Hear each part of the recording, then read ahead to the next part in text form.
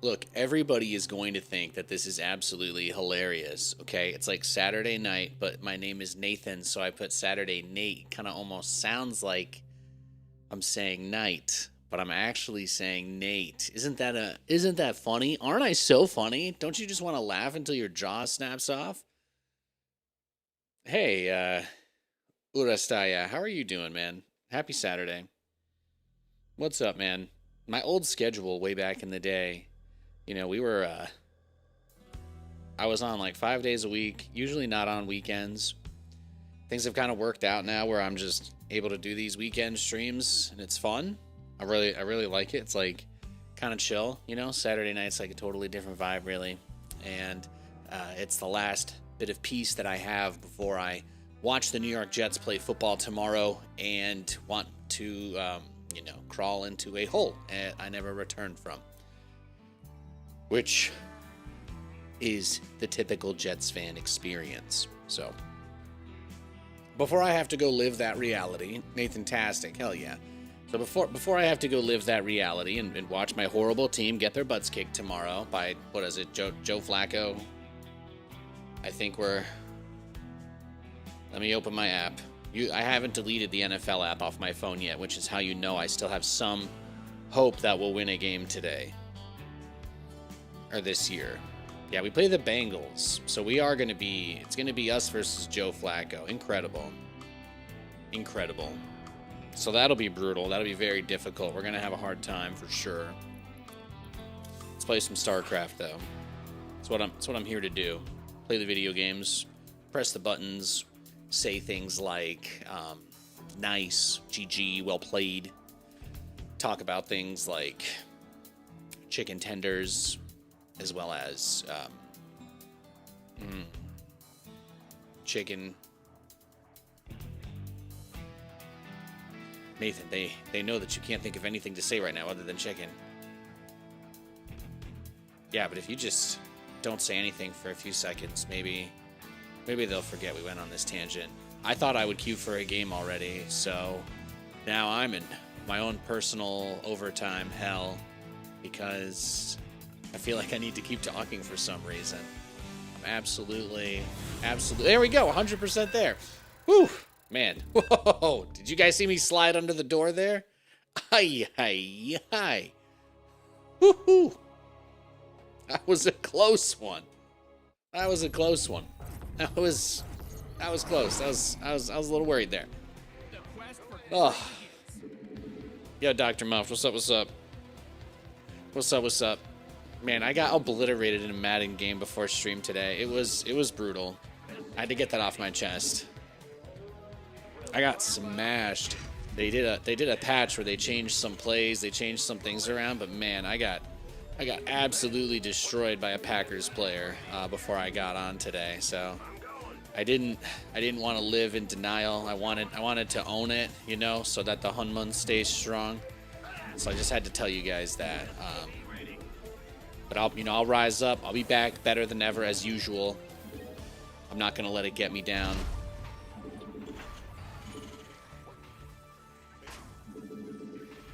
I do have one highlight I need to put up on the YouTube from that, but I got a pretty good clip, I think, today.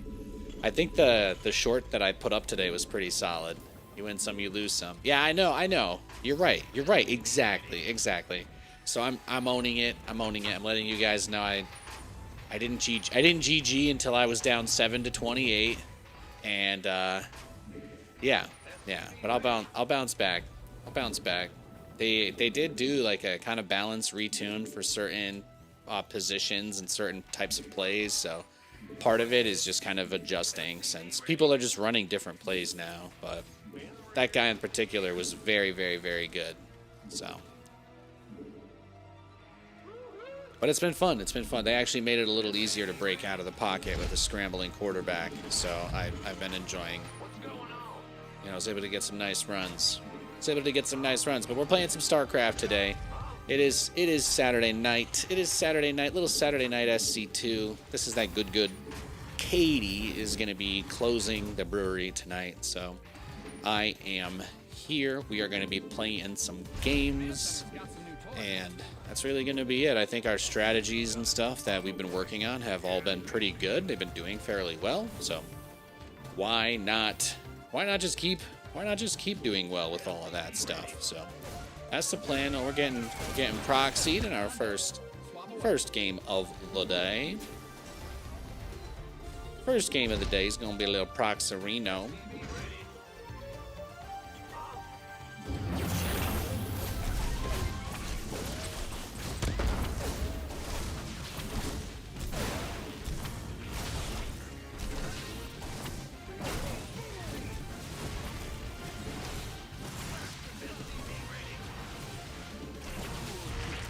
Yeah, man, whatever it takes.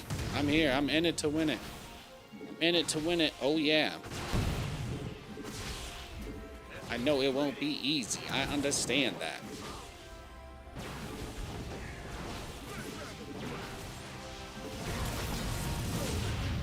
You gotta, like, try it, right? Or at least a little bit here with this.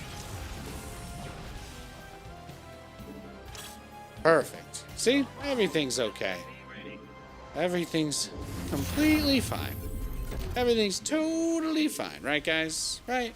No big deal. Man, this guy's like going after us, though, huh? Does DST end for you as well tonight? I have no idea. I've got no clue. I could ask, maybe I'll ask Gemini after this game, because I should probably know that, shouldn't I? That sounds like one of those things I should be aware of. Like the time changing, it's not that small of a thing. So thank you. You're right. You're 100% right. I should probably know the answer to that question. I'll figure it out. I'll look into it. We have you on screen. Flight plan is locked.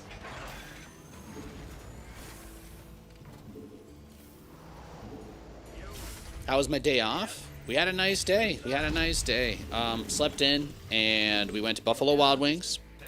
I got six wings. I got 6 honey garlic wings. It was very nice. Then we went and picked up some snacks. We played some Dead by Daylight. We played some League of Legends. You know, there's some kind of stuff going on with the family. So we've been mourning a little bit. So not really the kind of thing I want to like get into on stream, but we just took it easy. We just kind of took it easy. Katie was down seeing her family on Thursday, and now we're just and we just spent yesterday just basically chilling, hanging out, loving on each other, and that's all. So nothing super crazy. Nothing super crazy. It was a very, very nice day, and we mostly just relaxed and tried to use the time to be together, and that was really it. So it was nice. It was nice.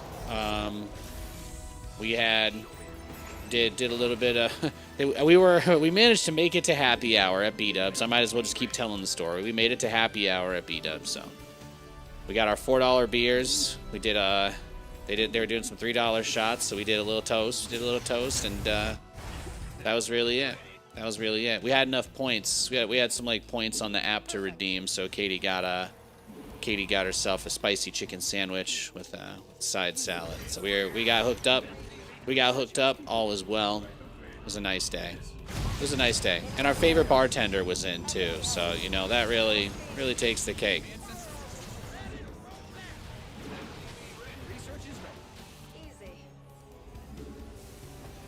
Now, see, this guy is already like prepared fully for the Banshees. Right, like you could tell this guy probably watches this stream with this type of strategy here, because he's very in tune with what Nathan should be doing in this situation. Whether he actually knows, of course, is something else entirely. But I'll expect him to probably try to just rush up to tier 3 air now that his attack has been held, just because that's kind of what makes sense here. So we'll expect him to probably bring some level of aggression eventually, but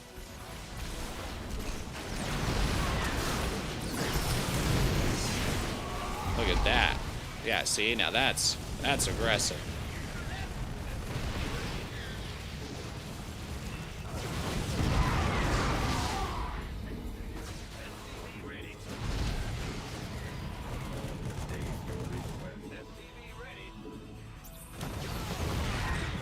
There we go.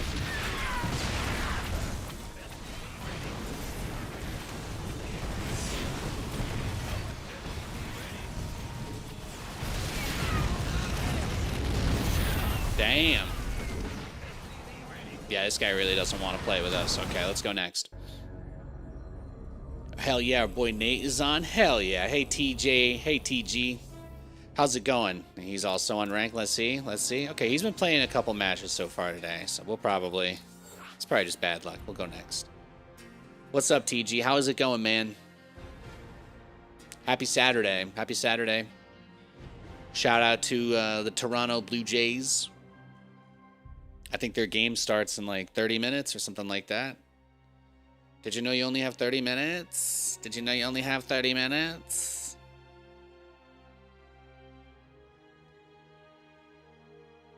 Yeah, so I'm just vibing. We're just hanging out, playing some games.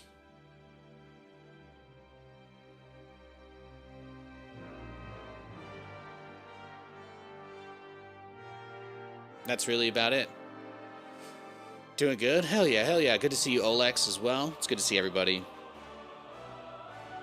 It's hard. It's hard because, like, some days I'm like, I would think about starting my stream a little bit earlier in the day, but I'm like, I love spending time with my wife, and she's going to be gone all night, so I'm like, you know, it's really just a me thing. I could have gotten on a little bit earlier, but yeah, I enjoyed playing some games with her today, too. We went for a nice walk. We went for a really nice walk. It's been raining. It's been raining all weekend. It's been raining since, like, yesterday.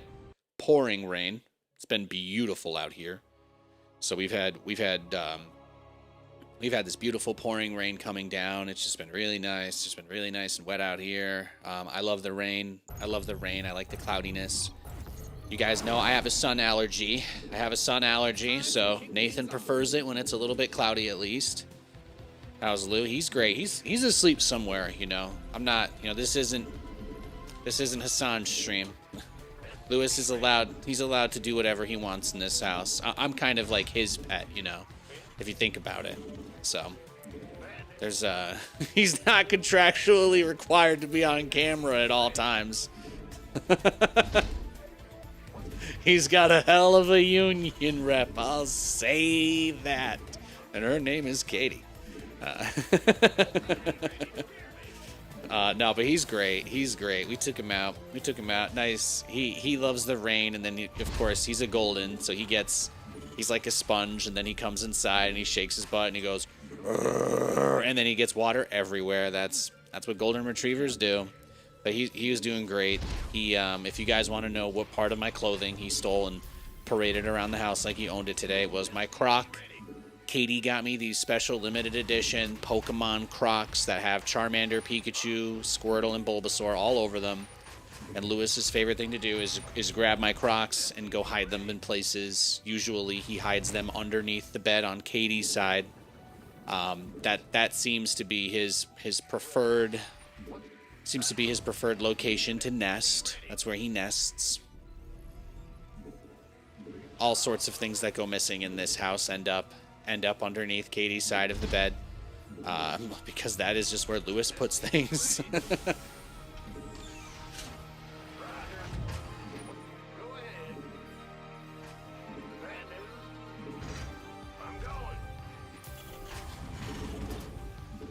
Do your guys' dogs hide your stuff? Is that normal, or is that just a golden retriever thing? I got a couple questions. I've got a couple questions tonight. Command Center 2.0 ready to go.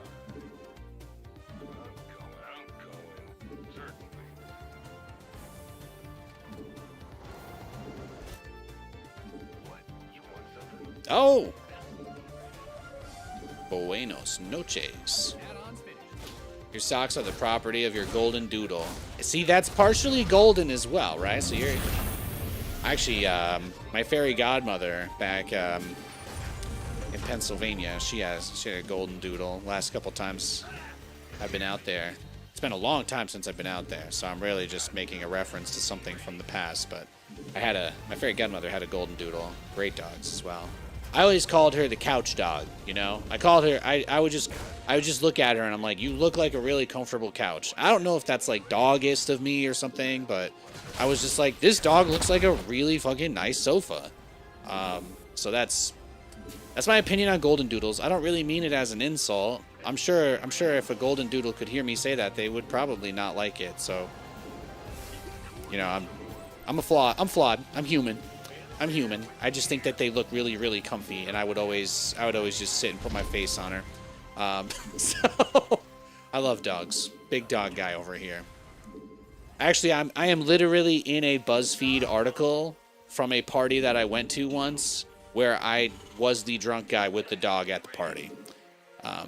That is, I'm not really sure I'm proud of that one, but if you need some mainstream media references, I did get into a 10 types of people you meet at the party list on BuzzFeed. So it's one of my many accomplishments in my career. I still follow that dog on Instagram as well. Little Frankie, something adorable critter. Add-ons finished. Waiting on you. Talk to me. Inside.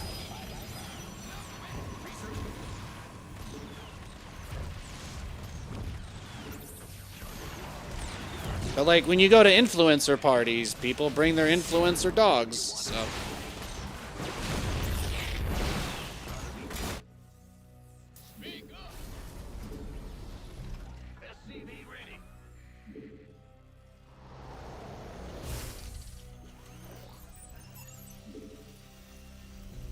all your dogs in your family only collect their toys, but never anything not theirs as far as you remember. Okay, good to know. Good to know. TG Stormy hides our stuff. She's a golden, though. Yeah, they are so crafty. They are so crafty. Lewis loves it. His favorite thing to do is pick up like 2 things in his mouth at once and then pretend like he only has one thing. And he's like, I know something you don't know. He literally does that to us. It's like psychological warfare from my golden. He's just straight up. And sometimes he'll have 3 things. Sometimes he'll have 3 things in his mouth. But he gave up. He gave up after 4. Like 4 was kind of his limit. 4 was just like kind of where he decided he wasn't going to try and push the envelope anymore. He couldn't handle more than that. Lewis never really made it to 4 things in his mouth. Still love him though. You know, he is a good boy.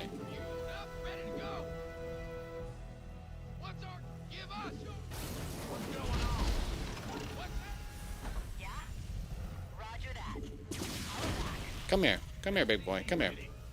No, man, they're always so proud of it too. Yeah, exactly. He comes up with the biggest grin on his face, and he's like, "Dad, look what I've got." I'm like, Lewis, you've got a bottle cap and 2 socks in your mouth, and you're holding all of it underneath a teddy bear. I'm like, dude. But he's, you know what? I love him. I love him so much. Just another reason I'm a big sucker for Goldens. It's exactly that kind of emotional manipulation that I crave. The being emotionally manipulated part by them. Just to be clear here. My goal is to try and get Banshees out on the map. He kind of knows that I have the Banshees at this point, so this is one of those maps that's got a bunch of those watchtowers, so we're kind of just like in this spot. My hope is that he doesn't actually have observers. It doesn't seem that he does, so I do get one of his guys. So I say we just focus on the macro game here, because I feel like this guy's going to be a pain in the tuchus. Purest animals, yeah. No, he wants you to think that's his limit. He keeps that ability but saves it for later. Yeah. Guys, we had the most adorable moment with Lewis last night. Actually, I have to tell you this, okay? This was one of the sweetest things I've ever seen this dog do. But when Lewis was in his like teething phase way back when, he loved ice cubes. And he used to love chewing on ice cubes, and we would give them to him all the time way back when. And we just kind of I just gave him one yesterday. He didn't really respond to it at all. He like sniffed it and he wasn't interested, basically. And I started telling Katie about that story. Like I just started waxing poetic about how adorable he used to be when he did that. And then he walked over to the ice cube, picked it up in his mouth, and came over to me and started wagging his butt and going, And I'm like, you really gonna tell me these things don't understand us? You really gonna tell me they don't get us? I say the word things out here trying to humanize my dog, but I just, oh man, absolutely melted my heart. Really did. Really did. So there you go. There's my grossly, disgustingly positive thing to share with you all today. I hope that that brings you some comfort, or if it doesn't, I hope it was at least entertaining. But we had a nice day off with the pooch. That was last night. So just good times. Just good times. He didn't eat it or chew it. He just started carrying it around after I talked about it like that. That was just adorable. I loved it. I loved it. Command center upgrade.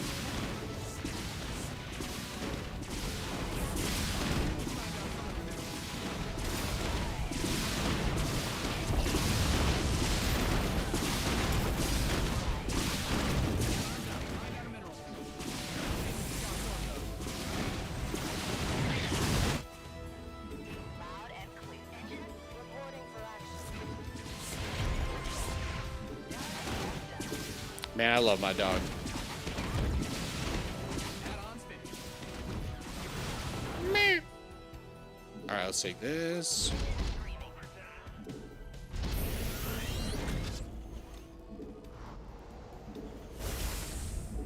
Now, Nate, this is where you gotta be a little bit careful though, because this is absolutely where you could find a way to screw the Of course.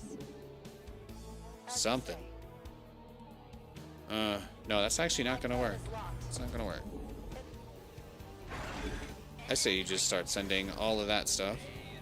Sans those two. Here. That's probably the best move you could make. Just keep getting those upgrades that you actually haven't gotten any of so far. Standing by. We have you on screen.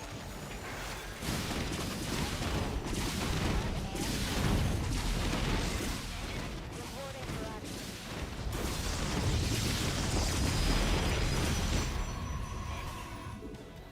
I got my receiving.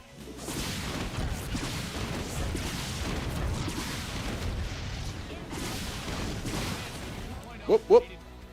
Get down with your bad self.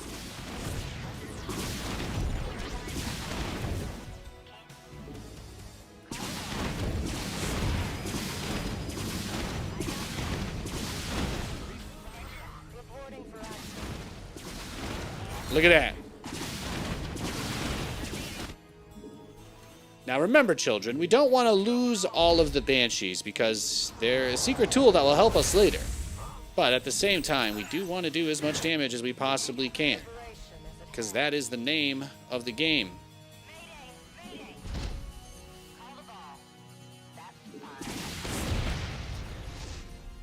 Yeah, we're kind of running out of real estate here, Nathaniel. You know what? Yeah, you're kind of boxed in. Take what you can get. You know, Nate, you're actually not supply blocked all game for once. That's kind of unusual for you. Liberation is at hand.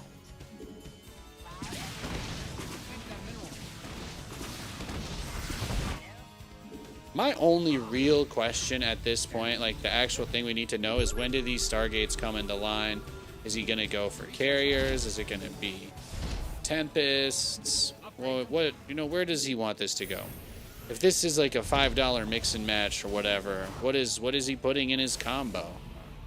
Is he getting fries? Is he getting the side salad? Is he going for the soup? What kind of soup? Is he looking for the special of the day? Zuppa Toscana? There's a lot of options. Truly, there really are.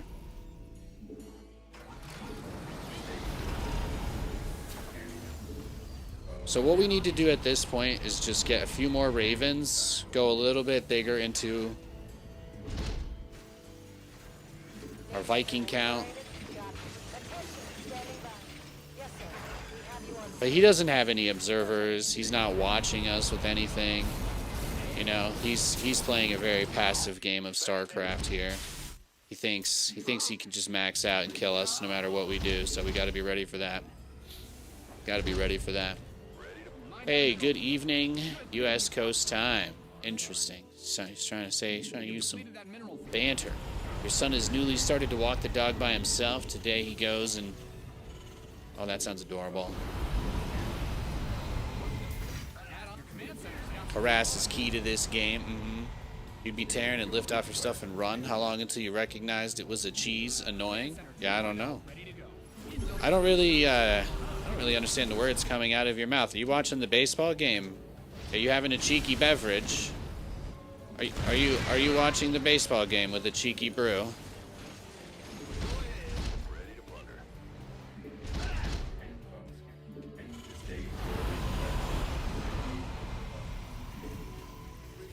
Base is getting blasted. Yeah, that's fine. What we're gonna do is get onto the production, and then we're gonna siege a fuck ton of Liberators and Vikings inside my main base. That's it. Liberated. That's the plan.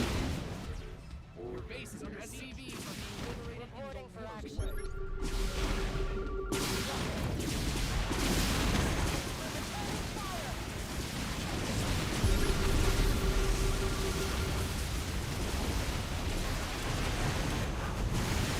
SCVs didn't sign up for fight. Workers win games. Exhausted that find out some of the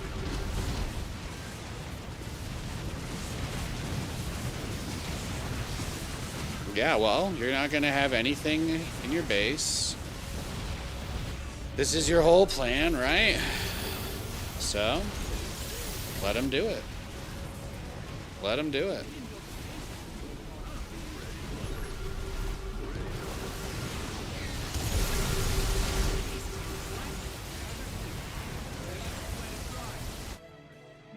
He's crazy. He really does want to base trade me.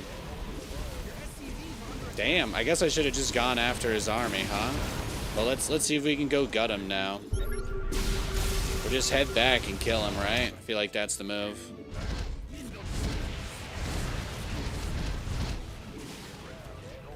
We're just gonna have to go fight him now. closing in on your army. He was ready for this, huh? SCVs are being liberated in the worst way.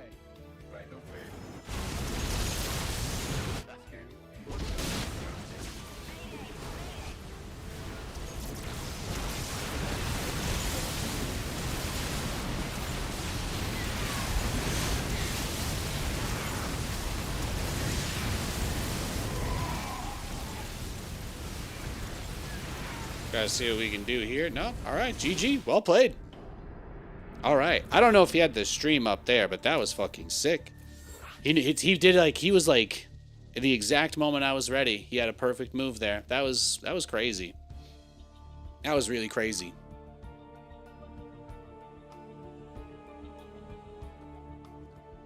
Sometimes when I talk through my plan in that level of detail, I make it really easy for the other guy. I make it really easy for the other guy. Lesson learned.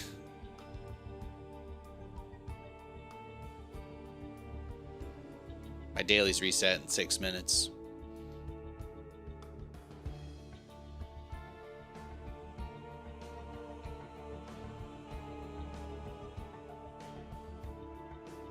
It's okay to have fun in Twitch chat, man. It's okay.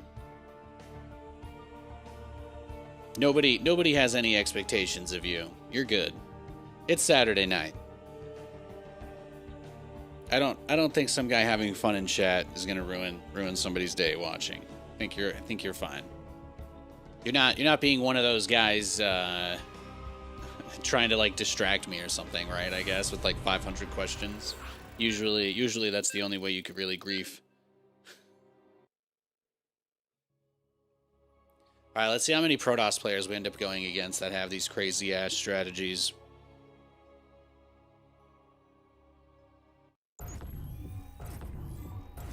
Yeah, that last guy, he didn't send any Phoenix, right? There were no obs on the map the whole game. He just kind of went to the spot as soon as I did, so I feel like that's just my bad.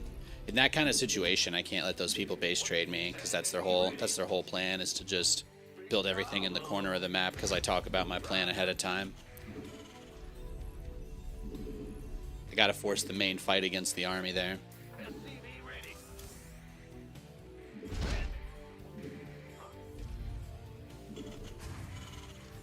What's going on? Go ahead. SCV ready. Yo, thanks for the follow, Tackle. Appreciate it. What's going on?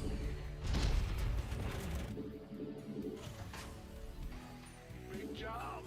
Bandit ready. Huh? Ah, it's here. Bandit SCV ready.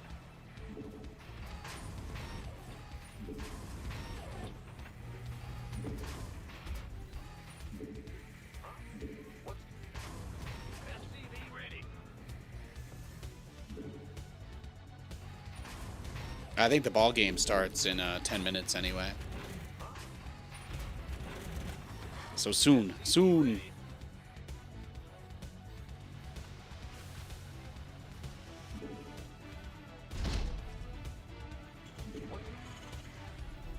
SCV ready.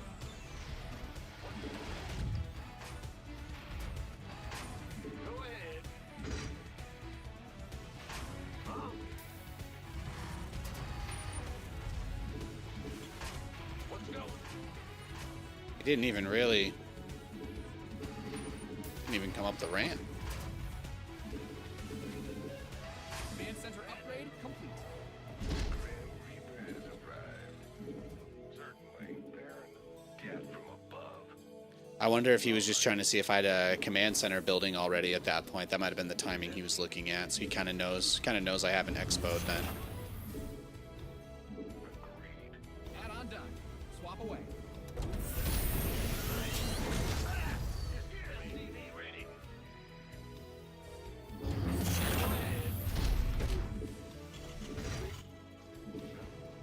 Got something for me to kill. SCV ready. What's it worth? Yes, and All right, there we go. Base is getting blasted. fear the Reaper. I'm listening. Well, it's the first guy to scout us today, so I feel like that bodes well. Nothing I I can't. feel like that bodes well for us. What's it worth? Systems go. Cyclone ready for action. SCV ready. Done it. On the Most people proxy up here or in that corner outside our base. yeah, baby. SCV ready. Here. Got something for me to kill.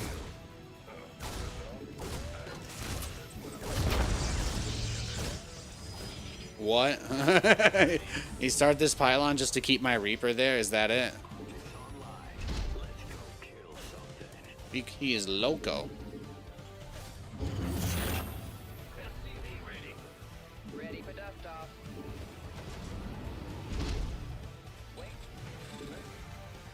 He's crazy. Ever tried pumpkin spice mini marshmallows? No. I did have a pumpkin spice latte this morning though. Katie got us coffee for today. I ran out of coffee beans like yesterday, so she was hooking it up a little.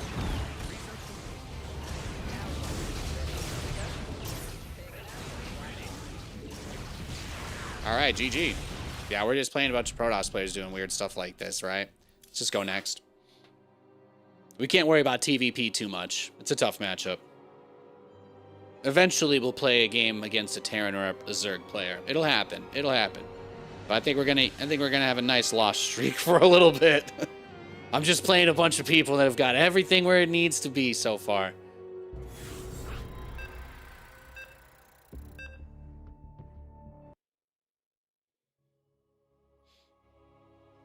Another Protoss player. Here we go. Here we go.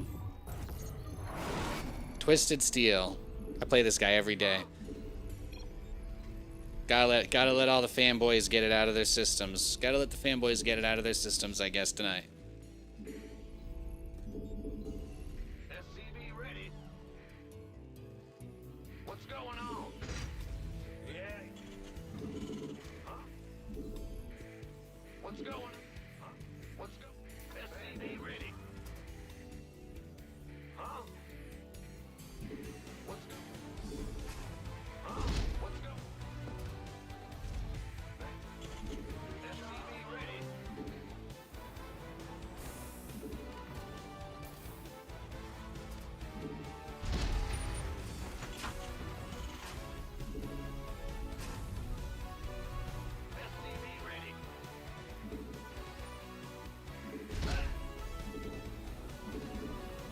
see if there's anything outside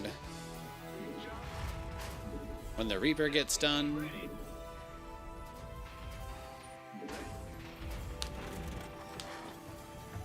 We're just chilling. It's crazy to think about like how long it actually even takes to get anything out, right? So many games, they have like such a fast-paced start. I feel like there's not any game I play where a minute and a half can happen before you like can even do anything. It's a funny thing to think about. But there's like not really anything I can do right now until this Reaper comes out. You know, just kind of waiting. Game doesn't really start till the 2-minute mark.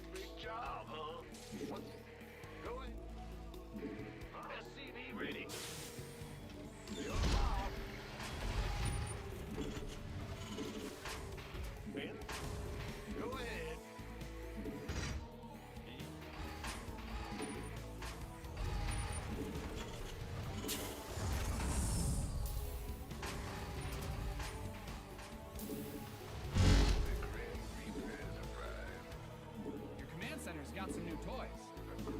All right.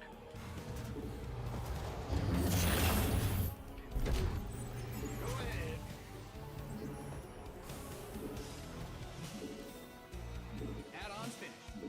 Mm.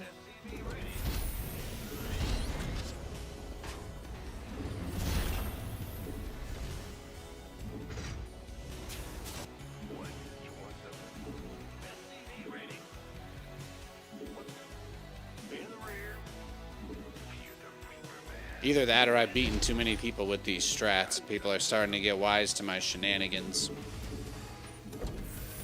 These guys all working together to cook up some insano strats for me. There we go.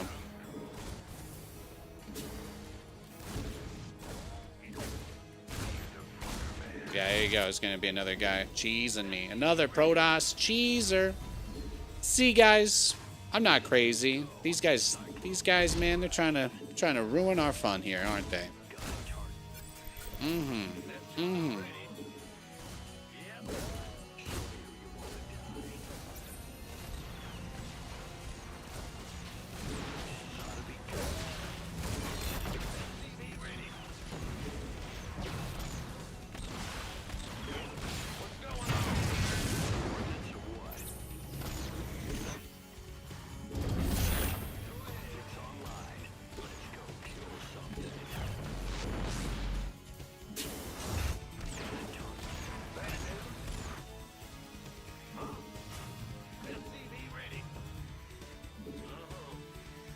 People are coming in adult. You got to automatic. You got auto flagged. Oh yeah. Well, I don't really do moderators on my stream. You know, I'm kind of done. I'm kind of done with like getting people personally involved with my work stuff, really, because you know, people always take shit way too seriously or too far, honestly. And like even just me saying that like could upset somebody. You know what I mean? So I just like. You know, I just let the system automatically handle all of that. If you can't get past auto mod, I probably don't want to read your message. No offense. Right? It's probably just cussing or something, saying something silly you don't need to. Or I want to focus on my content. I like focusing on trying to play good games. That's all. I ain't got time for anything else. Life is stressful enough. I don't need your problems. It makes the stream better for everybody watching when I'm not actively drinking poison while I'm doing it. You know what I mean? It's a good strategy.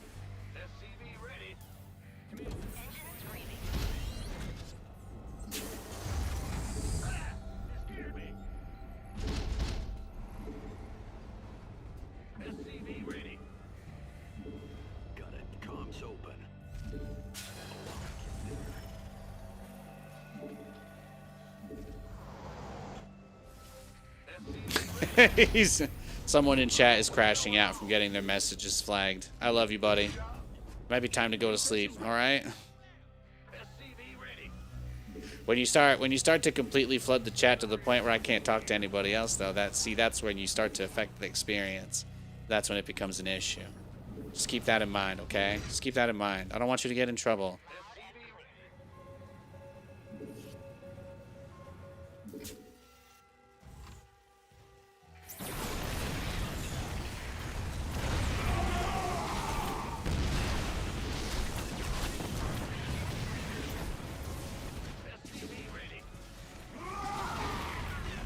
Oh yeah, no, this is like crazy. Because this guy's just like straight up, right? Straight up cheesing us. Alright, GG. Yeah, these guys just don't want to play with me at all tonight. No one wants to play with me. Tell me this guy's been playing all day today too. Are these guys all just on the grind?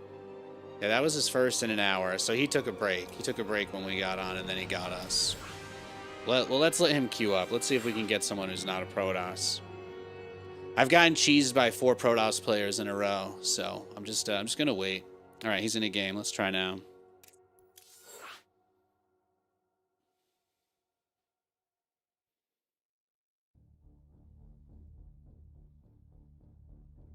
Yeah, I don't need people cussing in my chat or screaming or saying weird stuff, actually. So, and in fact, it acts as a good filter for the kind of people who believe they should be able to say whatever they want, no matter how awful it is. So, we do have some standards here, guys, right? We do have some standards. I expect all of you guys are wearing shoes and shirts, right? Everyone's got pants on, at least shorts.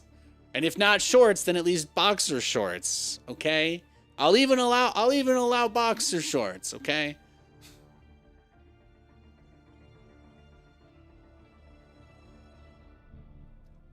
I'll see myself out. Yeah, maybe I went a little too far with that one. Really? Was boxer shorts? Was at least boxer shorts too high of a bar? I'm like, eh. I didn't think I was making this that difficult, but maybe I was. Jorts are also acceptable. Yes, I'll allow jorts. I'll allow jorts. Oh, you guys are funny.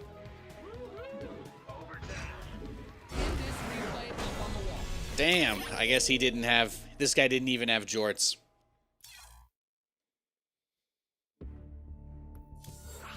Do people still buy? I don't know. Are they a thing? Where is fashion these days? I'm 32, so I don't think I know anything.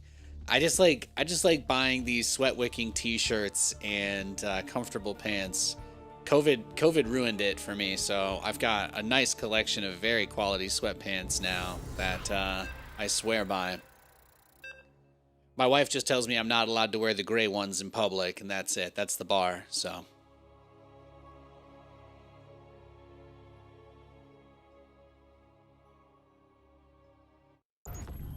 Hey, we got a TVT.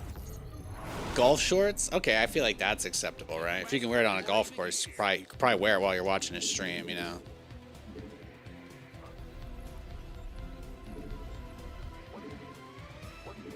This is a classy establishment. It's true. Unfortunately, you'll have to pass a few bars to make it in. There will be some minimum requirements, like being the kind of person who chews with their mouth closed. We love those people here, right? You don't make a big loud mess for everybody while you're eating. You're such a gentleman. I love that. When you're hanging out with your friends or your romantic interests, you ask them questions about their lives and their hobbies, even if you don't care personally, because you care about making them feel validated and seen. And you love hearing them talk about shit that they love. You know what I mean? That's the kind of camaraderie that I'm here for, personally. You know, like that guy who likes to, turn people into lamps or whatever. How are you doing, guy in chat who likes, he's passionate about what he does. You can't replicate passion like that, guys. You can't fake that. What do you do at the golf course? I think you just drive carts around, right? Like that's what one does. I've golfed a little bit. I've not actually done like I've never like played like 18 holes or anything. I've been to like driving ranges and stuff, so not really. But like I've swung clubs before. So all I'm gonna tell you is it's not that fun. Maybe if I was a bajillionaire just out enjoying like a beautiful green field with nothing to worry about while like 7 people carry my shit around, I would probably have a good time. In that case, I would probably have fun. But otherwise, I feel like driving the cart around just sounds way more fun, which you could also do in the beautiful green field, whatever, if you're a bajillionaire.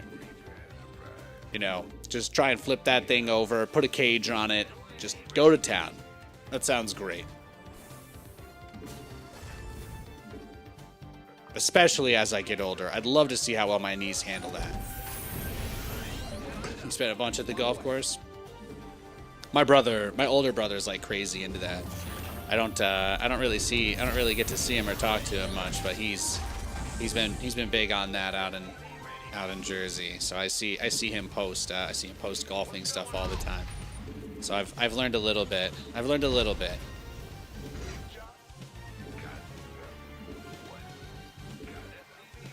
They're way out there, but he's been big into the golfing.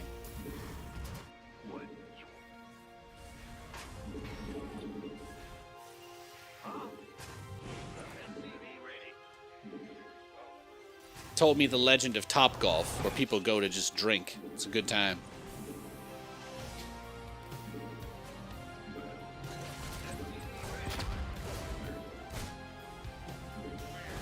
It's the place you can tell your wife you're going to that's not a bar, right?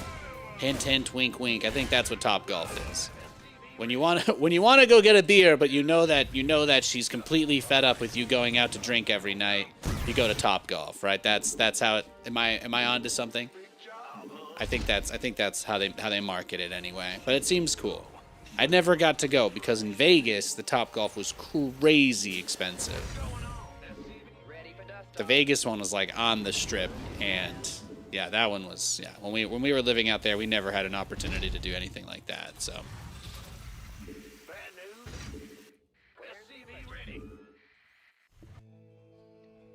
Now what? Oh! Wow, you just caught that. GG. Let's go next. Some people just go right there, guys. Some people just go right to where it is.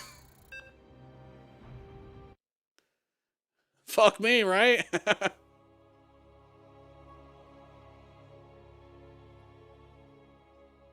I'm sure he does that push every game.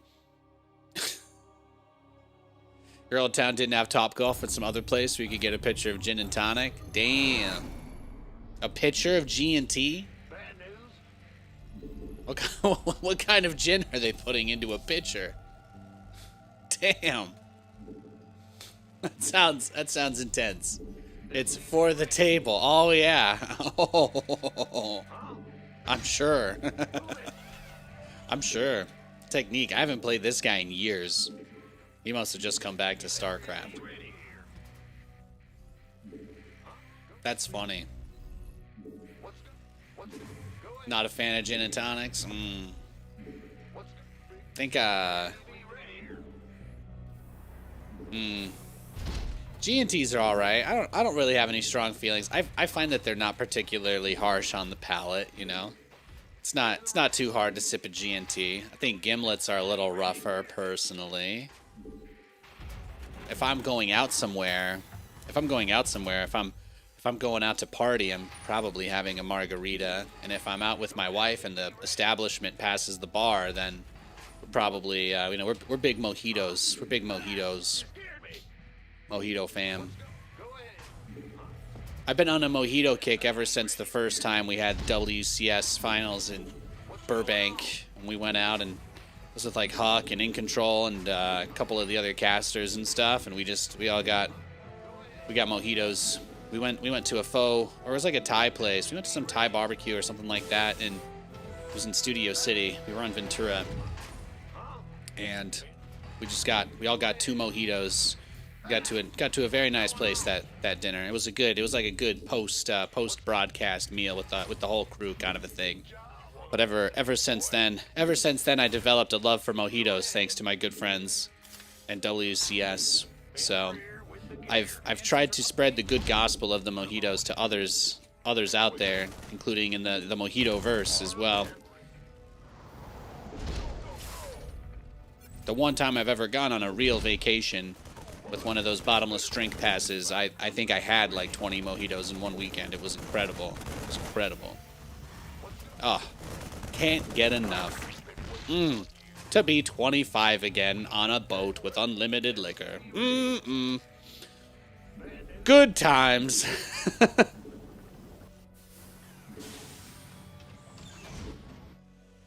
What's going on? SCV ready. Mojitos are great. I love mint. Yes, it's so good. I find mint delicious. I love it. I love it. It's such a light flavor, but it's just got the teensiest little bit of bite to it. And, you know, mint is just one of those things that if you try to grow it, it just destroys and dominates and absolutely takes over and assimilates any and all soil near it as well. So, you know, it's the alpha seasoning, whatever, whatever the word is that they use. It's based, etc. Mojitos are great. Yeah, love mint.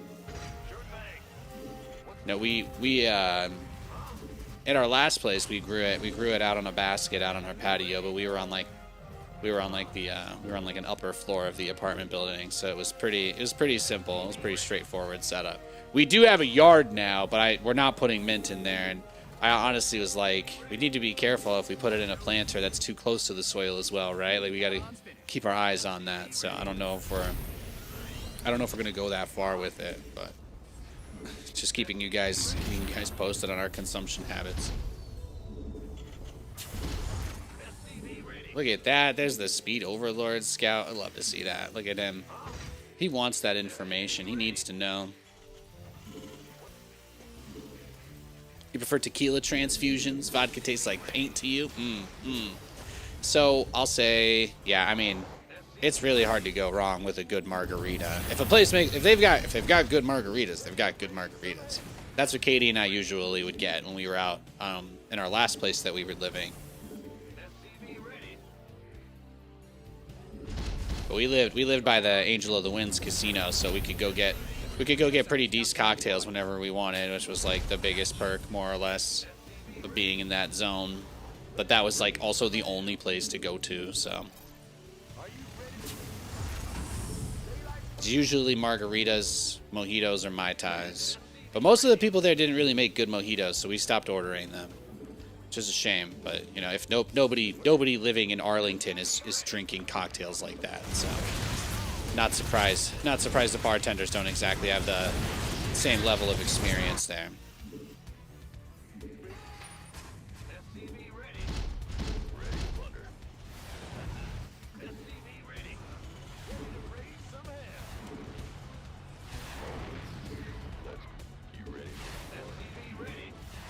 Liberation.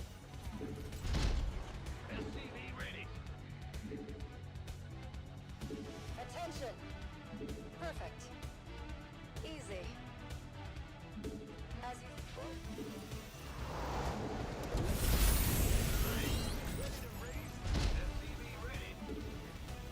Don't want your OG seasoning with the mix. The OG mint.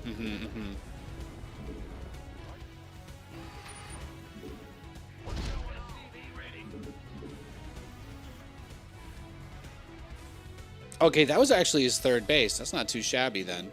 We're returning fire. Well, I got a drone there. It's unfortunate.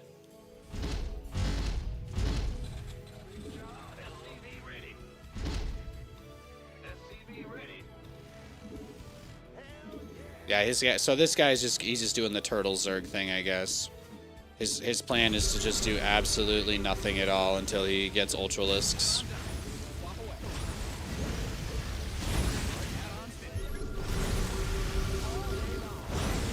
It could be Mutas, but even that might be too brave for him. I don't know if he's brave enough to do a strategy that has risk to it. We'll see. We'll see. Let's get into the fight. Very well. We'll find out soon enough.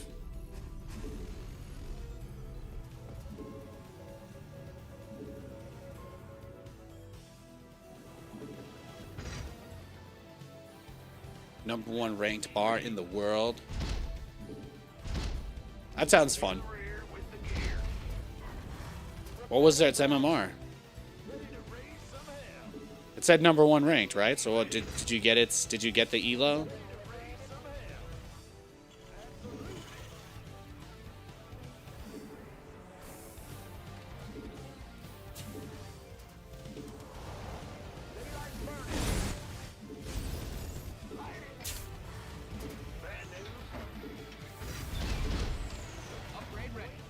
You're a beer man, you couldn't really tell the difference? Fair, fair.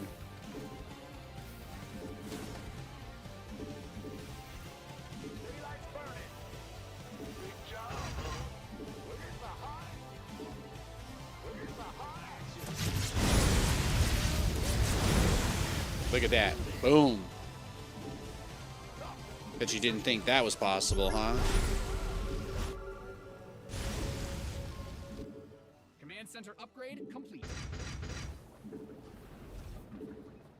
Oh, does he have an army yet? Does he have anything yet? Bueller? Bueller? Bueller? Yeah, he's just probably straight to ultras, I have to guess.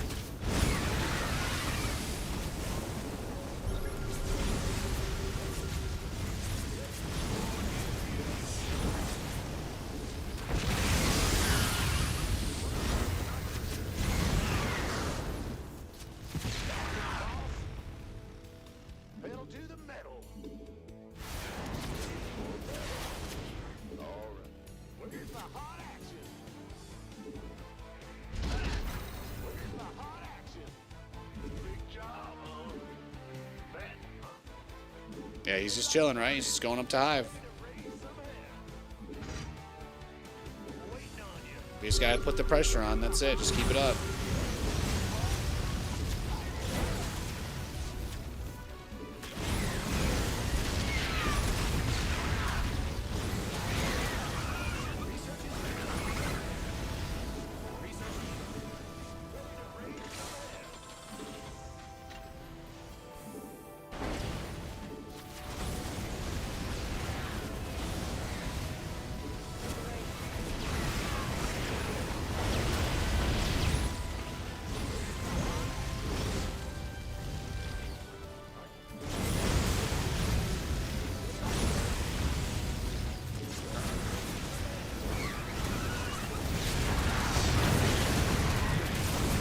Upgrade complete. You've depleted that. Ready to raise some hell. What's going on?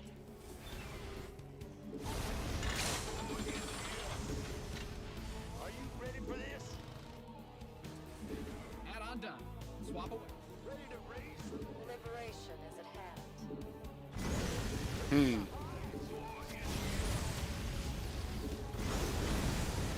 I'll take whatever you'll give me, bro. Let's get into it. Talk to me, boss. Add-ons finished. Command center 2.0 ready to go. Need something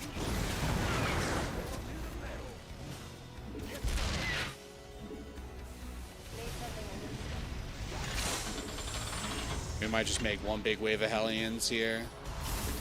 What's going on? got freedom? How can we help? I don't really need that though. We don't really want to use live range here, Nate. We actually don't. We just want to get maxed out and go push because we're there, right? We're there. Beer's like a weirder tasting kombucha. Well, I've certainly not heard it like that. Yes, sir. Got freedom? I've recently started consuming small amounts of it. I have no real strong thoughts. It's kind of nice. Eh? Standing by. Is that legal? Am I allowed to say that? How can we help? Need something liberated? Yes, sir. We have you incoming on command. Find out.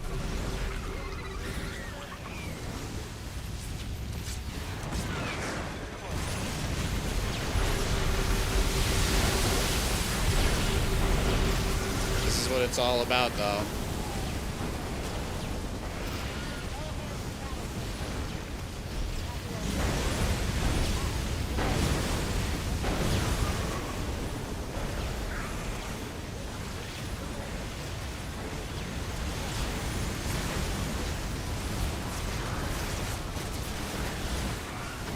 Beautiful.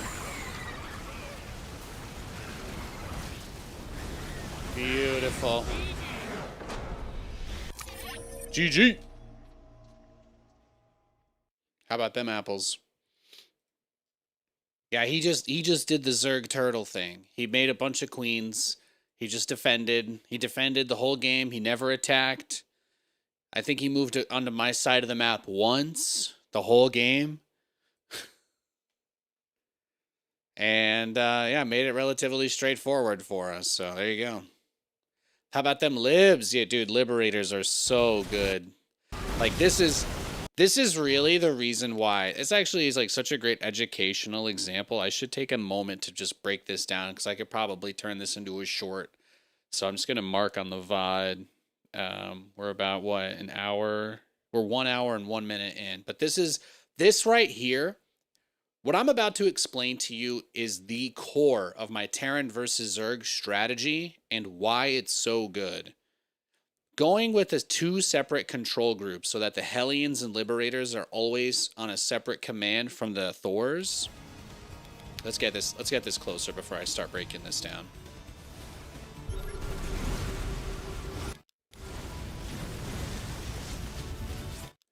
This push right now highlights the strength of the strategy of the Megazord build, where we use the Liberators to cover the Thors against the Ultralisks. Even though we get blinding clouded, this many Liberators at once is still able to provide a huge zoning opportunity for the Thors, so that by the time the blinding cloud ends, all of the Ultralisks are already dead.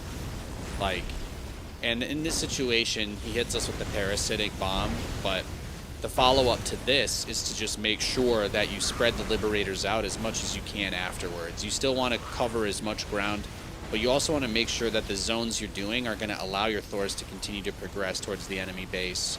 He had a lot of units spawning in the natural, so I sieged a pretty heavy amount of the circles here, and you can see as the Ultralisks came out, they got insta-gibbed, so I love this playstyle. I love this build. I love this strategy. All right, I'm done explaining the whatever, but like this is such a fun strategy because of this. Like it really gives you an easy answer to Zerg players that just do not engage you the whole game. Like he doesn't want to do anything until he gets Ultralisks, so it just makes it a lot easier since this is like as hard of a counter to Ultras as you could really have.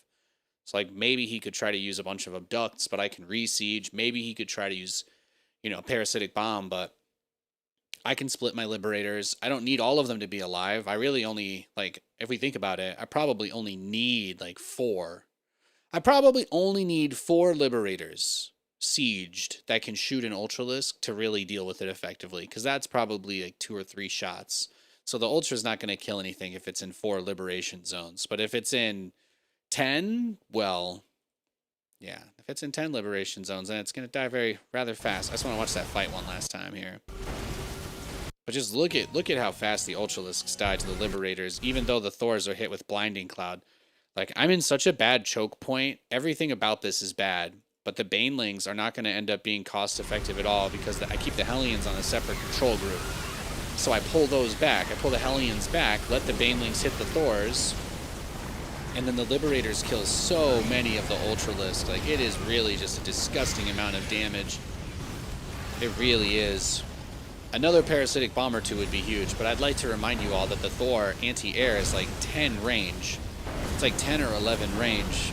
So the Thors will actually kill the Vipers once Blinding Cloud is over. So you have to make choices between where you're spending your energy. Are you trying to use Blinding Cloud? Are you trying to abduct the Thors in? Are you trying to do other types of things? I think it helps with the burst damage to abduct Thors. We didn't try to do that, so maybe that would have been the play there. Because I feel like, honestly, this game I didn't have that many Thors. But maybe that's just because of how close of a fight it was, but yeah.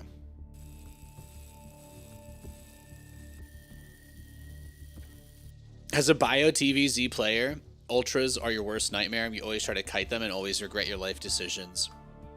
I don't blame you. It's really hard to play Bio. Everything has been buffed against Bio for years, but Bio itself, Marines don't move faster, Stim doesn't do less damage, Combat Shield doesn't give more health, Marines never got any kind of damage buff, so you're playing a style that everything has been tuned against it for so long that while it's balanced for pro players at the normal human level, it's super, super difficult, so I don't blame you at all. I don't blame you at all for that. It's one of the reasons I like these styles more. I get to play a more strategical game most of the time, but also I don't just lose because my opponent made it to Ultralisks either. And that's like such a big part of it too. Like, your opponent just getting there is enough to win most of the time if you're playing bio. Like, they don't really need to do much other than A move 15 ultras into you. You're cooked. It's time to kick things off. All right, we got a rematch. We'll see if he shifts it up this game. See if he turns it out here. I'll mix it up at least a little bit. But I would play bio more if it was like it used to be. Ultralisks didn't used to be able to chase Marines off creep. They just made that change for like more or less no reason. But it makes playing bio crazy difficult. Makes playing bio crazy difficult.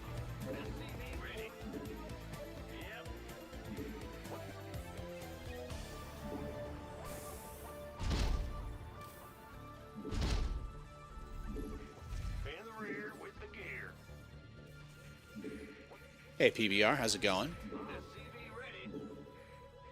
You thought the Ultras were going to win for a second? The Zerg usually thinks the Ultras are going to win too. That's what I love about that build. They really just tell themselves that as long as they get what they need, they're like, oh, the Terran's not pushing me. I'm like, I can't push you, first of all, because you got nothing but Queens. So I can't do anything with Hellions, Banshees, or Liberators because you've just spammed a ton of static defense, right? Like, that's all he had was static D and some speedlings. So when you're in that situation, there's just nothing you can do if you don't have an army that's capable of pushing and winning the game. Like, what exactly am I supposed to be doing in that stage of the game when he's got 10 Queens? He's just sitting back. I did throw a Liberator away. I threw a Viking away. I actually even threw some Hellions away. Got a couple of drones. Nothing crazy, but that's kind of what I mean though. It's just it's very difficult to like go out there and put pressure on if they don't want you to. So.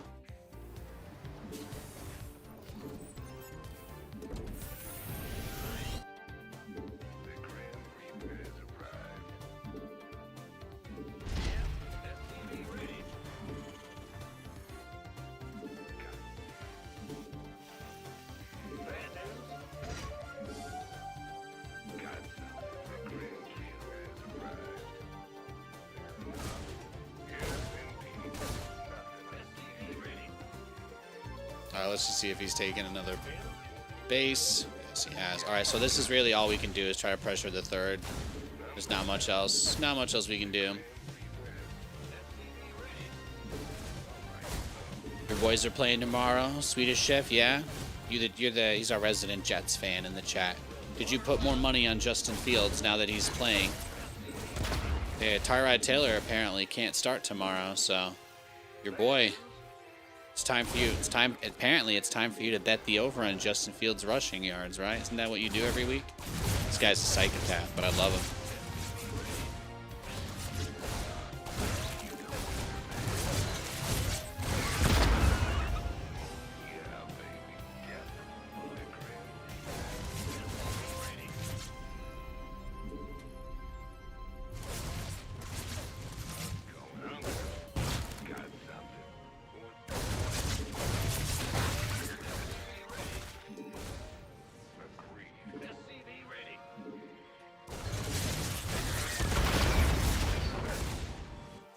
All right, then.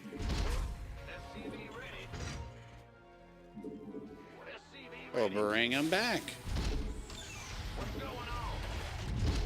Crazy. He's greedy. They should have an option on how many times he gets sacked. I think that would be a... Wouldn't that be a alternate bet on probably the other team? You probably have to bet for them. Like, you could probably bet their defensive total sacks, maybe. Your command center's got some new toys.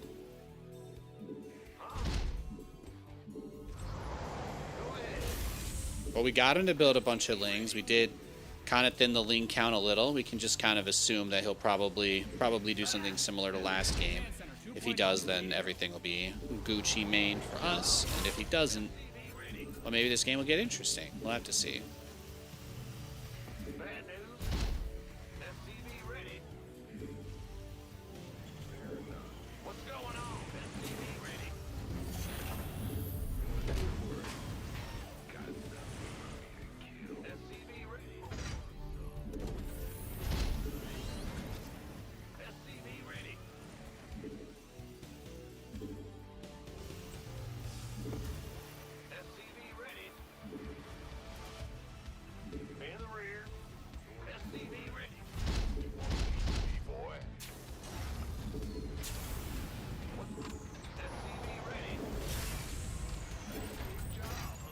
It's a good map, good easy map to get that third base on.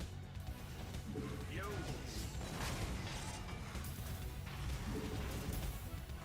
Bad news.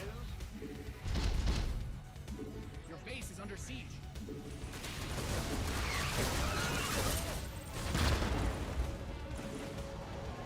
Yeah, you don't get to deny this. You want to? Wow, guys, we figured out how to make him cross the map. We just have to take our base. Lol. Center upgrade. I found a way to make him cross the map, guys. Kappa. The 4 command center build. That's how you get a Zerg player to leave their base. And he sees that 4 command centers and he's like, "Oh, maybe turtling's not the move here." We'll find out soon enough. Just need to get some Hellion support for the Reapers so they can get out on the map. Your add-on is complete. SCV ready.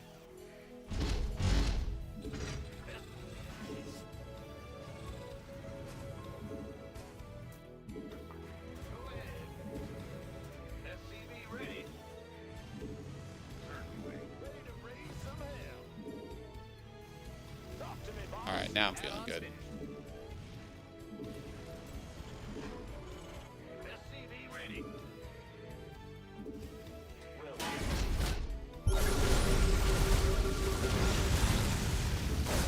Yeah, he's just gonna do nothing but spread creep. Add-on done.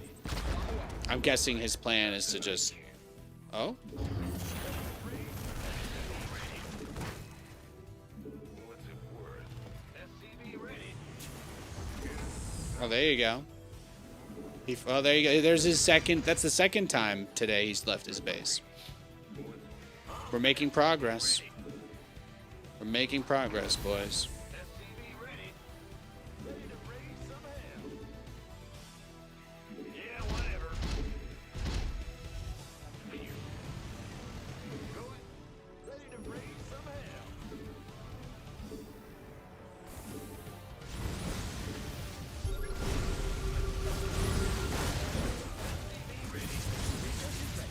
There we go.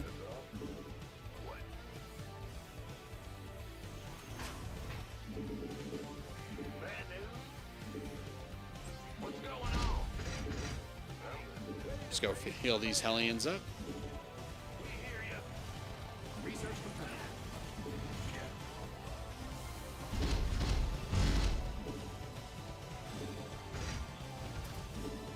Go take this base. I did try to wait as long as I could before building Thors this game, just so I could min-max my economy. Your add-on is complete. What? You want something?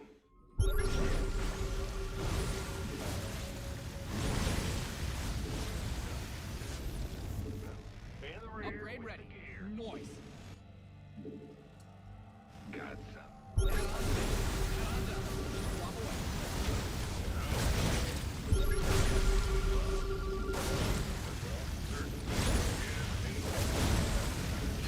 Find out some of your minerals. Huh? Thor is here. Thor is here.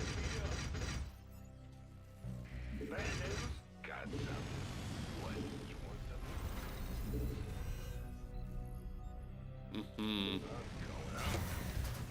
Now we don't have to burn the Hellions. We don't have to burn them because the biggest thing with these guys is that, Bad news? again, it's the Ling Flood after that's always the issue. You've mined out some of your minerals. Going up to Thor count 6. Basically 2 more waves to get us to 9 Thors, and then I think we're balling. I don't know if we necessarily need to get 12 this game. You mined out a mineral field. Good thing you've got more of those, right? Got something for me to get. Ready to raise some hell.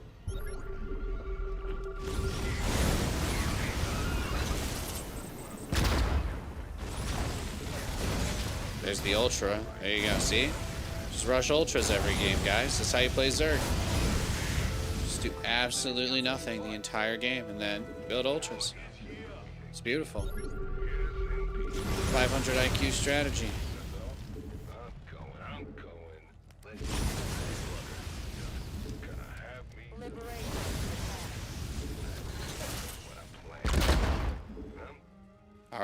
Last wave of Thors. We'll add 2 factories.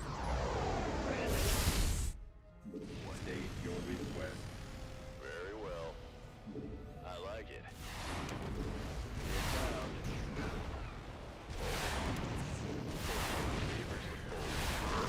Yes, indeed. Upgrade complete.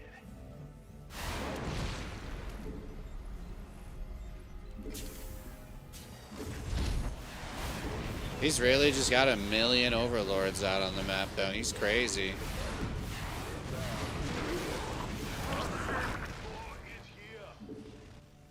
Fight or flight. Fear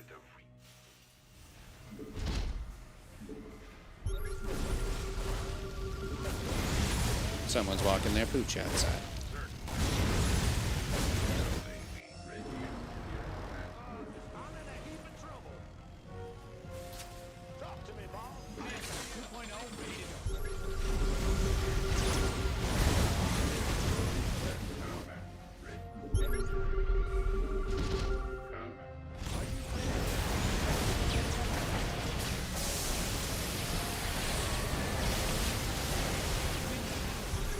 Now, see, this is actually kind of rough because I don't actually have the Liberators siege where they need to be, but you can see here that even though he is going to end up clearing them out, we're still not the worst situation. I think really the only problem is that the remax on Lings is going to end up being a problem, so we just got to get our units out of here. systems go. Cyclone. I should have just sieged them all at the same time, but I think we're fine. We did get most of his stuff. We still got good economy. If we lost the Thors, we would have been in trouble. But I lost all the Liberators, so it's not the worst thing that could have happened.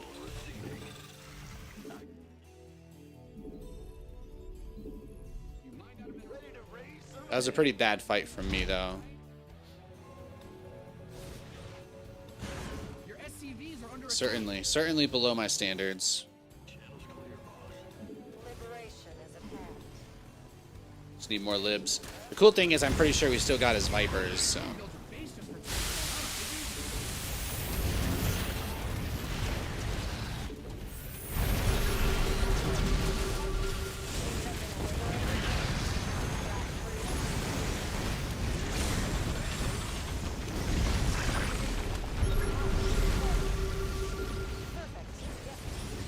Beautiful.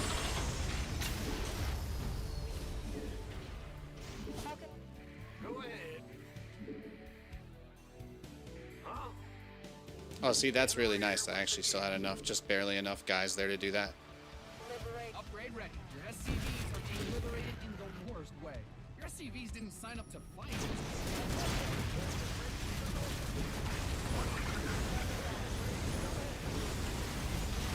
Oh, free Ultra. Hell yeah. Incoming orders. We have got freedom. Research is ready.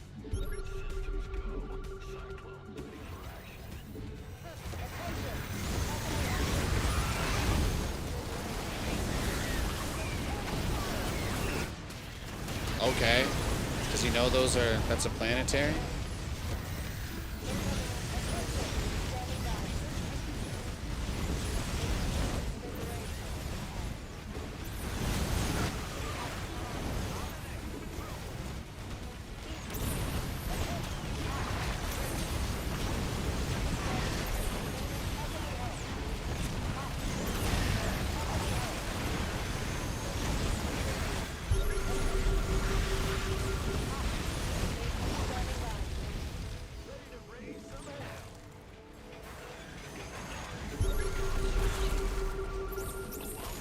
Yeah, give me your Vipers, bro. Remember, the key here is just that the Liberators are all spread out. Like, that's actually the most important thing. Because now when he tries to use Parasitic Bomb to break this, it's not going to really work. So here we go, Blinding Cloud, right? But then Liberators, just target Ultras. And there you go, Bob's your uncle. Boom, boom.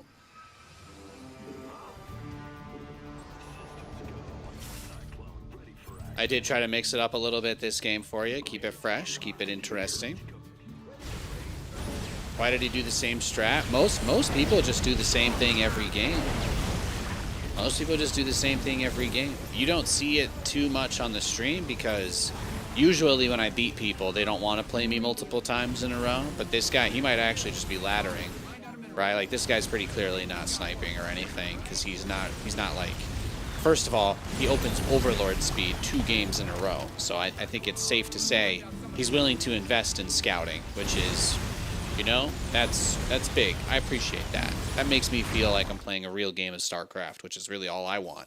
So I always love when the Zerg players do that. But he may be practicing technique. I don't really know how long he's been playing the game again, because I think I used to play him a long time ago. Yeah, see, he hasn't played in a week. He hasn't played in over a week, and he just got on today to play me twice, right?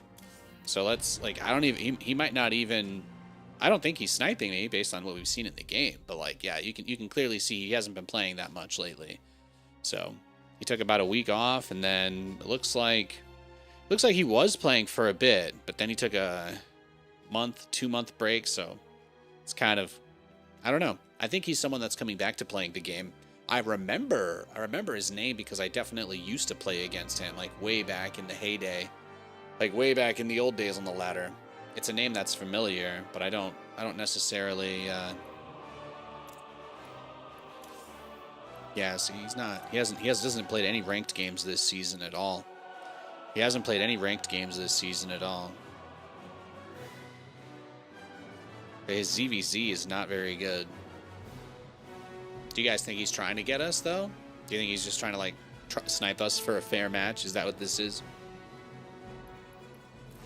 I might be the only guy he plays against today. Let's wait another minute, because I think he'll just do the same build again, right? I don't want to be mean. I don't want to be mean, but if his plan is to just turtle to Ultralisks and then lose to me, I could make some great highlight reels and educational content out of it, but I think Nathan the human might get a little hungry. I do like my variety, so there we go, he's in a game. I was gonna say, let me just wait a second for him to search for a match, and he did, so we're fine.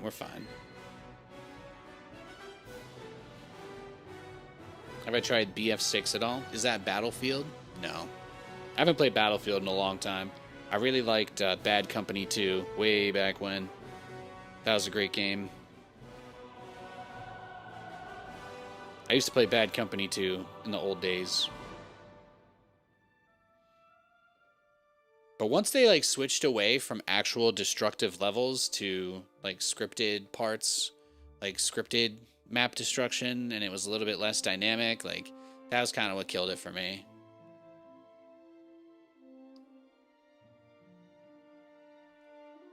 I miss Bad Company 2 because, like, somebody could be camping in, like, a house in a field or something, and you could actually, like, you could just throw grenades at the building supports and, like, actually take the building down.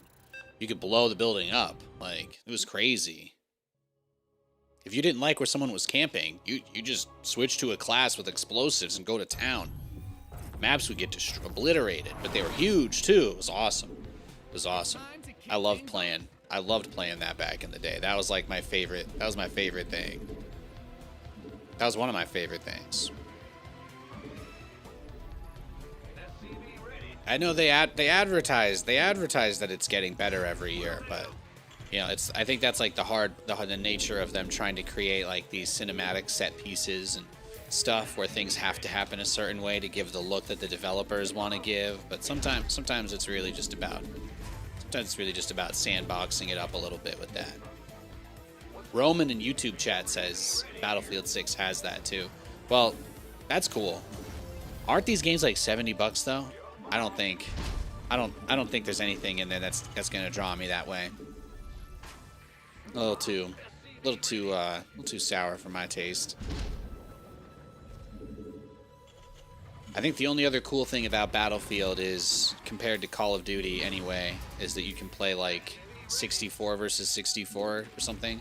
Those were pretty fun. Those were fun. I played like Battlefield 4 or 5 when they first added that. They started adding big game modes. That was cool. But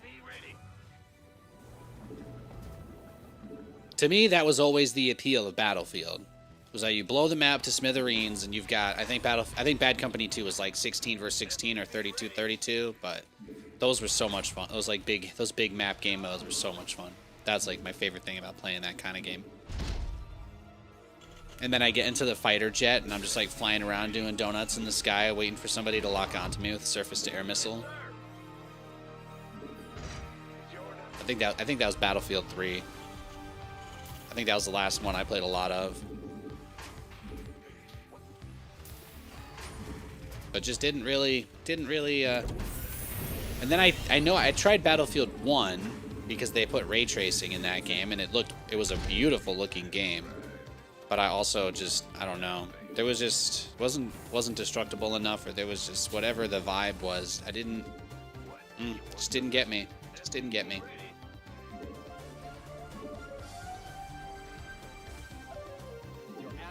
I kind of reached the place, like my wife and I used to really like Warzone.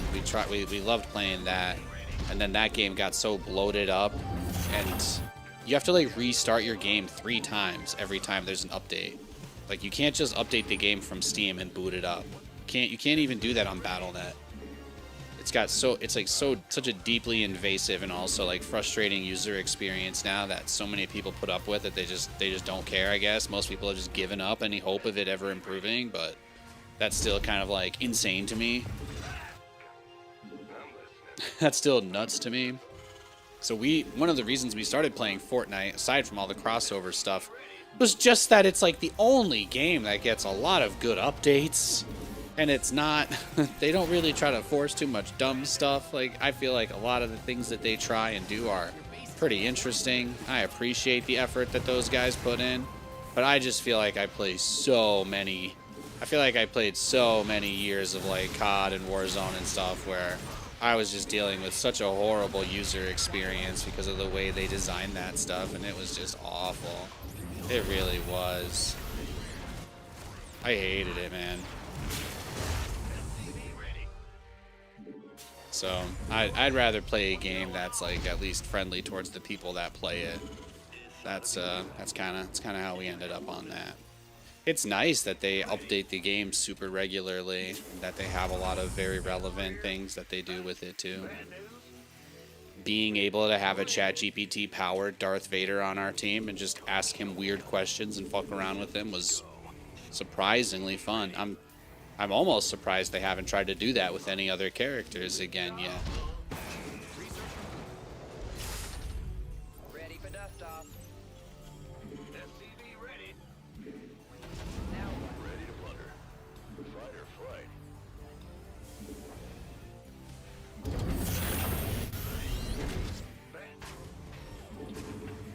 SCV ready.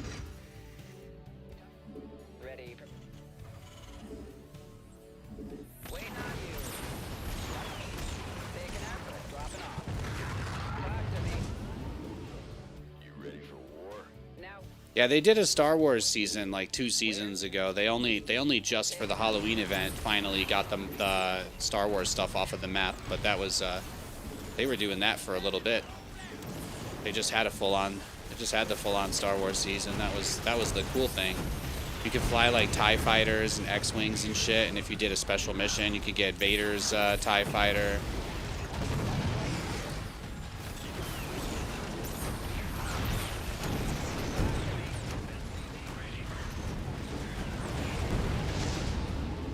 where's the emergency? Ready to plunder.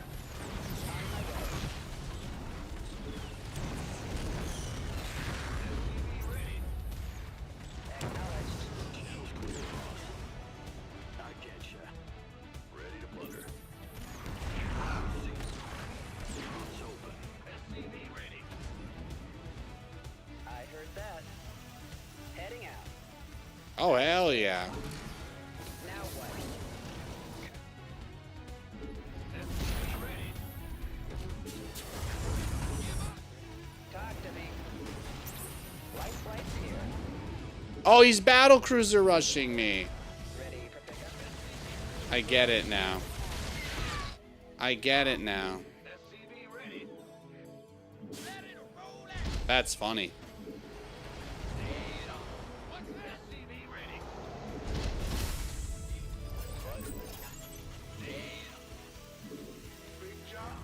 Yeah, we just got to throw up a few turrets. We'd probably just go kill him, right? He's not going to teleport into our base now.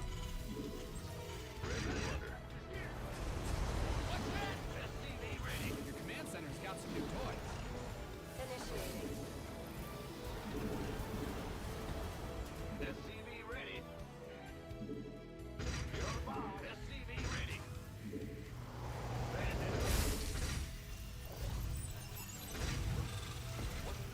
SCV ready.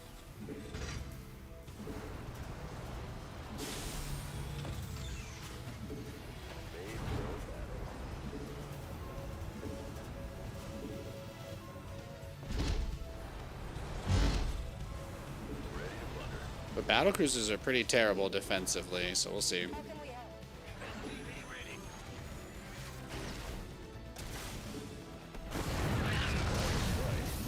Command center upgrade. Yes, sir. Moving into position. SCV ready. Transfer. Attention.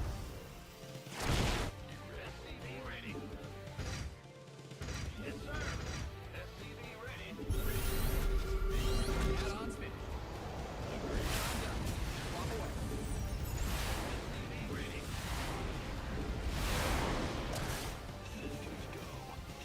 Your SCVs were raised when you're getting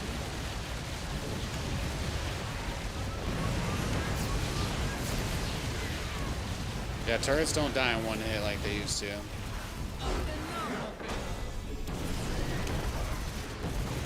Boom, boom. Bro, he tried to go battle cruisers against Nathanias? He tried to go battle cruisers against Nathanias. He's crazy. He's crazy.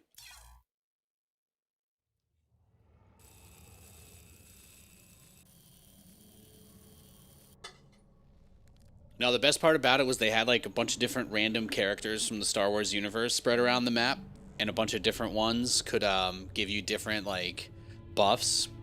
So you would like find like Mace Windu, and he'd give you a purple lightsaber, and you'd get like a specific like force push, or you'd find Palpatine and give you a red lightsaber, and you could like light electrocute people and stuff. It was pretty awesome. So we would just land on Darth Vader, and I would get his training so I could electrocute people, and then we would just run around with him and just ask him what kind of food he liked, you know, his favorite types of music, stuff like that. He was a good guy. You kind of have to break down his barriers a little bit, though. You know, he doesn't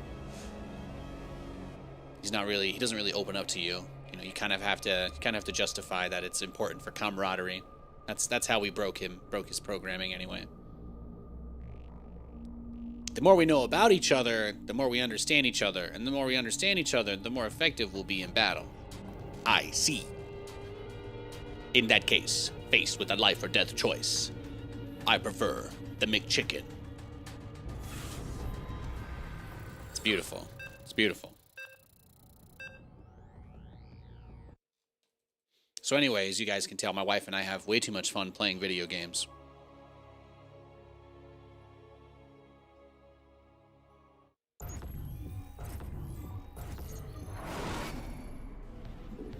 The quest for glory begins. Mason Taylor's stat line for tomorrow? Oh gosh, I don't know. I don't like making predictions about this.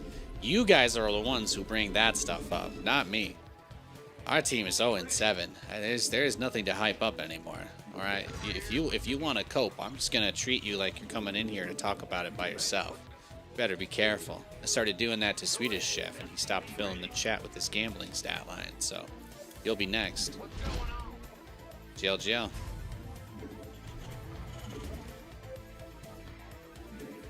I make absolutely no attempt to misrepresent the Jets as a competitive team worth my discussion time. Absolutely not. What's going SCV ready. 41-year-old Joe Flacco is about to pound them to the Shadow Realm tomorrow. It's going to be ugly. It's going to be really ugly. SCV ready.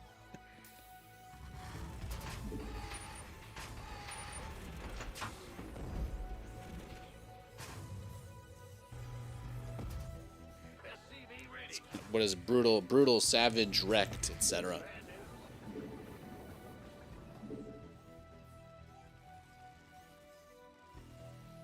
What have you been up to, SBO? Do you do anything on Saturdays? You guys all just watch Twitch streams and what? Make chicken nuggets? Or what? Order delivery and get chicken nuggets delivered? Or like, oh, you and your significant other love to cook and you cook chicken nuggets? Yeah, I get that. I get that.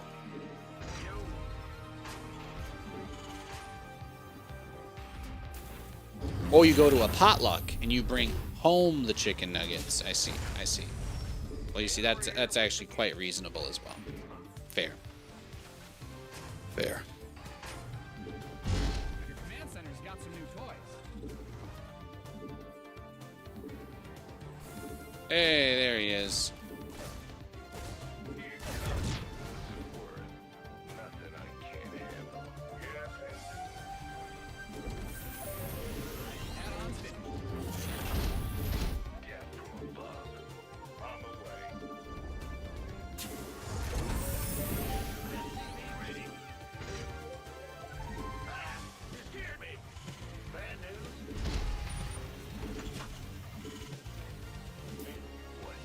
Technically, once we're 0-8, that means we're like basically at halfway there, right? Halfway through the tankathon. I'm listening. All right. What? Happy almost lost half of our games this year. Yay! You're doing great, Kylie. Go, Kylie, go. Death from above. SCV ready. Ugh. I'm listening. Done.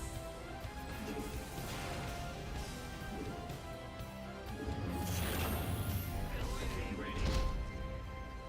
The whiskey budget's been slashed, let me tell you. It did not survive the shutdown. Speedrunning to #1 overall. I mean, that would be nice. Usually we do find a way to win a few games once it doesn't matter anymore. Like once we're mathematically eliminated from playoff contention, we will probably win a game or two. But not until that day, because first they have to completely emotionally break us, and then then they have to feed us some tiny amount of hope that's like, oh yeah, your team can win games, but then it's like actually lolkek x DDDD because you still yeah.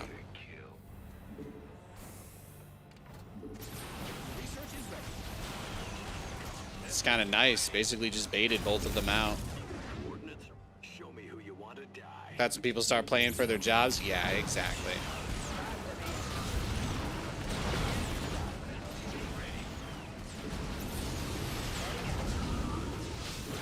Picking up or dropping? In the rear with the gear.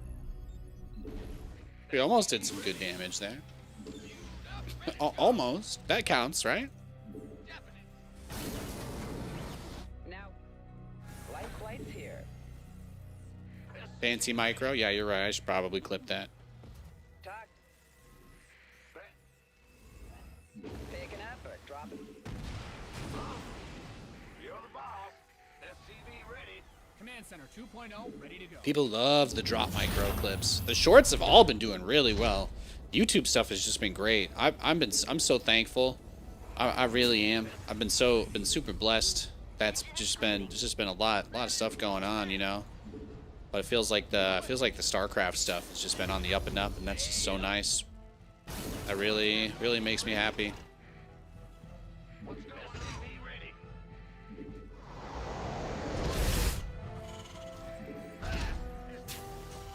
It's just been nice. It's just nice. It's just nice. It's just nice.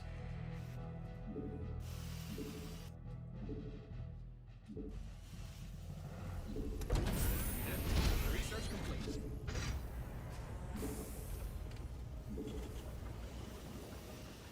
Engine screaming. Bad news. Oh, he's got an observer right on top of my stuff. Picking up or dropping off?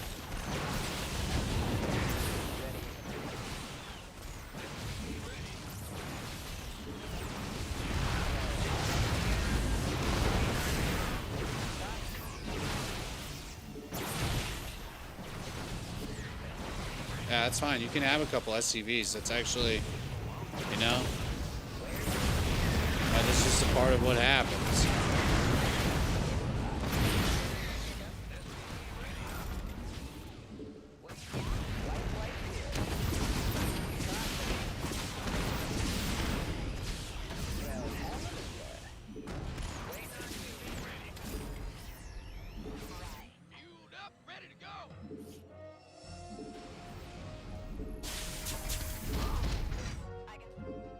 Oh, he's already got cannons. I see. I see you. Your research has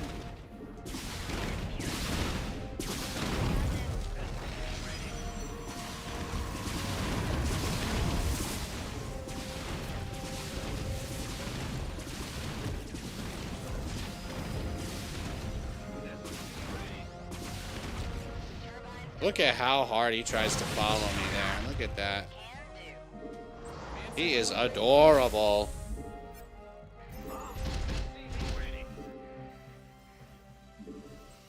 Give us your Speak up.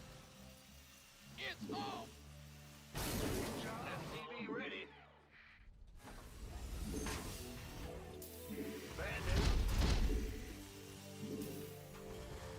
Ready to roll out.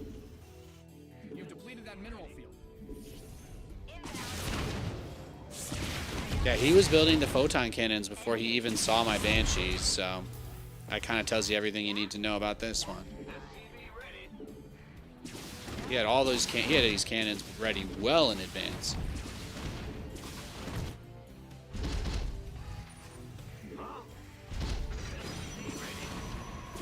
Yeah, keep building them for me, big boy. Keep building them for me.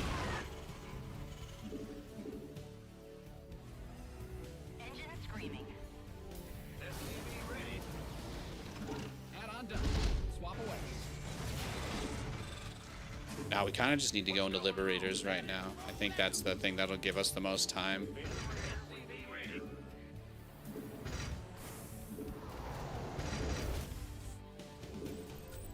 Yes, sir. Add-on's finished. Loud and clear.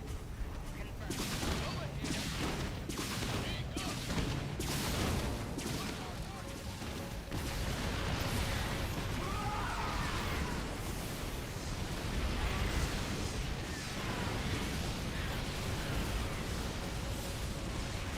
Now the hardest part here is that I just don't have the Liberators out yet, right? Like those would have been the unit that probably saves me here.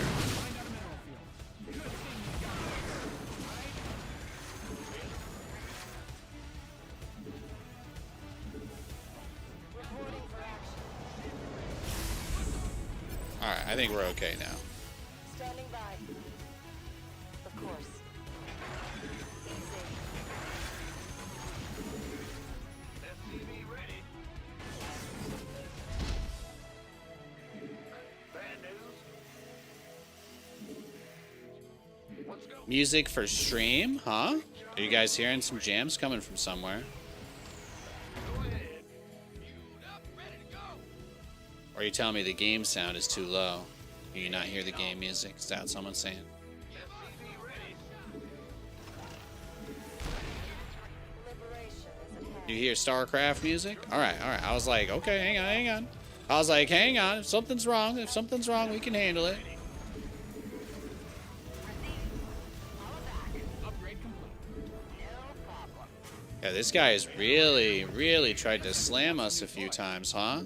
Turbine. He's been putting on some crazy pressure. I feel like we can, at the very least, force him into the stage of the game where he's going into, I got my ears on. yeah, all right. Income. Ah, you scared me. Reporting for SCV ready.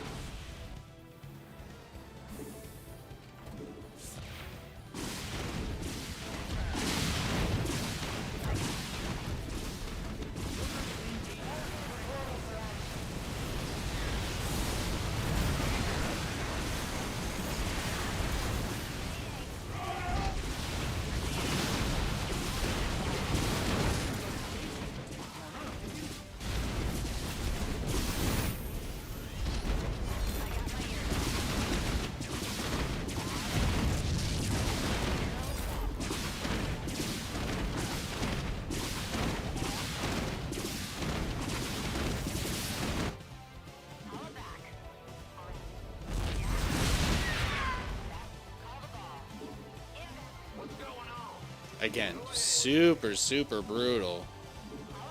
This guy is crazy aggressive.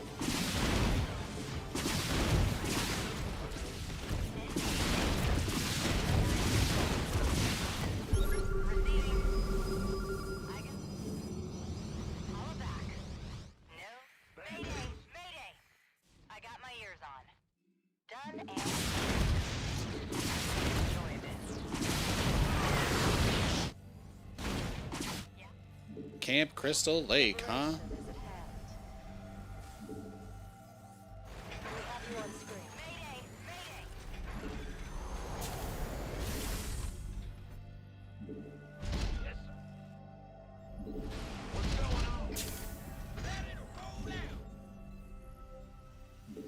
Yeah, he's crazy. I mean, his whole plan was to just kill me with Mass Stalker, right? Your base is getting blasted. Your SCVs are being liberated. He's not going to let me get another expansion either. This is just going to be brutally difficult. Go ahead. Big jump. Yes, sir. Of course. Command Center 2.0 ready to go. You've depleted that mineral field. Really, really trying to get these guys to do a lot of lifting here. It's just too much. It's just too much. GG. I just can't. I don't think I can do much there. Let's go next. Yeah, Banshees force Stalkers, and the problem is Banshees are bad in the late game. You're right. That is true. It's a tough situation to be in. He was just kind of like chilling, you know. He all-in'd on the base and then stepped back, but he was crazy aggressive. It's just hard when people like they counter me before I have a chance to do anything. So that's what happened this game. He had photon cannons in all of his bases. Yeah, he had a 5-minute forge. He built his forge at 5 minutes. So he got his photon cannon started as soon as I started building Banshees. So like I didn't even have a Banshee on the map before he was making cannons. So there's just like not much there's really not anything I can do in that situation. I invested in a harass-based strategy, and he invested all of his money into static defense. So it just kind of put me in a bad spot. And now I have a rematch against the same guy. I have a feeling we're gonna play an equally kind of uninteresting game. So I'm just gonna opt out of this one. I don't want to play multiple games against someone who's gonna play like that against me. So I'm just gonna wait a moment. We'll give him as much time as he needs to queue for another match, and then we'll go next. But I'm not interested in playing against someone like that. We can not multiple times in a row anyway. If you want to beat my ass like that, you only get to do that once.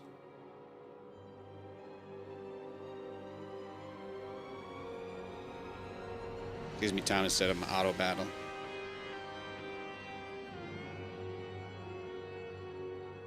But I don't want to waste my time playing a best of 5 against somebody who's just going to spam cannons before anything even happens.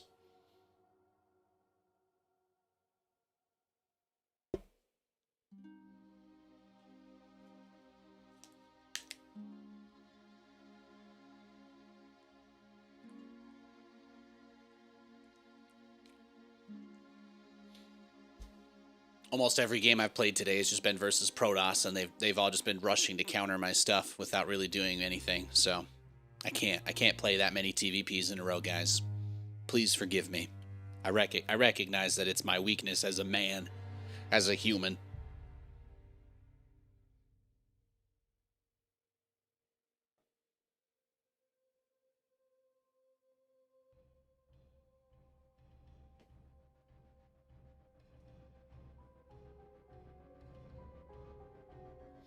And we're searching for another game. So as soon as we get into a match, I'll let you guys know. And there it is. There it is. See, we got a Zerg. Isn't that nice? Little TVZ. It's time to kick things off.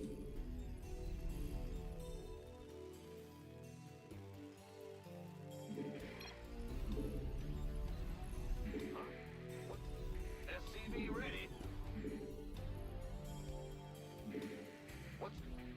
Ah! You scared me! Huh? SCV ready.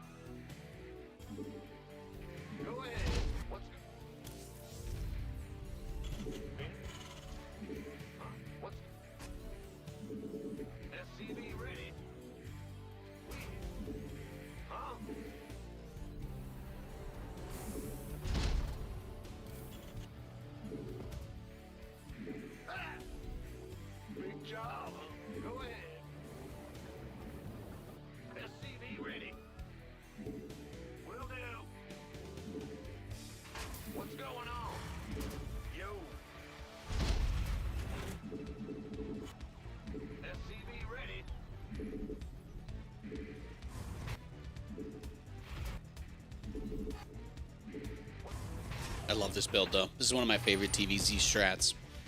We get to be really aggressive. We transition into being pretty defensive, very greedy, and then we're right back out on the map as soon as we can.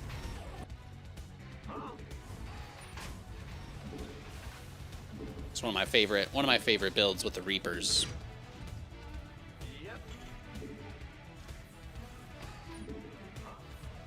Hope you guys are having a nice Saturday night, by the way. Make sure to follow if you haven't already. And if you're watching on YouTube, press that like button. It does me a little bit of a solid. I appreciate it very much.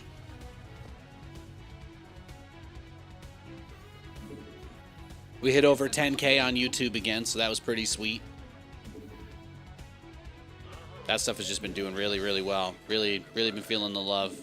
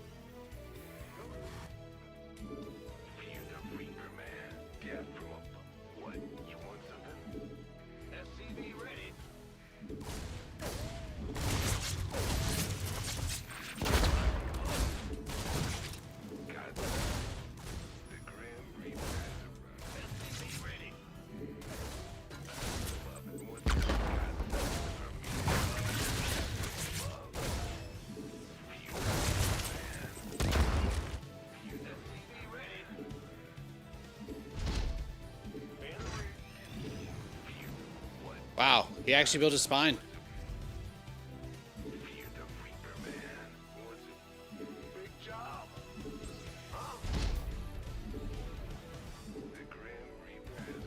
All right, let's just see what he's got in his base, and then I guess we'll probably... Oh yeah, his speeds are done. We need to get back to our base right now.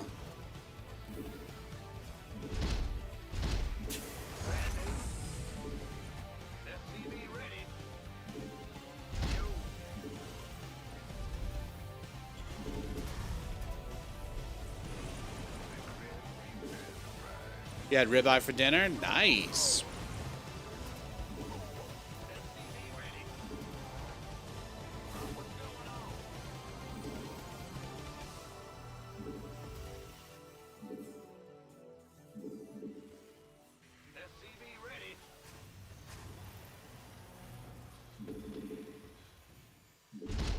Command Center 2.0 ready to go.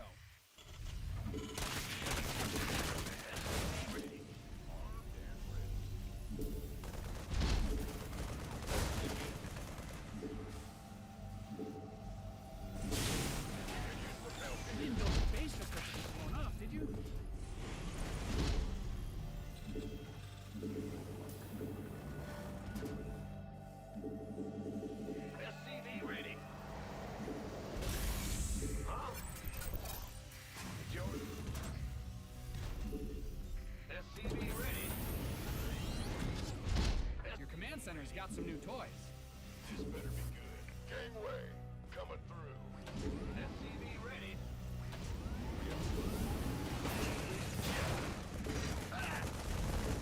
SCV.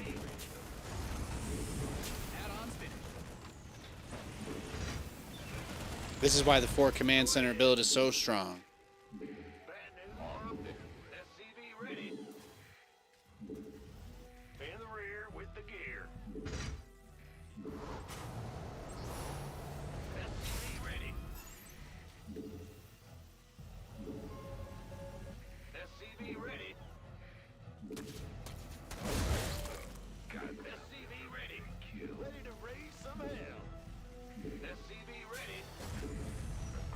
Upgrade. SCV ready.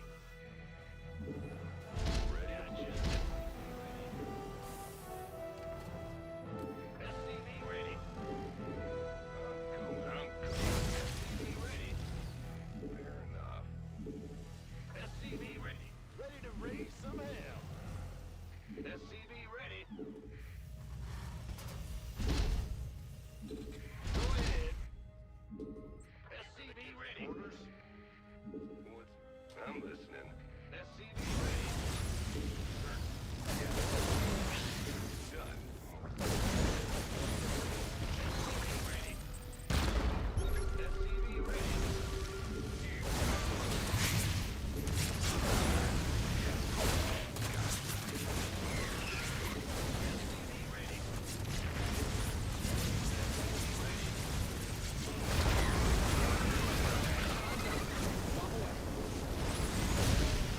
Look at that.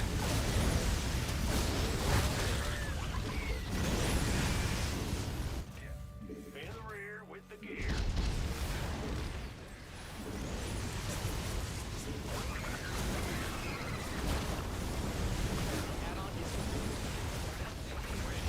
Ready to raise some hell.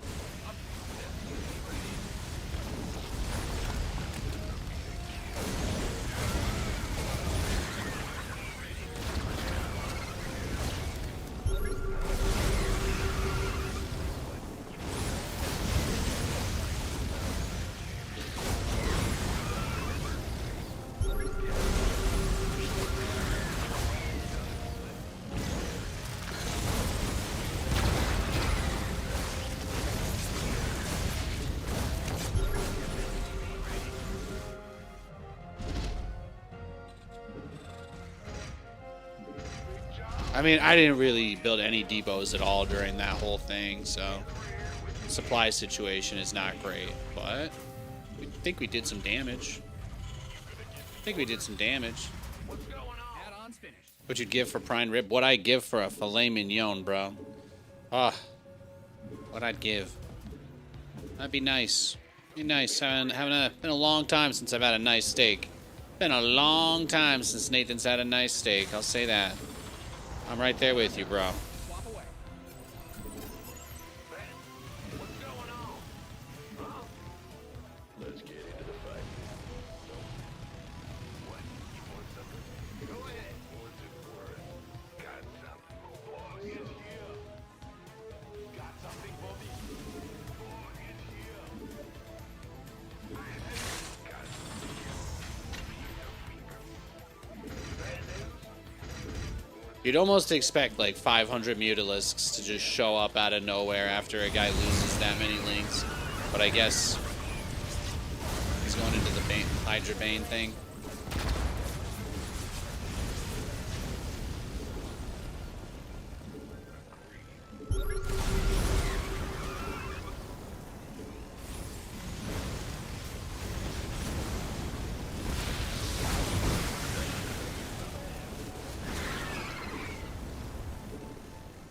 Your research is ready. You've depleted that mineral field. The fact that he feels the need to build spines at this point versus my Hellions is like pretty sick, though. I take it as a big compliment. Go ahead. Big job. Upgrade ready. Now remember, guys, the secret to expanding as Terran in this situation is to expand twice at the same time, because your opponent's probably got something somewhere that you're not ready for. So, Good thing you've got more of those. you know, maybe something weird happens here, but we got to be careful. Always gonna be careful.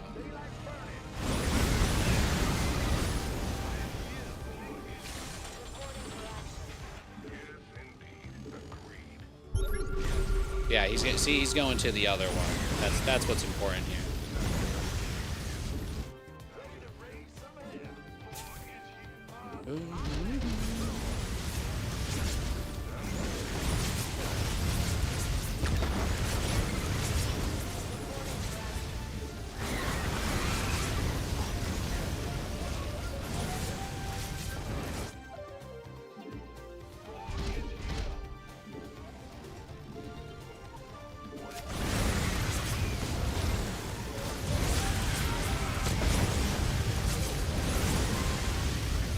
What's crazy is that one of these Reapers is still alive. That's like the best part.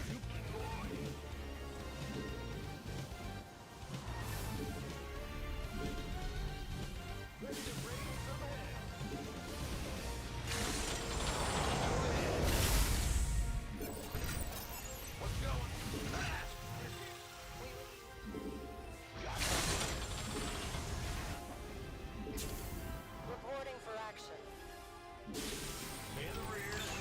The moment I clicked on it, well, that's a good time to do. If he was waiting for a moment, that was the moment. So I can't hate him there. I've got 69 SCVs though, so I do think it's time. We've got a lot of Thors. 10 Thors is plenty. 10 Thors is plenty. That's what my nutritionist told me. What's going?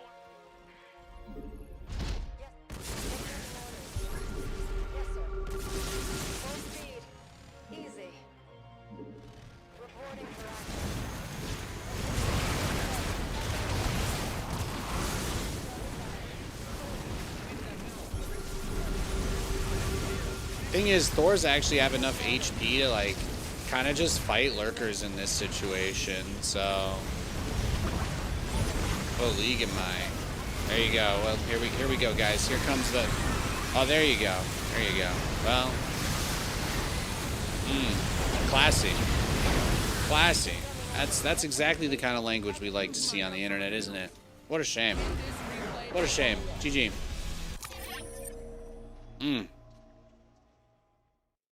GG, baby.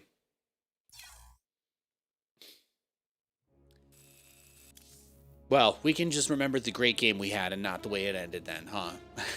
He's building up his own strategic reserves. Yeah, that's what I'm like. He had all that. I don't even know what to say, man. I did a pretty good pressure with the Reapers at the start, but I think my Hellion Reaper micro was just like way too much for him. I'll be honest, even I didn't expect that out of myself. Like when I went over to do my Hellions and poke them and stuff, I really didn't think I was going to get that much damage. But I think having the Reapers at the front to take the Queen hits, that seems to be pretty strong. Just because of their regen and just spamming grenades as often as possible. Maybe that's one of those things where like rapid fire ends up having a big impact. No complaints here though. No complaints here. Happy Saturday, everybody. Hope you're doing well.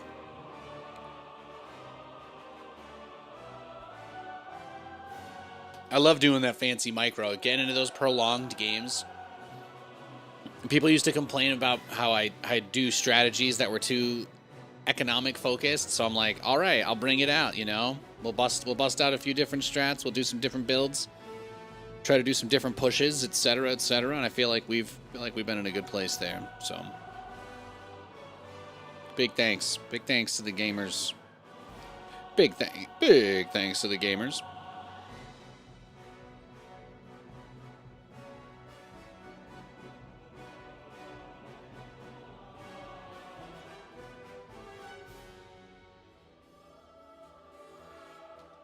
I like doing both, you know, but I feel like balancing it for the stream, like doing that Reaper strategy, I hope that's enough for you guys. I hope that for every game I go 1 racks, gasless expand, and nothing really happens until 6 or 7 minutes. I hope that for every one of those I'm able to give you some kind of early game shenanigans. I've been doing that Cyclone drop versus Protoss. I've been doing the Cyclone drop versus Terran. I don't really think I can get in their face much more effectively or quickly than that, so I really like doing that. It allows me to kind of set the tempo in TVT and TVP, but playing late game TVZ, my strategy is just so strong that it's hard. Sometimes it's hard not to just play the macro game because I know how greedy the Zergs are. So if I'm either going to go Reapers and force them to not be greedy, or I'm going to go for my fast expand just because, like, you know, you gotta match them on economy. You're not doing anything. Like, a Reaper expand is pointless in this matchup, if you ask me. Like, just a 1 rags Reaper FE, I see no value in it. Like, there's only so many builds a Zerg can do. Save all the minerals you would get on the gas and just SCV scout them if you're scared of pool first. Reaper won't even be out before Lings are at your base if they go pool first anyway. That's the kind of thing that I think about. Most of the time, the pool first builds are designed to actually bait you when you're doing the Reaper expand. Like, the whole point is that they arrive at your base right as the Reapers are halfway across the map, or the first Reaper's halfway across. So I really don't see much value out of opening with a single Reaper these days. But this 2 build, the 2 rags build here is great. I do like that a lot. Dude, I just sat around all day drinking and refreshing Twitch to see when you were on. We're here just to watch you play, Nate. I appreciate that, Valscroat. I appreciate that. And I wanna, you know, I wanna make the kind of content that I would want to watch too. So I need those sick plays. I need those sick plays, all right? I want to make the kind of sick plays that like 16-year-old Nathan would look at and be like, "Damn." You know what I mean?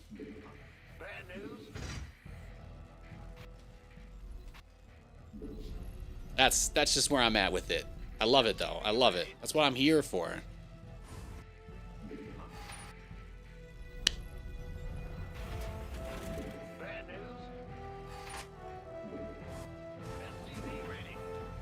So having an aggressive build that I can do that's consistent, having an economic build I can do that's consistent, those are things that bring me joy.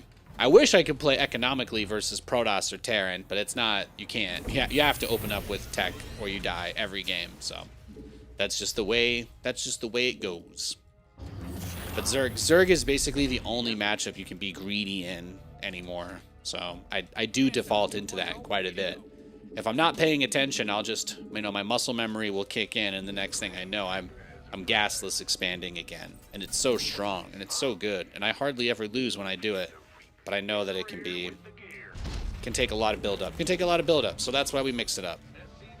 I think you guys are learning that my micro can actually be very good. I hope if anything, my Reaper micro and Reaper Hellion micro in particular demonstrates that. Demonstrates that I don't not play certain strategies because of my ability. It has a lot to do with what builds I think are good.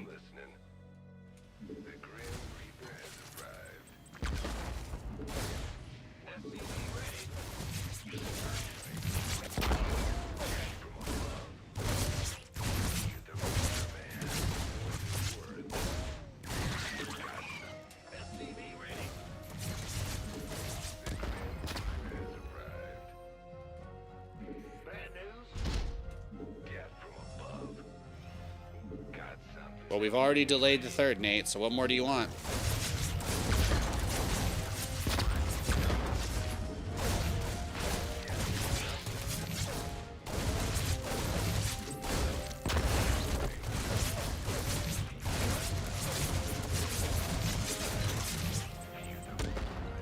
Oh, I want it, but I don't think I can get it.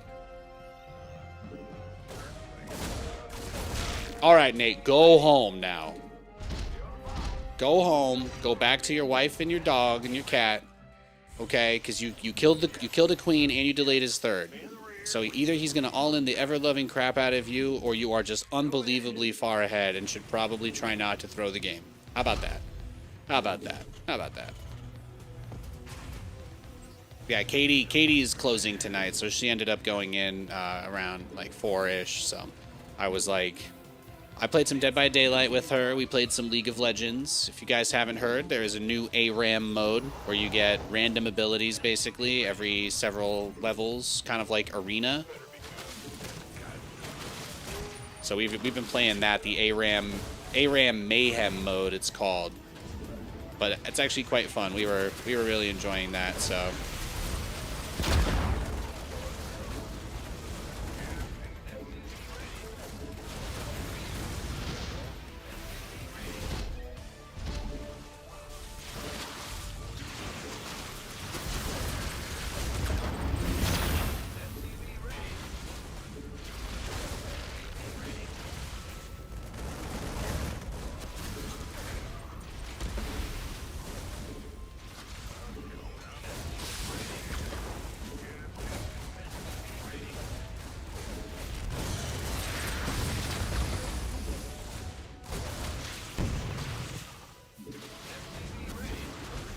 All right, well, this is what the game is going to be.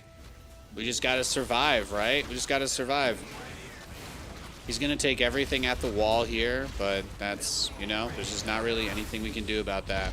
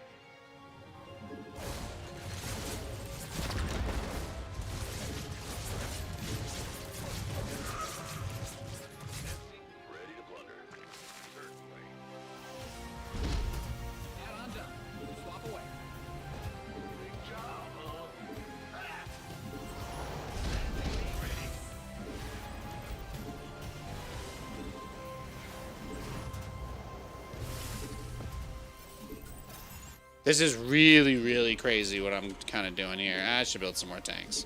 We really don't know how committed he is to the bit. We really don't know.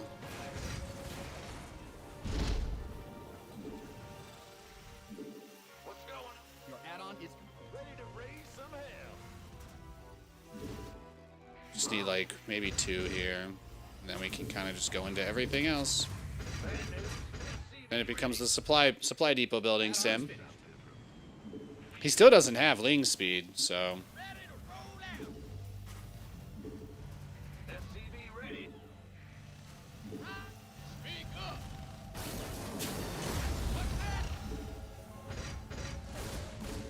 add-on done. Swap away.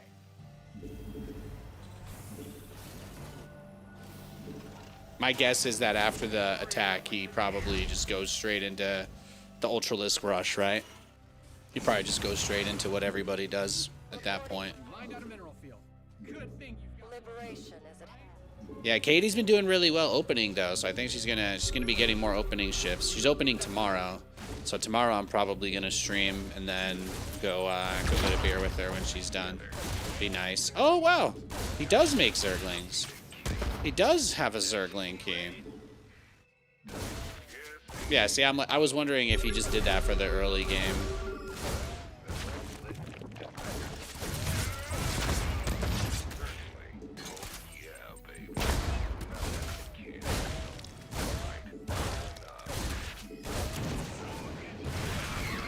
Yeah. Hell yeah. Mined out a mineral field. Good thing you've got more. Upgrade complete. Your research is ready. Your research has concluded. Yeah, look how many bases he's got. Yeah, he did the transition into his super genetically modified super turtle.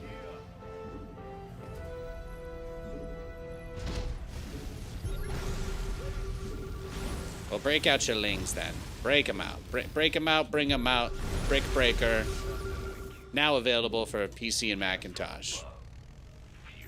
He's just following me. He's following me around. Trying to get them creep tumors.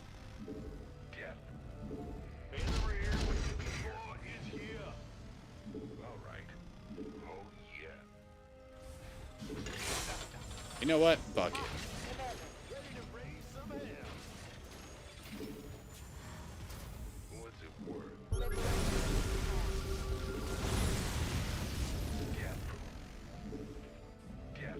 You've depleted that mineral field.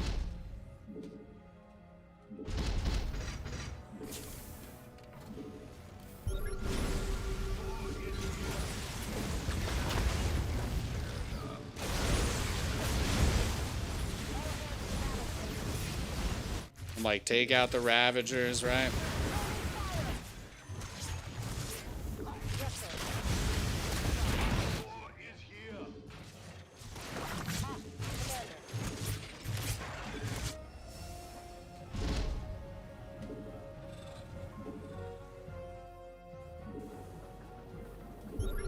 There we go. How many Thors do I got? Just 8? Alright, one more round. We have standing by. One more round. Flight plan. Just want to make sure we get at least one Raven. Take his larva away from him.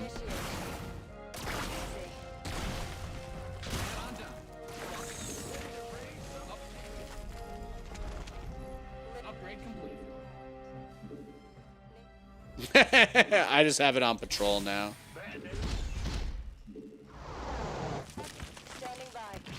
Flight plan is locked. Alright. Are we, like, ready to go? Almost. Oh. You could just start, like, your 3-3, Nate, and then push. Yeah, we're maxed out. You're maxed out. Go kill the enemy. That's not what it said. Destroy them. Lay waste. That's none of the voice. This isn't my voice. What the? The haunted voice pack. Nathanias and the haunted voice pack. Initiate.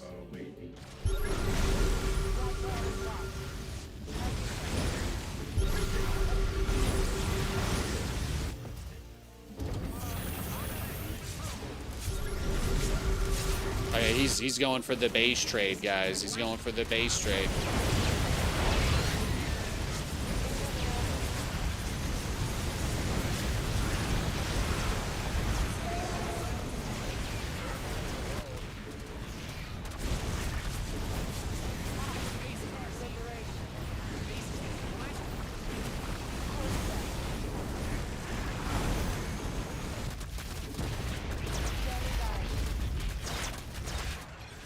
This is what happens. So, well, he tried to base trade me.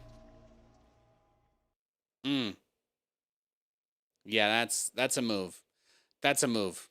I got a question about liberators. When you siege them, can the enemies see where the liberator's range is? Like, does the enemy see the circle? Is that what you mean? The enemy does see the circle. Yes. So from the Zerg's perspective, they can see the circle. Yeah. So he knows exactly where they are in this situation. There's him sending the run by in. He's trying to base trade the Terran player, but it's just never really that strong of a strategy. So now in this game, I actually never had a full wall on my natural or my main because of the Ravagers. So, and because of the Reaper build that I did. But I think this is really what killed him. I think this right here is what killed him because none of these ultras are actually able to get out, and there's just so many liberators. There's just so many liberators, and he's like, I guess he's like, I could try and just build in all the corners of the map, but he decided that that's not what he wanted to do. Because I was like, well, he's not gonna be able to do too much else in this game, and I have so many Thors, so. Sometimes the Zerg player will do that though. Like I run into those guys. Like he could have killed the armories, he could have killed all the add-ons and the depots.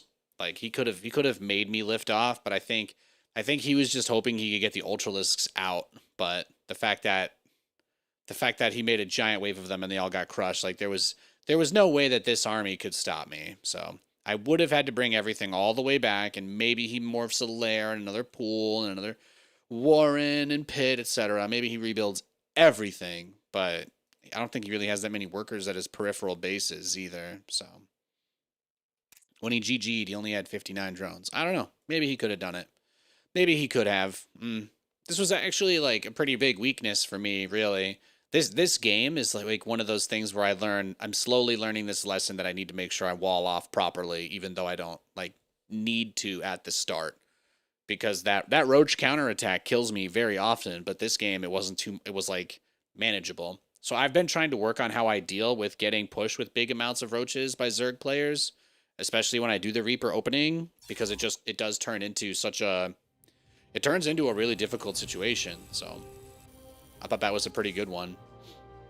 And he got his roach horn at 2 minutes and 16 seconds, so he went into them pretty fast.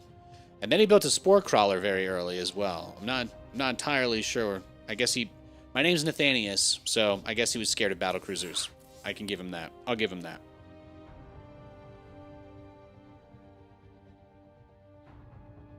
I think I can give him that. Let's go next.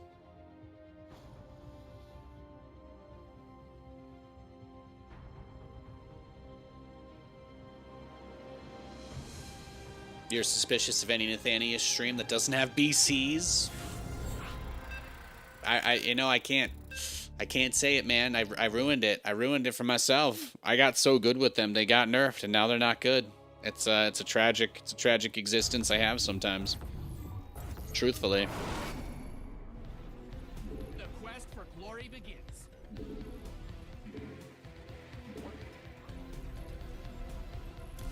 I got BCs nerfed too many times. In the rear with SCV ready. What's going on?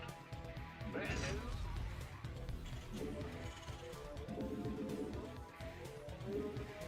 What's SCV ready?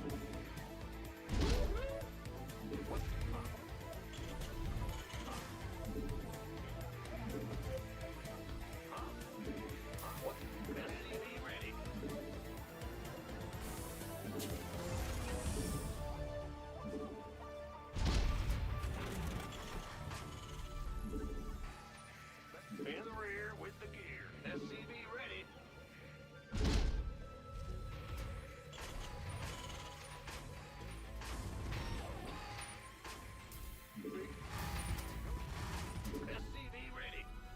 Milkman Dan says, I'm afraid to jump on ladder in SC2. Is everyone a mega pro now? No, there's people that have been coming back to play the game again because Blizzard started updating it. There were also, quite a few people that ended up coming back after Stormgate ended up flopping. So I think there's a mix of some folks that have come back from the other RTS games that are being devved on, and people that are just excited because Blizzard is patching the game again, which to me is the single biggest indicator, I think, for the game. I think that's I'm very bullish on updates. Nathanias is bullish on the updates for StarCraft. What can I say? What can I say? If I could buy calls on Terran, I would. I'm sure the game is only going to continue to get more accessible and more interesting as the developers keep working on more patches. Whatever it is that'll come next. I mean, they put so many quality of life and bug fixes in this last one. It's pretty nice. It's pretty nice. Command center's coming. That's all. On the way.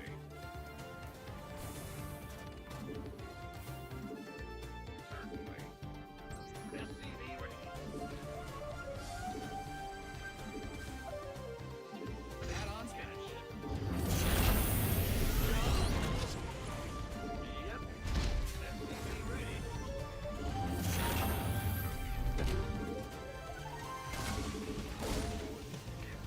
What? You want something?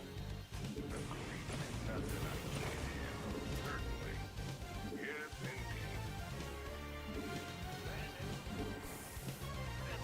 ready.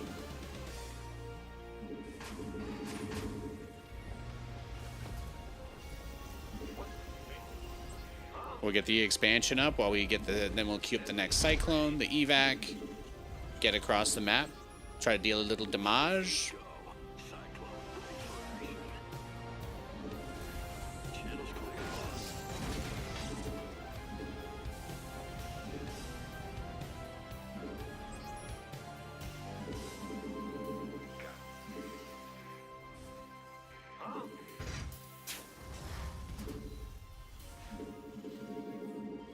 SCV ready. What's going?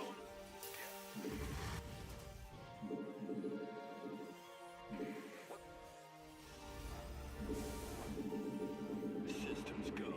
Cyclone ready for action. Ready for dust off.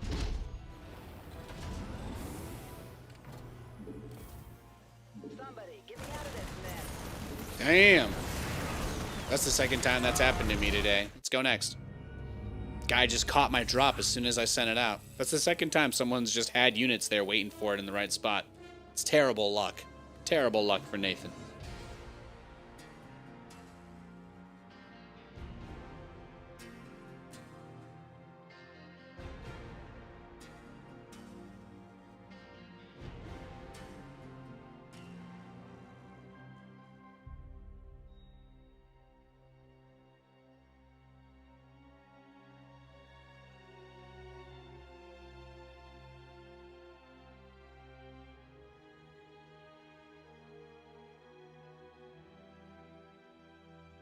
We're just searching for another game. It's taking a little bit here, but I'll let you guys know when we get there.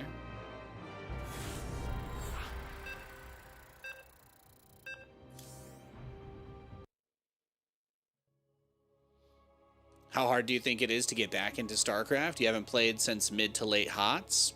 Well, if you think about it, right now, the hype will be at its peak because there was just a really big update, if you think about it. So, I don't know when the next one's going to be, but I'll tell you that there's probably more new people trying the game again right now than there will be if there's not another update in the next few months. So if you want to take that gamble, getting in now, you're going to have the highest likelihood of running into other people who are also trying to get back. So that might even things out for you. That might make things a little more doable. But if you're, if you come back in 3 months when they announce another update, then all those people who've come back now, they're going to have, broken the rust off. So really what I'm doing is using an emotionally manipulative tactic to convince you to start playing the game again sooner than later because I really like StarCraft and we'd love to have you. The game is still very difficult. I mean, there's still a lot of people that are out there grinding, There's still a lot of people that are out there grinding, but it's really just a matter of, how many more updates would you need to see to convince you? I'll tell you what, the type of update is really what's so important. Like, they made so many changes to very small things that are, like, you feel them throughout the entire game. Like being able to push Hellbats and Hellions around with tanks and Thors. Like, that's huge. I think that's actually like a huge update, you know? S+ manipulation, time to reinstall. Hell yeah. Well, welcome aboard. So, I mean, like, yeah. For me, the idea that any strategy or meta that gets too boring or whatever, like, just knowing that there's a possibility that it'll be addressed sooner than later is so nice. Like 2 months ago it was still, actually I guess everything was in October. They did the whole process like in 1 month. So yeah, it's crazy actually how fast they ended up doing it. But even 1 month ago, I would have said, yeah, I have no idea if there's ever going to be another patch for Starcraft again. That's what we were all saying in August and September, and then all of a sudden Blizzard's like, yo dog, we actually got not only some pretty big updates with like the Storm and giving Zerg Dark Swarm, like they did some crazy stuff, but they also did a ton of quality of life and user experience updates. And I think those are the ones you really need for people coming back, because especially, you know, if you want to get new players, the game needs to be accessible. And if you want old players who left to come back, the game needs to be accessible. Those things are going to help more than balance. So I think like when you come in and see that, oh, they made the unit handle a little better. Oh, they just made the control a little tighter here, or they tweaked this one thing. Like in my mind, those are the changes that make a player look at the game and be like, hey, you know, sure, I love StarCraft, but I'm not 20 years old anymore. It's a really hard game. There needs to be a place for those people to be able to play the game. Because as much as StarCraft players love to be elitist about their game, once everybody who plays this game is in their 40s, 50s, and 60s, I mean, do you guys really want to age yourselves out of being able to play your favorite game? Do you really think that's worth it for some semblance of balance? No, the answer is no, okay? All right? Don't vote against your own interests, guys. Don't vote against your own interests. It's okay. It's okay for StarCraft to be accessible. It's a good thing. It means you can play the game a little more. So, when you say quality of life changes, when I say quality of life changes, I'm literally talking about like reduction in things that are frustrating, like when your Thors can't move through your units. Like to me, that's a huge quality of life change, because if you're the kind of person that likes to build Thors, or tanks, now the game is just going to make it function the way that you probably would have expected it to all along, which is that the Thors take movement priority over the Hellions. Like, that makes a lot of sense, you know, so.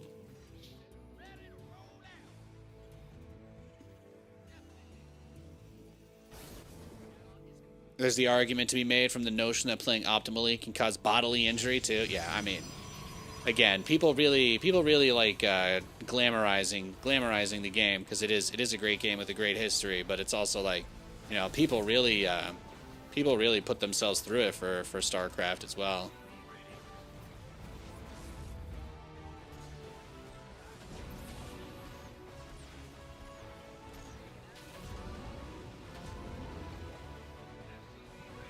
Well, I guess that happened. All right, then. There you go.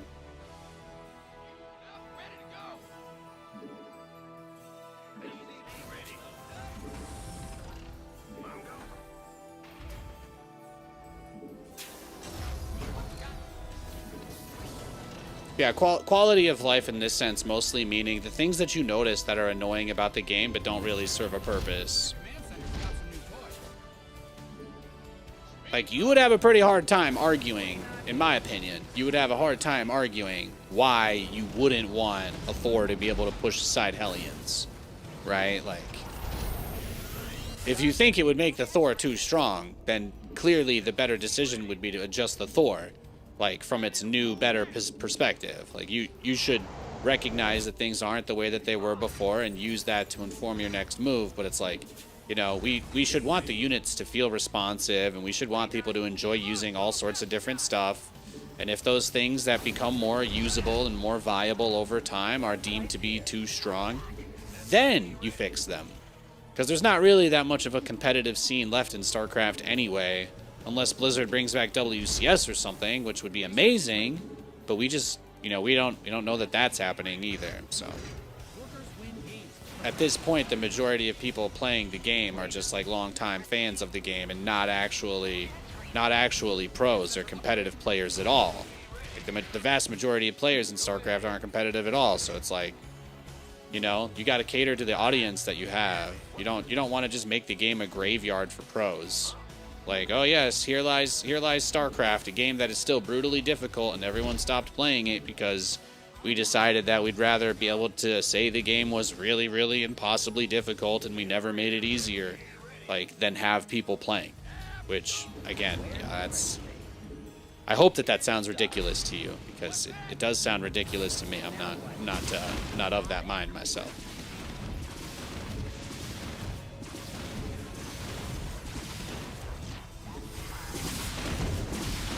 All right, he just recalled his observer.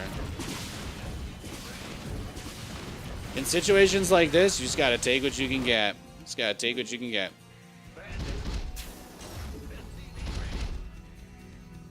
Yeah, Brood War is still crazy hard, and they hardly have any players as a result. Yeah, I'm sure they, you know, you guys may not know this, but in the shareholder report, they StarCraft Remastered, according to Activision Blizzard, did pretty bad.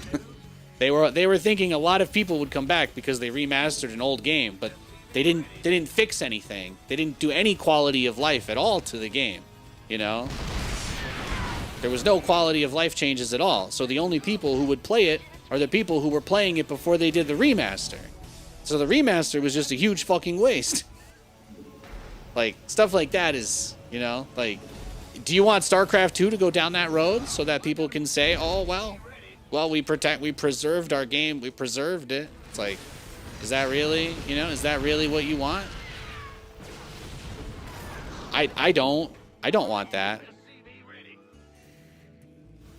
The only people who want that are the people who spend all day playing that game and nothing else, because they don't want it. They hate the idea that if there's more new players, then there'll be more people better than them. I genuinely think that's like the only argument those guys have. They just don't want to feel like they're worse at the game because there's new people playing it and competing with them. Add-on done. Swap away. But yeah, no, I would hate for StarCraft 2 to end up like Brood War in that sense. That'd be horrible. It would have been cooler if StarCraft ended up like Brood War in the sense that there was a league for it that was running all year. Brood War absolutely clapped StarCraft 2's cheeks in that. The Brood War esports scene outlasted StarCraft 2's as well.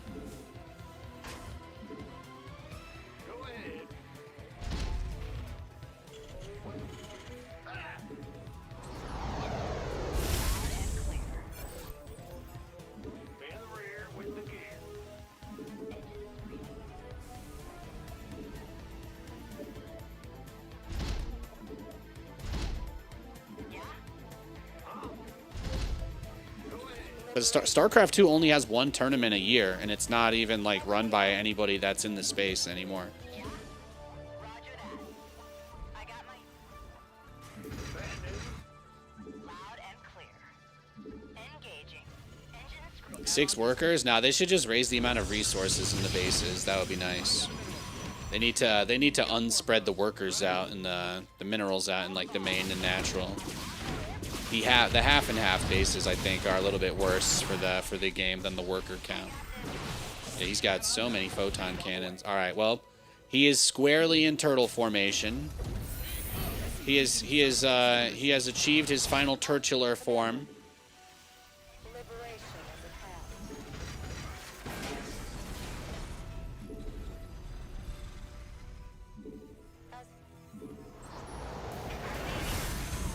Haven't seen you use any ghost opening. Why is that? I think ghosts are shit units. I don't really like them, to be honest. I don't think ghosts are very good. I can't understand why a unit has to have its attack canceled by damage. I think it's really bad design. I think it's really, really bad design. That's like just generally bad for StarCraft as a game.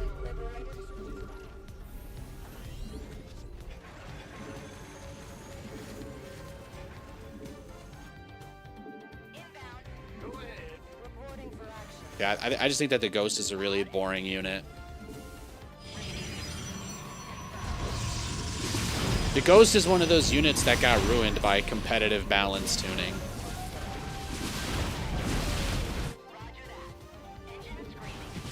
It's like it's a symptom of what hyper-fixating on balance does to a game. And in my opinion, is one of the greatest failures of StarCraft 2 as a game, unironically. The Ghost is just a really, really toxic, awful unit. I do not like it. I wish I didn't feel that way, but it's trash. Of course. Engine screaming. Yeah? Done and done. Your research has concluded. Got freedom? Mayday! Mayday!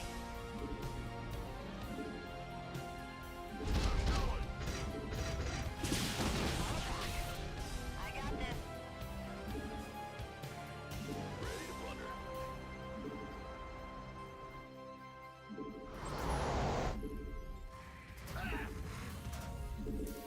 The more Ghosts you make, like, the less you can leave your base and stuff, you know? It's just bad. It's such a counterintuitive unit.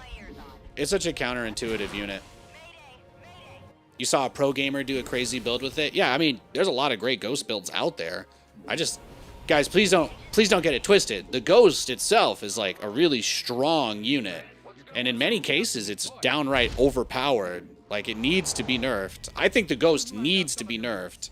They need to nerf Snipe so that they can get rid of this, like, damage cancel thing. Because it is horrible. It's very bad for the game. Command center upgrade complete. So yeah, I don't have any interest in using a unit that is that unreliable. It's just not fun. It's just not fun.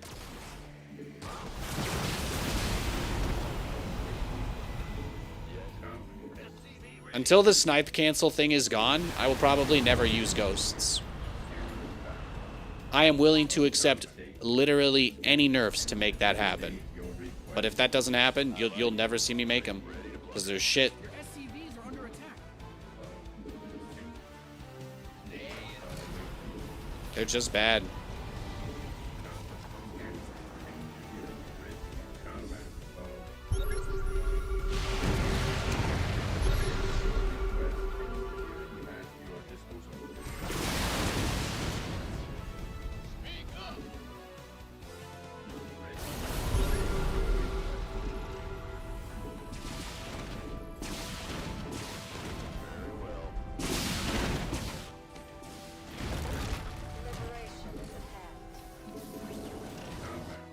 We're almost there. Just got to get our, really just got to max out, but we've got lots of money, so we've got tons of resources.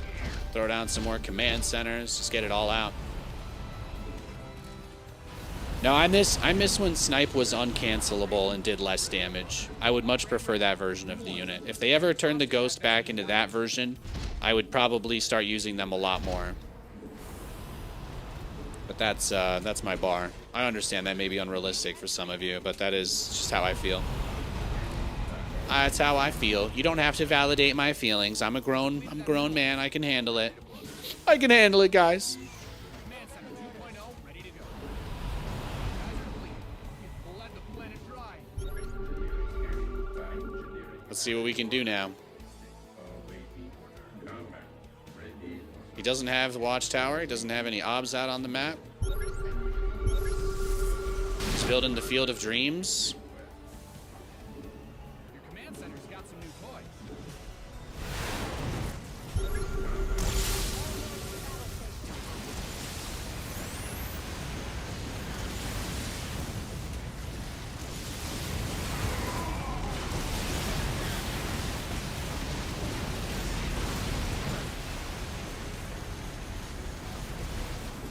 Reporting for action.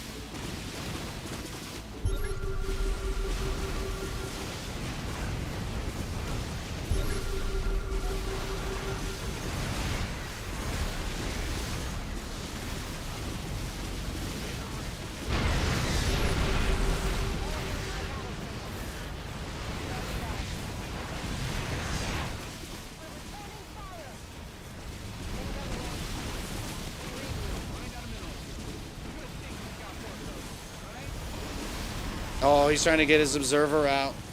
He's trying to get an obs out.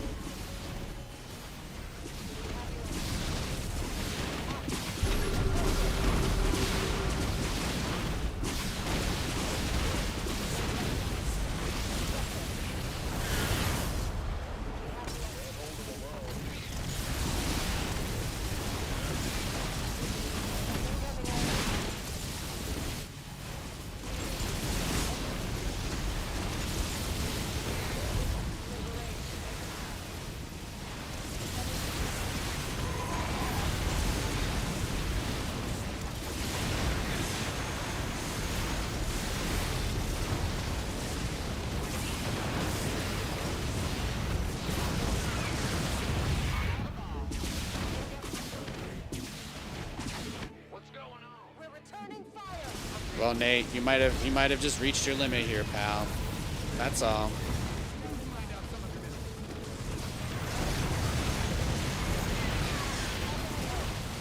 Not too bad there. Not too shabby at all. Incoming orders.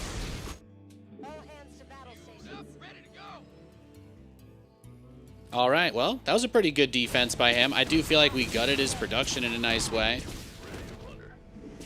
We definitely did a lot of damage. Man the rear, ready to plunder.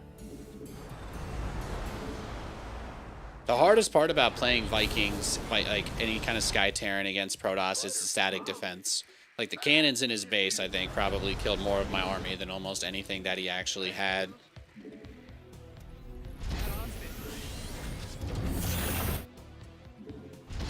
So let's just try and take as many bases as we can. We might as well try. This is getting crazy, though. I don't know. I don't know if we can win this one.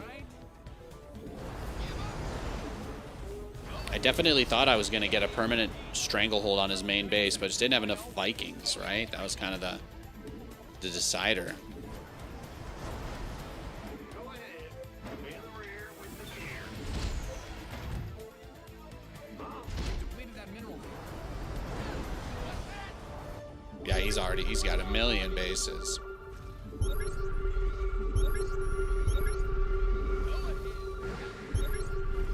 plunder.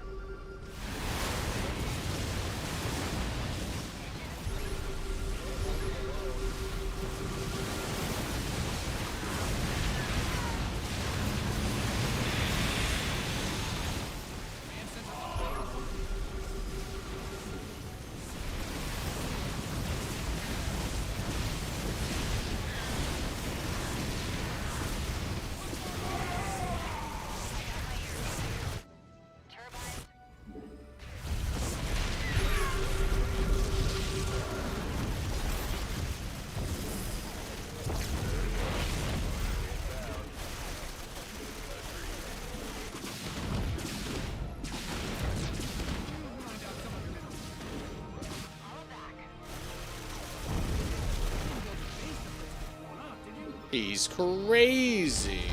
Reporting for action.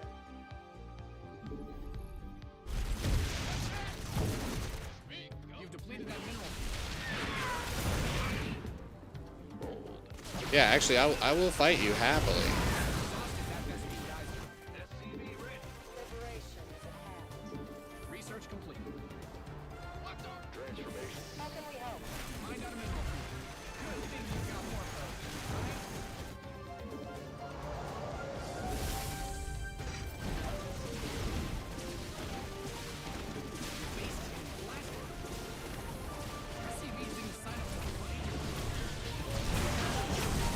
No.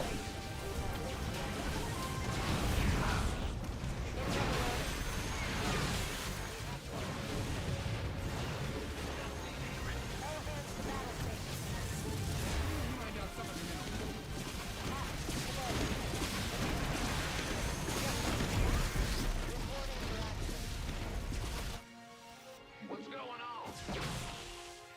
Yeah, whatever. Man, Your base is under siege. All right, let's do it.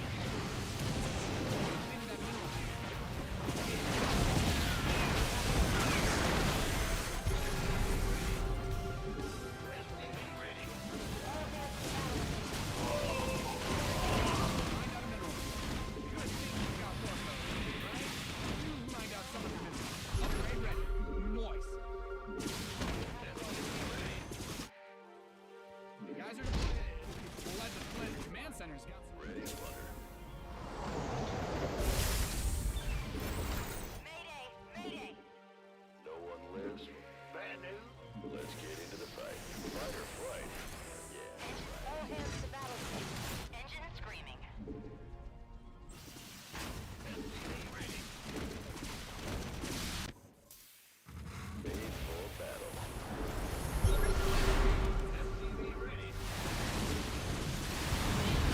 See, there you go. You just let the Vikings kill the obs, and then Banshees kill everything else.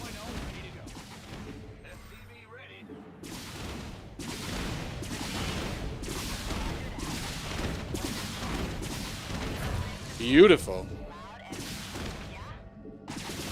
Trying to avoid the Banshees, bro? You trying to?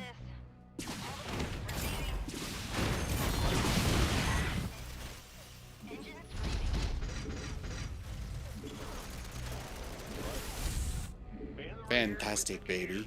Bad news. Big job, huh?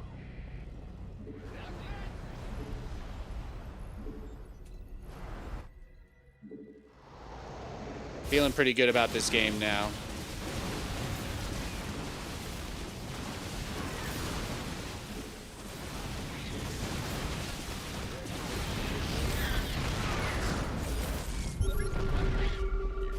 Yeah, I'll take your ops. Why not?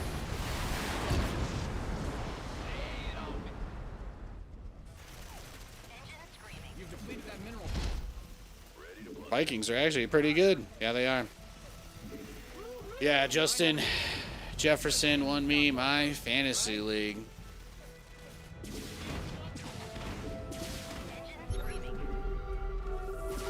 Transformation system.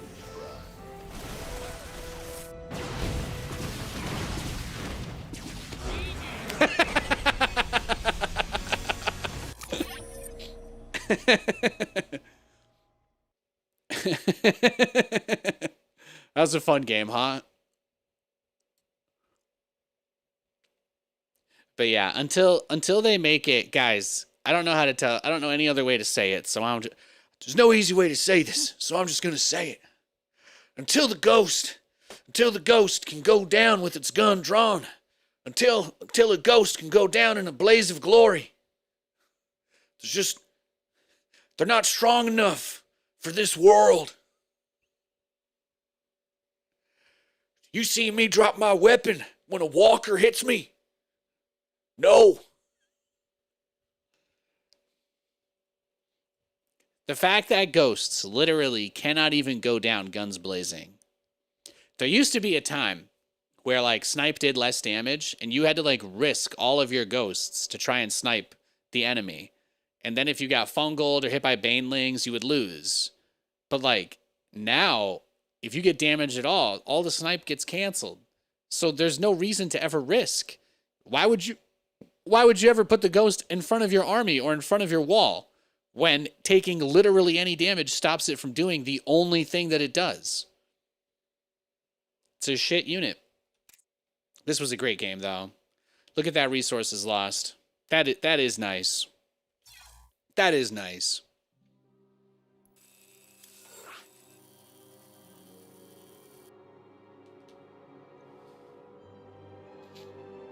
But once upon a time, you used to be able to actually take risks with ghosts. That would have, in my opinion, that would have kept the unit in an interesting place where people wouldn't complain about it so much. But I think that ghosts are a very polarizing unit in the game, specifically because they've never been properly tuned.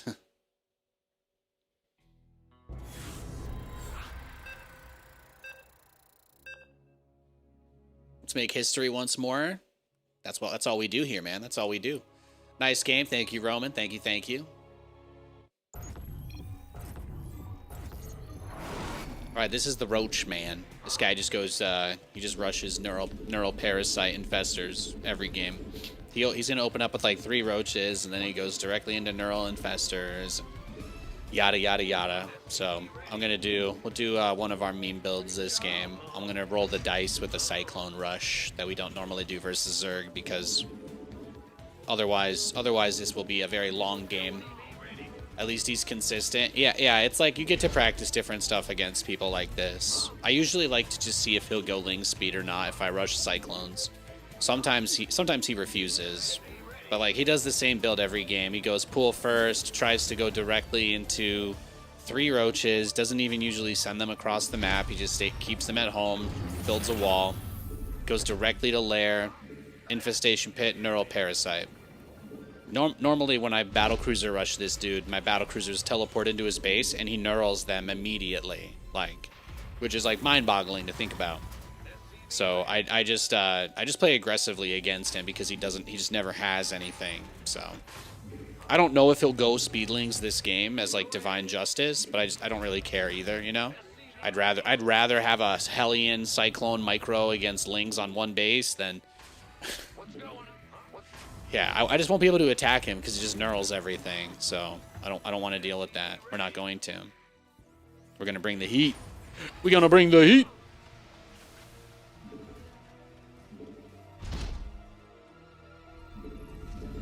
So I'll send the SCV out to scout, and he'll be able to see everything.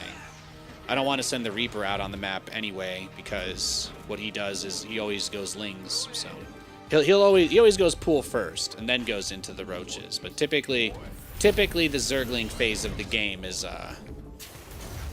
he still usually goes pool first. The day this man goes hatch first, I'm gonna happily take a big fat L. No, that's such a late. You guys see it's 2 minutes 10 seconds and it's still not done. There it is. There's the wow. Hang on. You drop this king.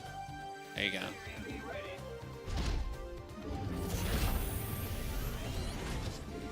Actually, you know what? Let's do a different build. Fuck it. We can do this in a slightly more interesting way even. Why not? I love spraying the crown above their hatchery and then saying that. It's like one of my favorite things to do.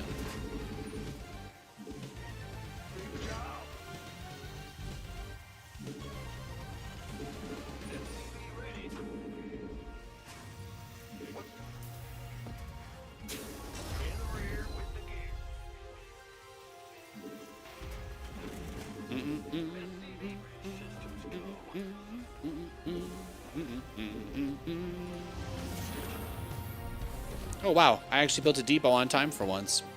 Incredible.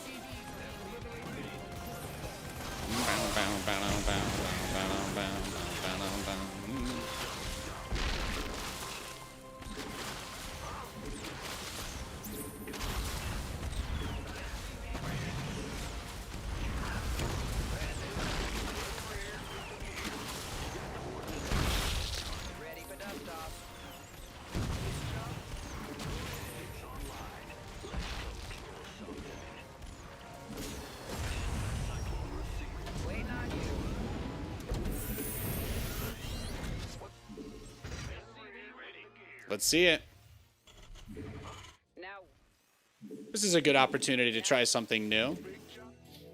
Is there a unit that can't be neuraled? No, not really. Think the mothership? Maybe the mothership can't be neuraled.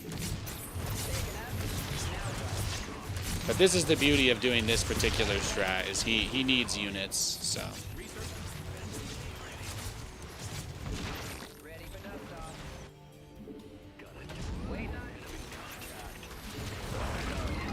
Wait, is that Ling speed?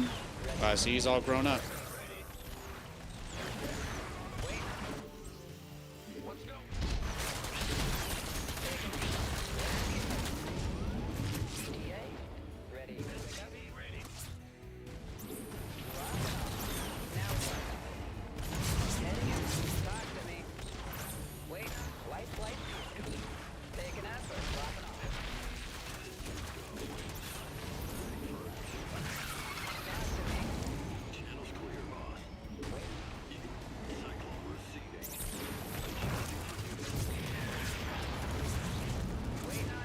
See, this is what I like to see, though. This is what I like to see. So we actually did get him to mix it up. That's really nice. That's what I love. That's what we love, man. This is all of a sudden more interesting than every other game I've ever played against this guy. I've never seen him do this before, so this should be interesting.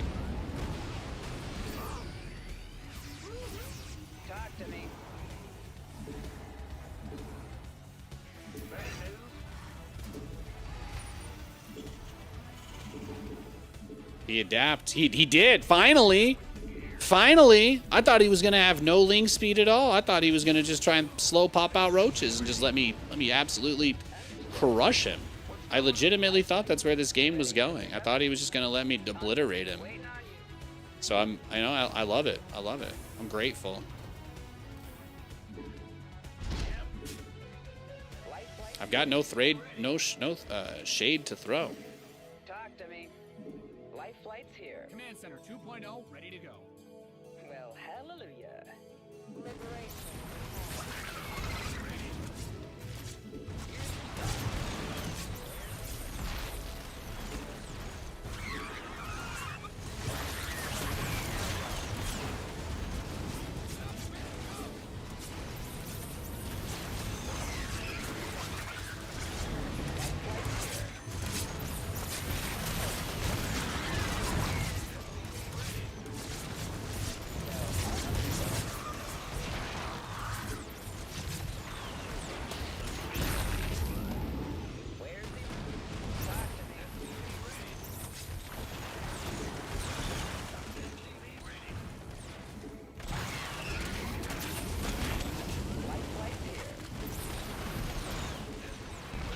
Look at that. Liberation is at hand.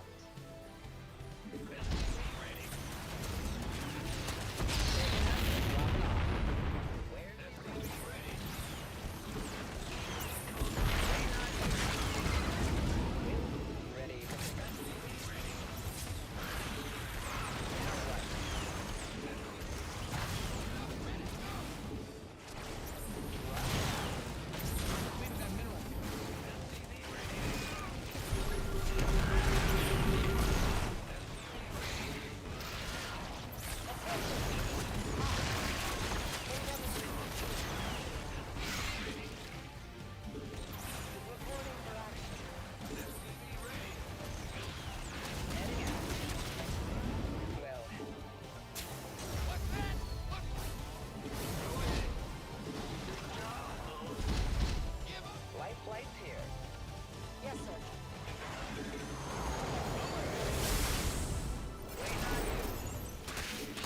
Your base is under siege.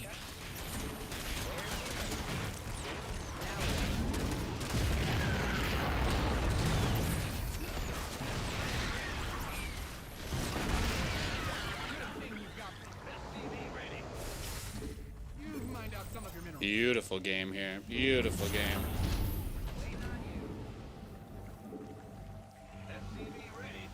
This is what we love, man. You know I can still build a refinery over that, right? Overlords don't affect the geysers. We read you. Full speed. Ah! You scared me! What's going on? How can we help?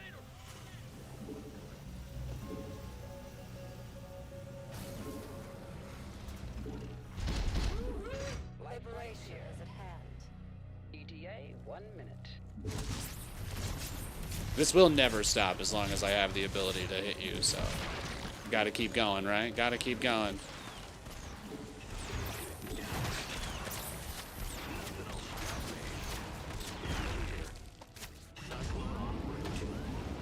On my way. We have Your you on command center's screen. got some new toys.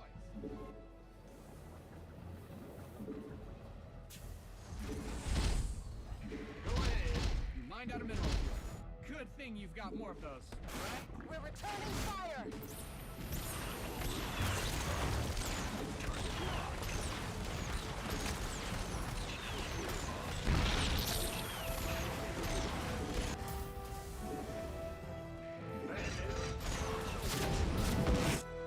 Well played. SCV ready.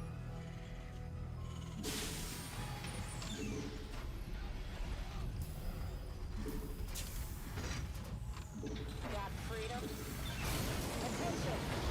Perfect. We have you on screen.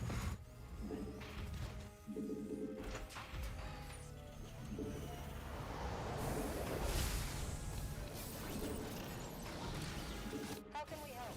Command center upgrade complete.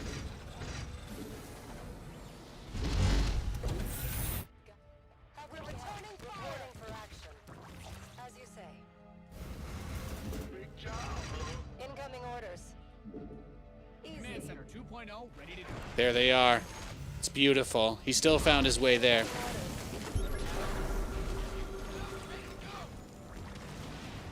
There they are, though. There's the burrowed infestors. Standing by. All right, well, now we've made it to that phase, boys. Now we've made it to that phase. Add-ons finished. We will definitely be seeing some of that action, some of that burrowed infestor action, but I'm not really seeing too much else from him. So I think we're just in that position now where probably just try and transition into Thor's. I think we're there.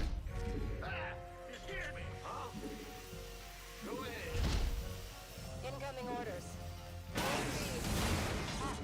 What I really need is... Oh, actually, I can just, like, drop Hellions on him, can't I? Yeah, that's probably a good one. You could Hellion drop him if you can't. You know, we have lots of ways to harass him because of the setup. The setup this game helps a lot.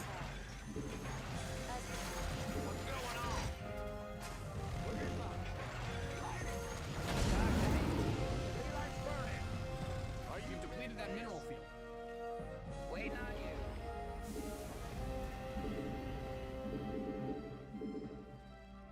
Go ahead. Bad news.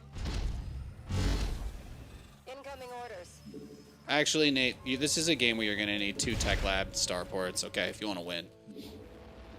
Here's your stop. In the pie.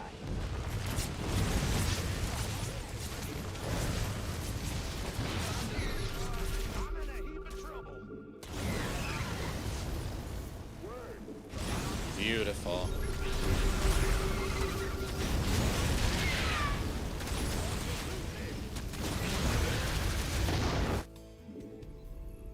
Thor is here. Thor is here. Light right here. Loud and clear. Just need to get as many Thors as possible now.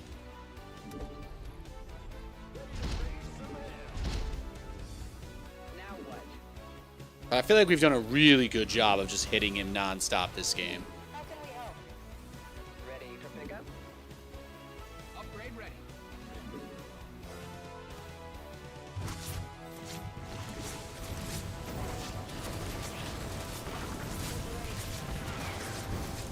There's the Spire. Yeah, he's going there, slowly but surely. You got something for me here, Peter Parker? Oh, wow. We're shocked. I mean, the burrow is one thing, but not using it to, like, block bases is...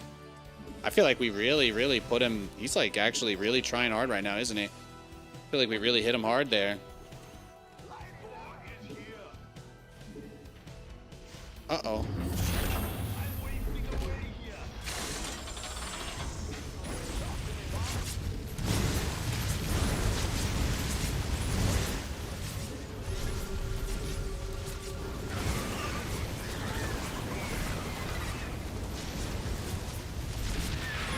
Your command center's got some new toys.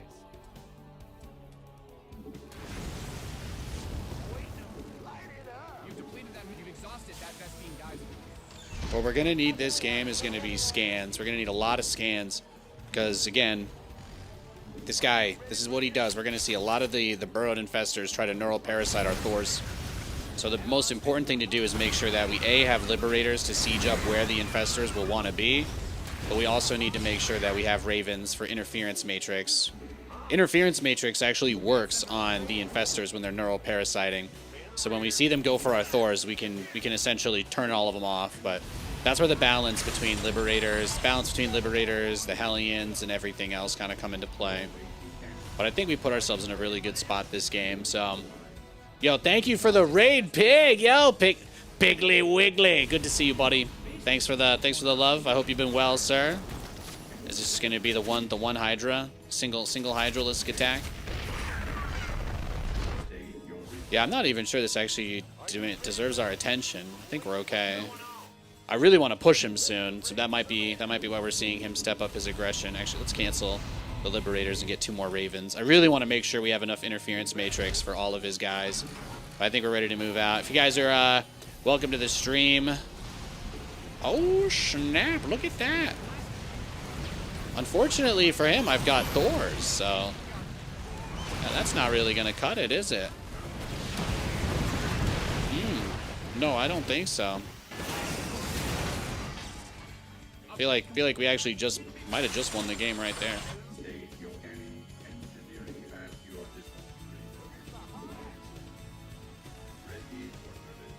Of course.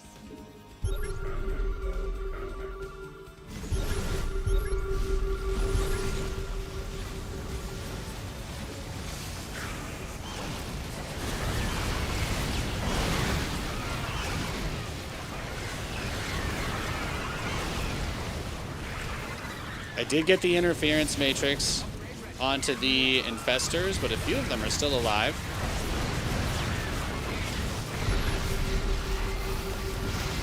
My Thors are so dummy thick, the sound of their ass cheeks clapping is alerting the Zerg to my presence.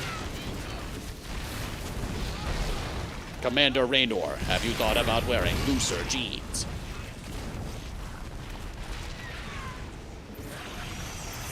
Look at him go. I love this shit though. This is right here. This is what it's all about, man.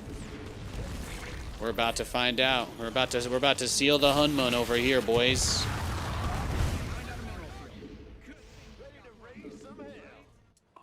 Biggest risk right now is just the Hellion count is kind of low.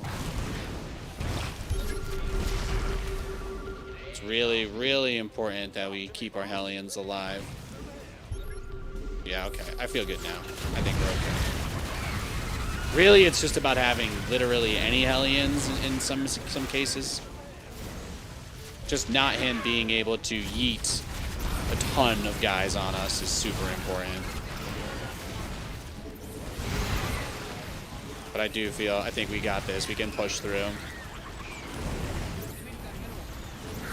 Does Pig ever play this guy, Sifa, the guy that rushes neural infestors every game? I think my build this game was pretty advantageous. Thank you for the follow. I appreciate that. Thank you guys. Thank you for the raid. Appreciate it. You guys know Pig. Pig's fantastic, fantastic person, fantastic streamer. Make sure you're following him too. Got to do many StarCraft events over the years with him, and he's always been a hoot. Pig is also the only other person in the StarCraft caster cabal that has ever fought for battlecruiser buffs. So I gotta give Pig his props there as well. He's a champion to the cause. He's a champion to the cause, and we respect that. We respect that very much. Thank you guys. Thank you. Hope you're all having a great Saturday night.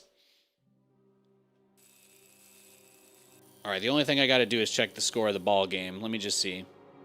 Okay, this matters. How are we doing? How's it going? Oof. Okay, it's a big oof. All right, looks like it's going to be tied up after this then. Yeah, all right. I think the Dodgers have it in the bag tonight.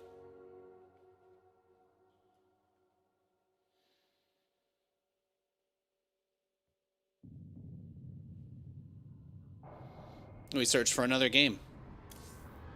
Yeah, but see, this is what I expect from him. He always goes pool first, Roach Warren, makes 3 or 4, and then goes straight to lair. But this game, we actually got him to delay his lair a little bit. He went link speed, which we don't usually see from him. See, he can learn. He can learn, though. That's nice. That's nice, honey. That's nice. Good evening, Nate. Happy weekend. Hey, Carlino. Well met. All right, we got TVZ next. You can't... Okay, guy in chat has tested it. You can neural parasite burrowed widow mines. I don't think that was ever not the case, but I know that the first version, technically, in the PTR of the siege tank change where they couldn't be abducted, apparently the first way that they implemented it was with the heroic tag, which did block neural. But I believe they have more or less created a new tag just for the siege tank to not be abductable, but still able to be neural parasited. I might be wrong on that. It's entirely possible that I've misunderstood it, but I think you can neural every Terran unit still. I'm pretty sure the mothership is the only one, right? Was it just the mothership? Or is it mothership can't be abducted or it can't be neuraled? It's one of the two. Or maybe it's both. The mothership has a bunch of special rules on it. So, that's...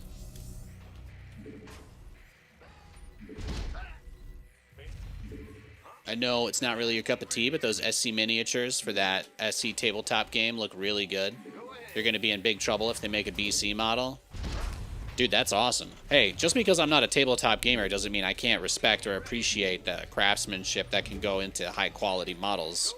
I mean, if I was a bajillionaire, I wouldn't even necessarily care about the game. I could just buy the models because it's StarCraft, right? I could just have a bunch of cool StarCraft shit in my house. I'm sure my wife would love that. More StarCraft stuff. I don't already have like 700 different things all over the place. We have that StarCraft 2 caster, the caster prediction goat. I have that. We have that in our buffet. That's like featured in my living room. My wife thinks it's incredible. She's like, yeah, he went to Sweden and he guessed who was gonna win all the matches better than the other casters. And I'm like, Katie, it's so embarrassing. She's always pumping me up. You know, she's the best. She's the best.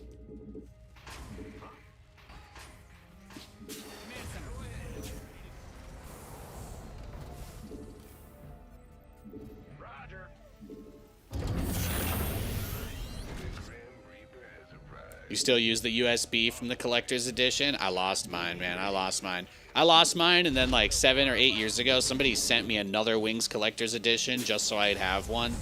And then I think I moved like 2 more times, and my dog might have eaten it. Actually, I think Lewis ate it. Now that I think about it, I'm pretty sure he cracked it in half. When he was a little puppy. He was very destructive. At least one couch, one TV. Yes, a TV. I'm really not sure how he managed to launch himself high enough to hit it, honestly. Still don't really get that one, but...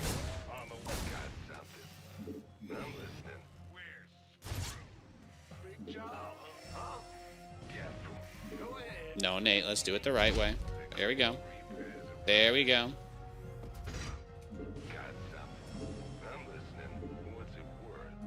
Take the tumor.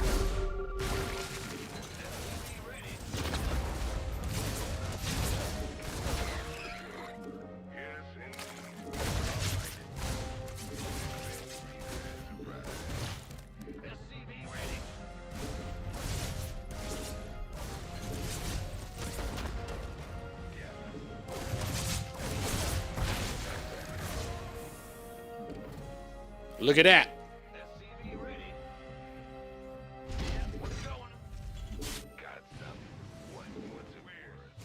Whoa!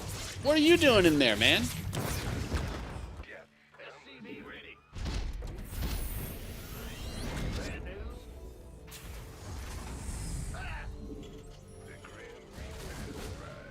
Nate, you really think he's just not going to get link speed ever? That's like psychopath. Bring the Reapers home. Bring him home. Don't you want to go to your home?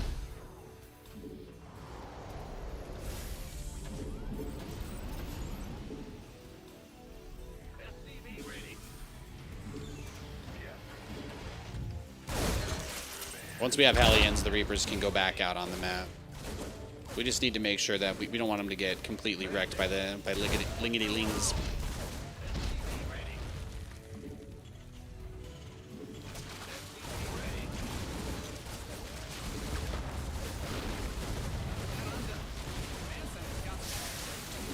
If this is really your plan, by all means, go for it.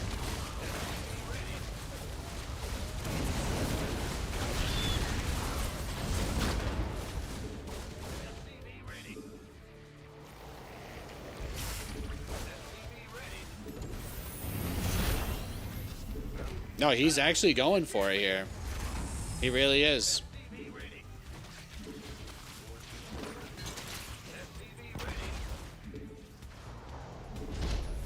We gotta go like double starport.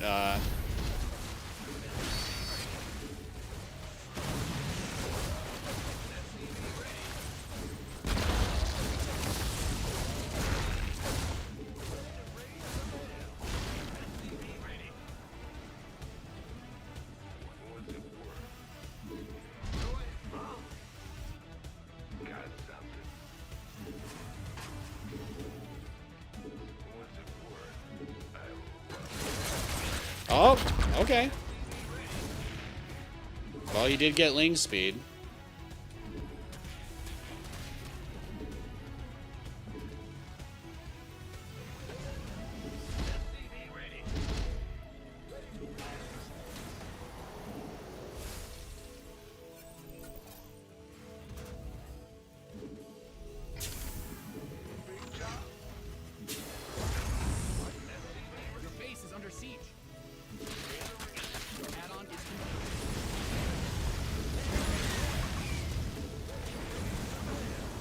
Yeah, you don't actually get to shut this down. That's what you're going to realize now, bud.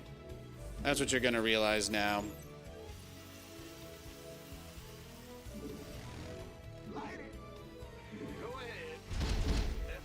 I call this the 4 command center build. You go for that 2 racks Reaper build that everybody does, and then you build 4 command centers while you micro Reapers and build up infinite resources. That's what you do. I should probably make a Marine at some point, but you know, I'm not really in a rush.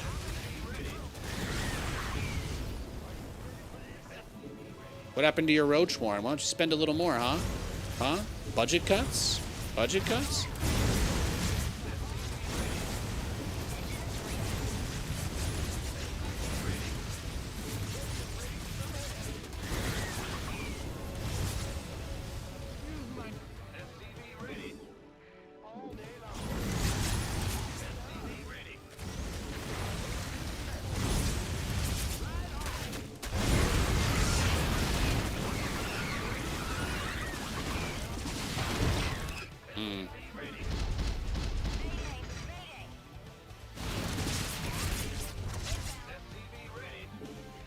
I'm guessing he's going into air based on what we've seen here. That's fine. You've depleted that mineral field. Well, we should make like 2 more Banshees, honestly. I think that's fine. Just got to repair everything. We'll be okay. We're supply blocked into the Shadow Realm. All of our production is on the way, though. What's going on? You're the boss. Just get the repair and move back out on the map. That's the goal. Supply drop. We need to be building. We need to be building. Need to be building. Jays are cooked. Yeah, well, they had that Grand Slam yesterday, right? Was that indicative of their typical performance? Is that something they do regularly? Did they get lucky? Did they get lucky yesterday? You know, I'm like, I don't know what's going on, man. I don't understand baseball enough to. I understand the game, but I don't really know the teams that well in terms of their rosters this year either. I've played baseball. I know the rules. I know how it works, but I must tell you, I'm not 100% sure about either of these 2 teams.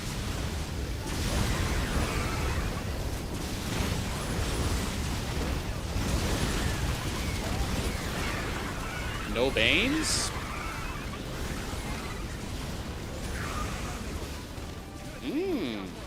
Num num num num num num. Num num. Num num. There we go. Oh! Line him up, Husky.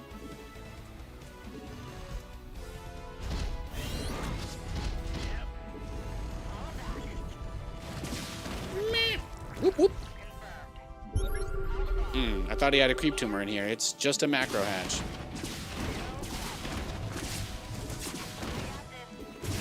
Whoop, whoop, whoop, whoop, whoop, whoop, whoop, whoop, whoop. Just check the peripheral base. All right, so all we got to do now is just set up our Liberator production zone. Look how much static defense this guy made.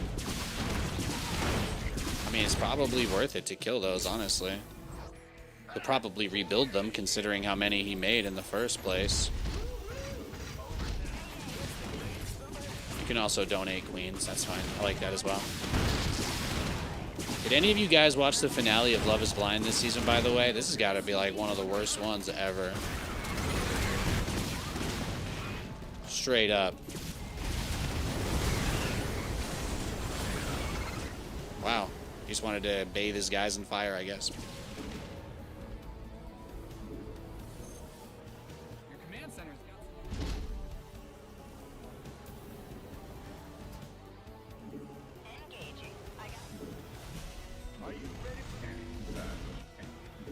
We just need to get like between 8 to 12 Thors, and then we can go kill him.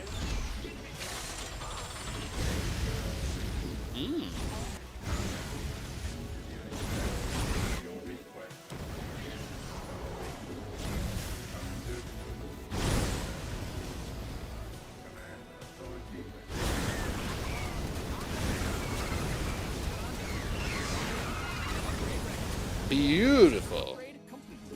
All right, 2-2 on the way. Go take the corner. This is just going to be our anti-base trade wall because this is like a good spot for it. How many ravens do we have? Let's go up to 4 ravens. Bunch of liberators.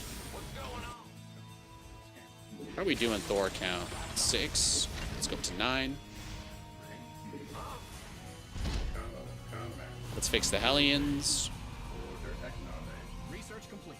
Ready to raise some hell. I'm waiting on you. In the rear with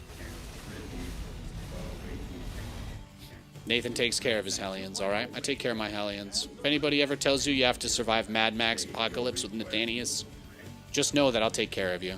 That's all. You've depleted that mineral. Research is ready. Reporting for action. Nundale. Ah, yes. Ultralisks. Daring today, aren't we? Oh, we just need lots of liberators. How many SCVs do we have? 74? It's too many. Nate, we don't want him to know, right? That we're...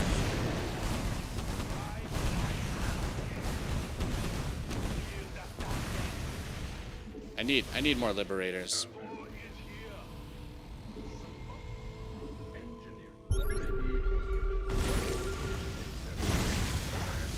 Oh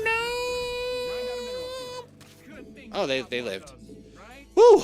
Bro, that was fucking stressful. Thought my Hellion was about to die. We take care of our own here. Liberation is at hand. Oi! Oi, Yui, Mike. Uh-oh. Yeah, that's kind of awkward. Say we just... Yeah, see, this works.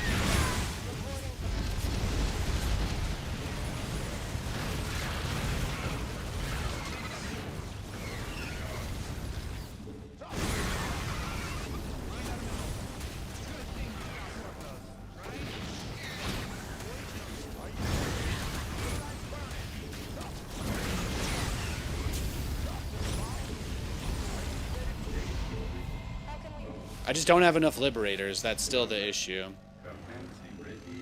I think we can move out now, though. We don't have enough. We don't have enough liberators, but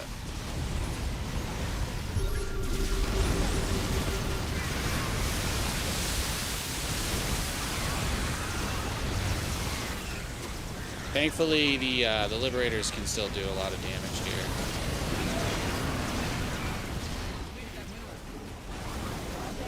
Man, that Far Cloud did a little more work than I thought.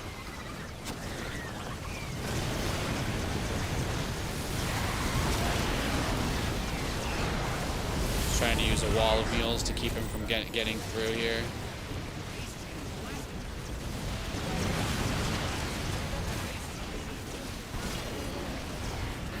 I mean, really the biggest issue now is just that the Thors, right? We just need to rebuild them. That wasn't too shabby, though. Like I said, we didn't have enough liberators. You didn't build your base just for it to be blown up, did you? SCV ready. Thor is here. The fact that we didn't lose our army there is pretty sick.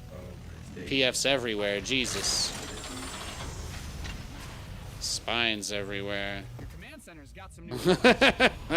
I can also say that you made static defense. We are playing Starcraft. You scared me. It's true. It's true. I promise you guys, if I had a unit other than if I had a unit I could make other than planetaries for static defense, I promise you every base would be an orbital. That's just not how Starcraft's designed. Starcraft is just not designed like that.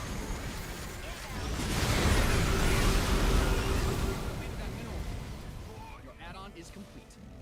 Reporting for action. Now making 4 more Thors, and we're about to be maxed out. Now the Liberator count is close to enough. I mean, 10 is a little bit better.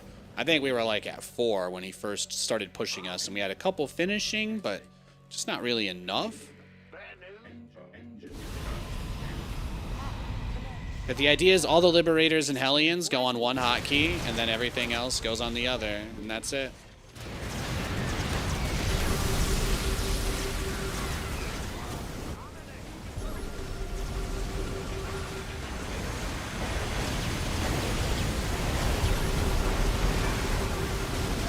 bad, though. See what we just did to him?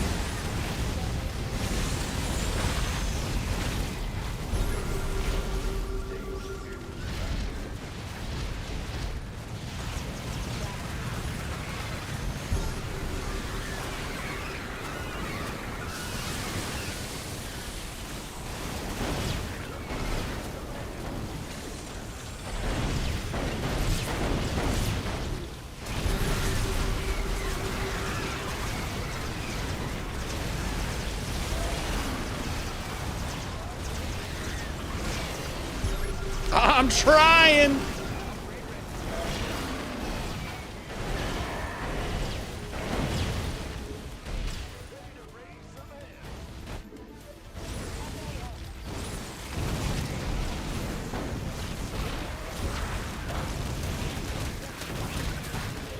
No, I just don't have enough. Oh my god, so many of my liberators were still back here. It's kind of funny. Well, we got money at least.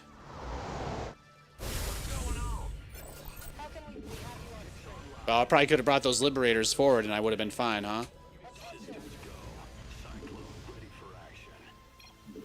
Can't say I didn't try.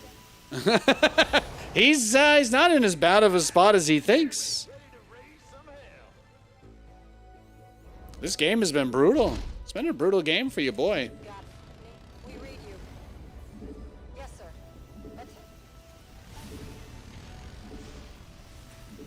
The biggest thing I really need are like more Thors, but it's gonna be kind of hard to get them. We know that he has a bunch of corruptors. I really don't want to send these out. What I need is just more Ravens. It's the easiest thing I can dump the gas sink into.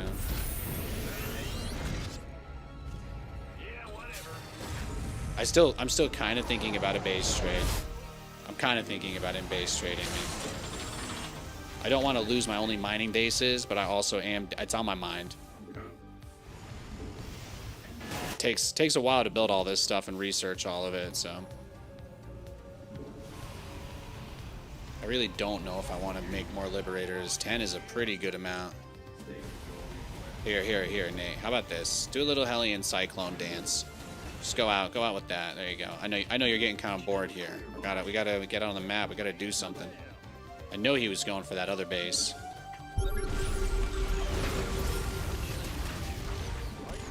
Yeah, he's still got a pretty nice army, right? He's gonna be ready for it. We're gonna see that infestor fart cloud for real again. We need to be beyond ready.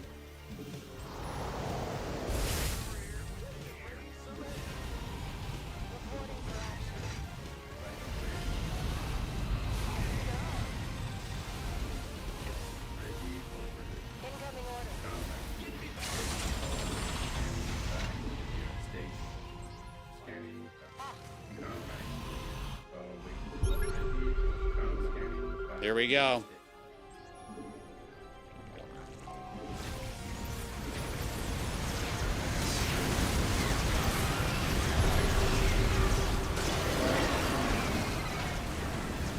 I mean, the ultras aren't all in the lib zones, but I do think that it like puts us in a better spot than we were in before.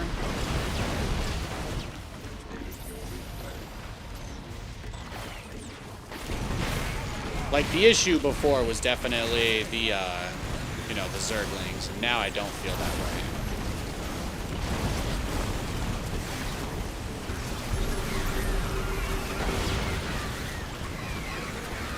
way. Maybe there's still the issue. Damn. He's got a lot of money coming in. He might be able to turn this around, honestly. It's a tough spot for us here. Yes, sir. Liberation as it has. We're trading like huge armies. We're trading absolutely gargantuan armies. Are you ready for this? Where's the hot action? Do this. Ready.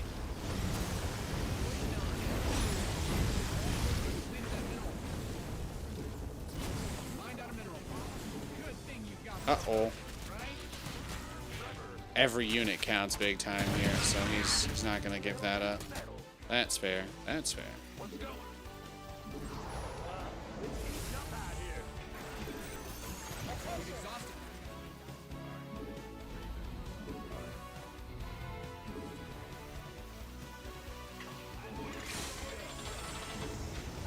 You mind out some of your minerals.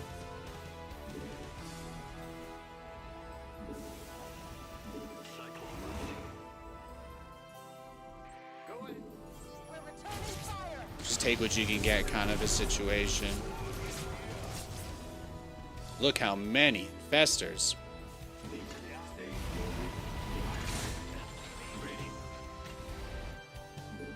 Only thing holding it together for me is the fact that I've got some harassment going, but he hasn't really launched a decisive strike against my bases. I just got to try and buy time. Keep putting on pressure, keep trying to take bases. We might have one more max out in us here. This is just nuts, though. This is absolutely nuts. I really don't know. How many huge fights are we going to take? Got a target in mind. All right, we're starting to get that resource count up again in a nice way.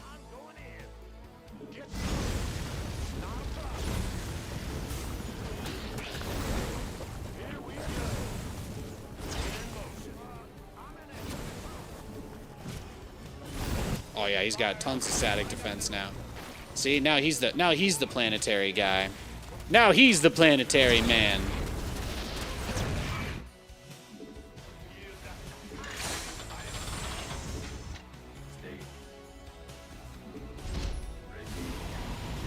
Mind out some of your minerals.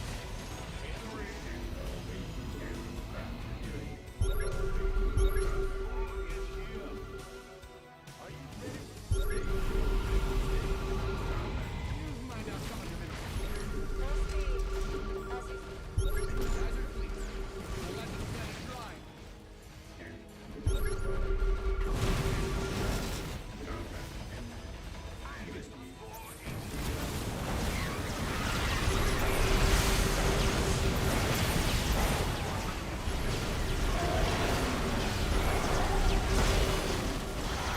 Damn! Can I get enough? Oh ho! Ooh! All right. Ooh! All right. Damn!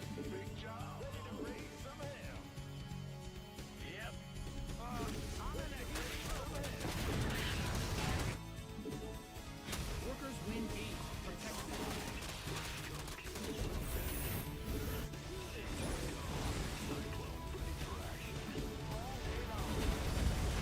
Oh, this game is just nuts. Mind out a mineral.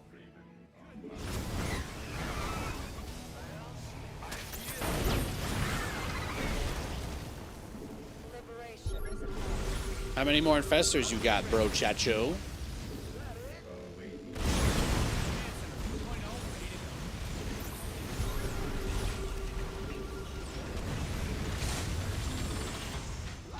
Mm-mm. Mm-mm-mm-mm.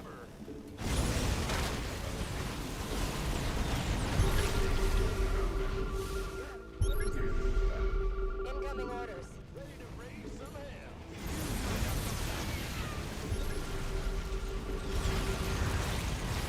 have you.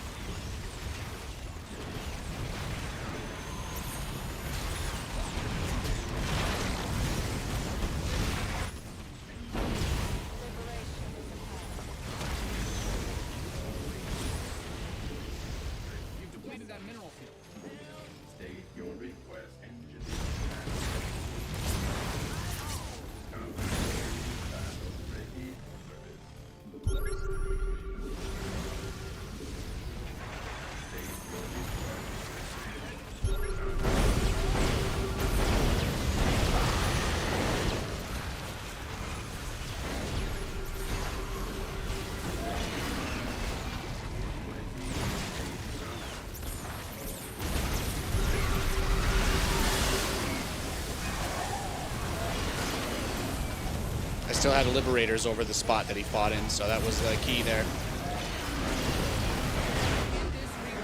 Wow, after that game, no GG. That was sick, though.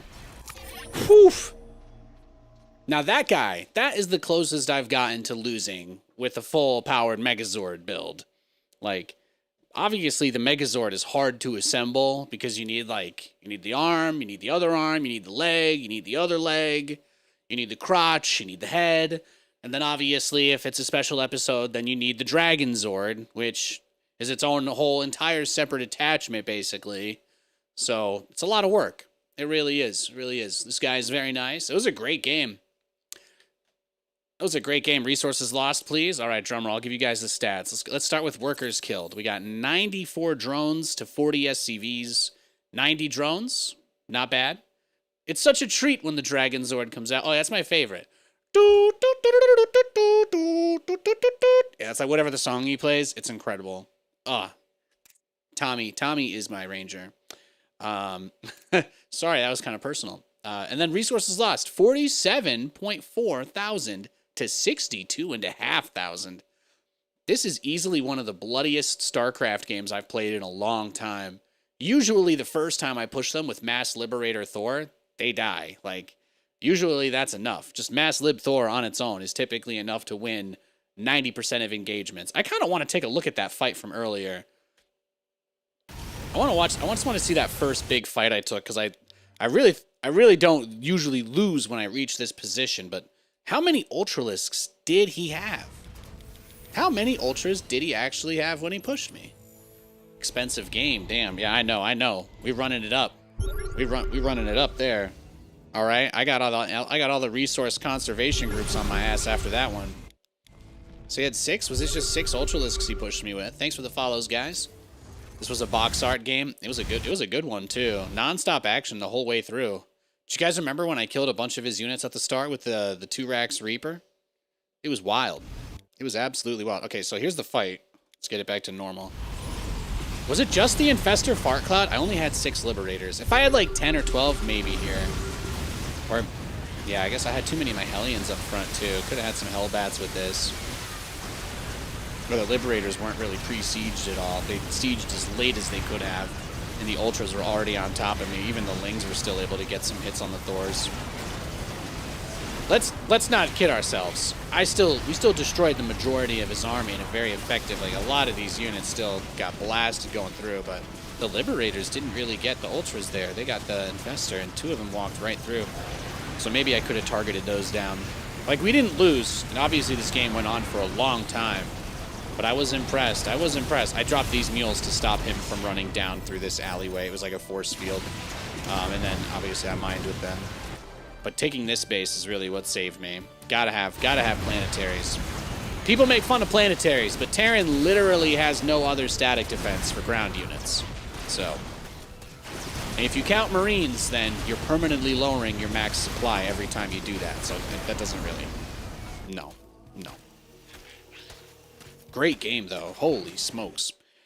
All right, I'm going to take my only break tonight. Just quick 2 minutes, because that was just a long game. I got to pee and grab a Coke, and then I'll be right back. Okay, guys?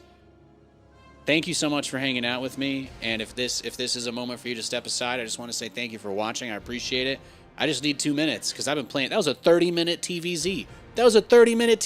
I have earned a minute.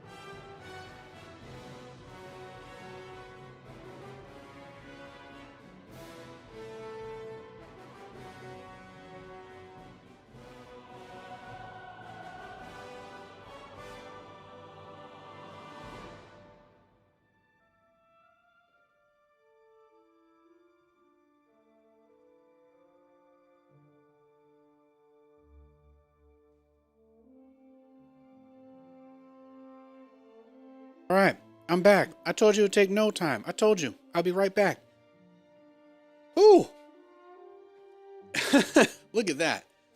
Now I want to drive to my parents' place and dig out my Megazords? Hell yeah. I'll tell you a story about Megazords, man. I lost my baby teeth in an accident. When I was little, I ran into a coffee table. I got a Megazord for losing all my front teeth when I was a little kid. It was awesome. It was the special one that came apart into like all the different little Zords. 10 out of 10. Would lose all my teeth as a 3-year-old again. Let's go next. That was 2 minutes. I told you I'd be quick. I told you.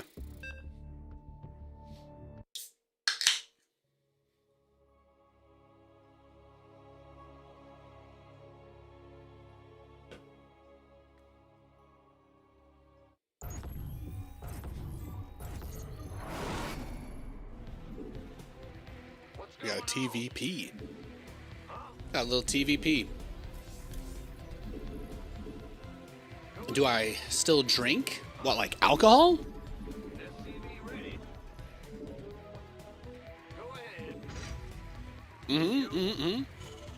How long did you not have any teeth for? A few years, actually. I didn't have any upper front teeth for like, I think I lost like 6 of them. I had to eat cereal out of the sides of my mouth and stuff when I was a little kid. It was wild. I don't really see you sipping. Oh, I see. I see. You're thinking about like when Nathan used to drink Michelob Ultras on stream like 7 years ago. Yeah, I just got old. I don't really like drinking that much, honestly. I mostly just do it socially, and that's about it. If nobody ever asked me to drink, I probably wouldn't. I probably wouldn't do it at all. It is nice to occasionally have a beer. Katie works at a brewery, so we get free beer. I drink that, but usually with her. I love having a beer with my wife or a cocktail, but if I'm by myself, yeah. I gotta live, man. I got too many things. I got too many things to live for. I'm not doing that in my spare time. And technically, this for me is, you know, I gotta take this seriously.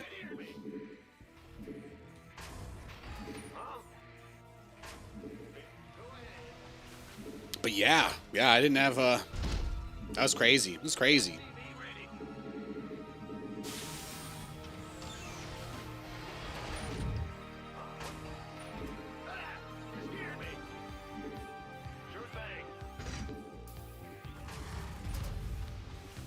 We were playing in the living room. We got the dog wound up, and Nathan ran into a table. It was beautiful. So anyway, long story short is I had the nicest Megazord they had at Toys R Us after that. So worth. All right, this was all just a story about Megazords. Okay, you don't have to pay attention to any other part of it. You don't have to worry about that.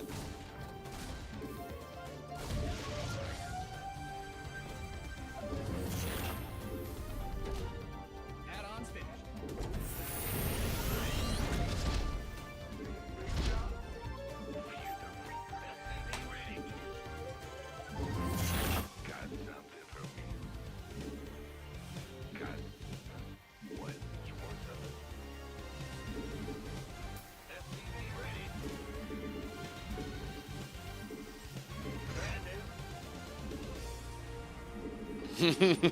Happy Saturday night. Hey, Ski. Thank you. Yeah, happy Saturday, everybody.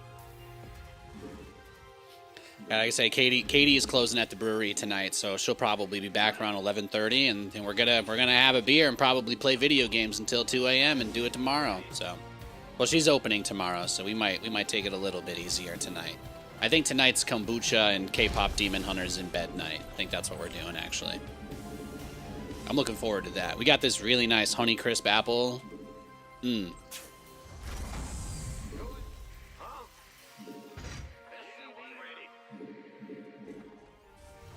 then tomorrow I'm going to stream. I'm going to finish up right before her shift ends, head over there, have a beer with her, and then we're going to go get groceries on the way home. It's going to be got a perfect little weekend planned out. And I'll be streaming tomorrow during the early games, so you guys can all come in here and watch the Jets Watch the Jets get it and get it all day with me. So You scared me. all the people that enjoy reveling in my misery, make sure you're here tomorrow. Waiting on you. Be it you guys can in real time tell me the Jets are losing. Waiting on you. It's what you've dreamed of. Add-on done. Research complete.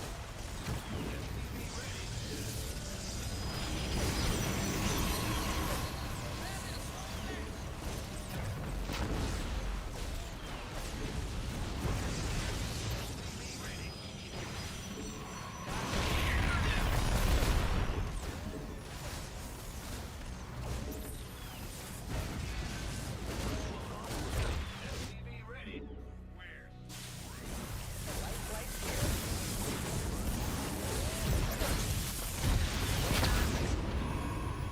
Will do, Command. SCV ready.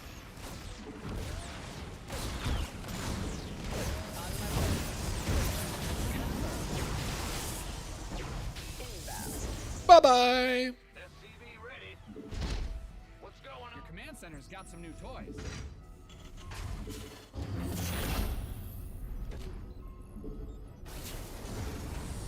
SCV ready. Big job, huh? Engine screaming. Go ahead.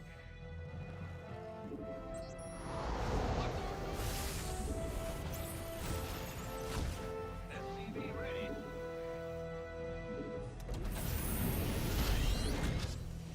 SCV ready. Now this is where he'll usually try to put some like counter pressure on here, right?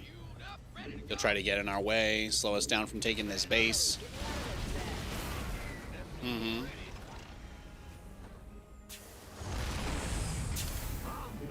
SCV ready. Your research has completed.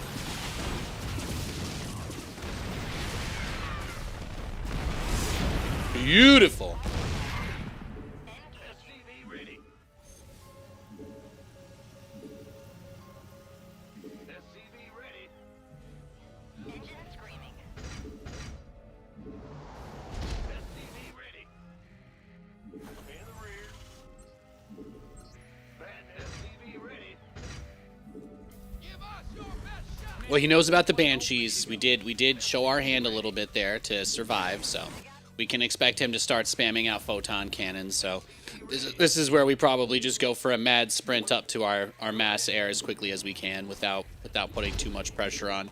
I feel like usually I really lose these games because I allow the opponent to get in my head a little bit with that. A lot of them will just let me throw my units away into their cannon spam. So I need to keep that in mind.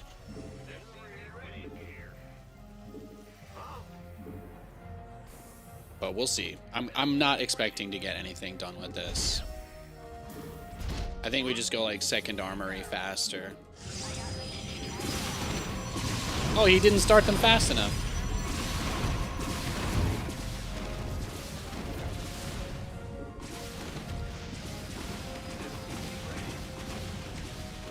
Engine screaming.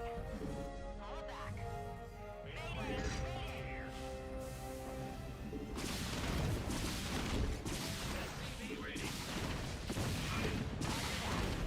Weapons hot.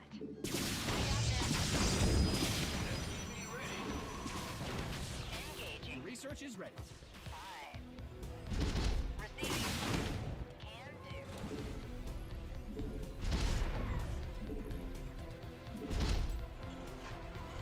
Wahoo! Mayday. I got my ears on. Add-ons finished. This will be the one that tries to buy us the time. I'm gonna do something dumb. YOLO. YOLO.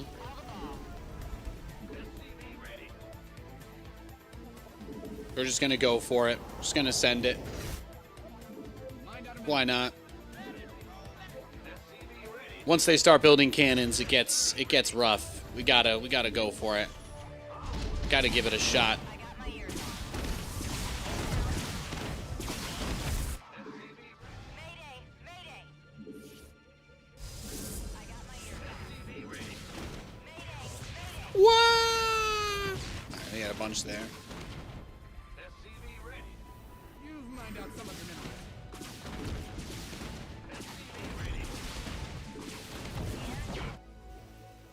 In the rear with the gear. SCV ready.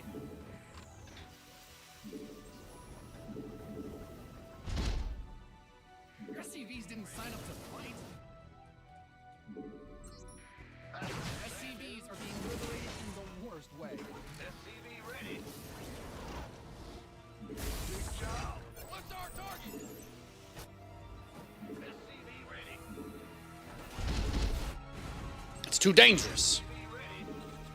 Can't just go battle cruisers. Can't just do that. No, you usually can't. It is a pretty bad build these days. I am doing something a little cray-cray.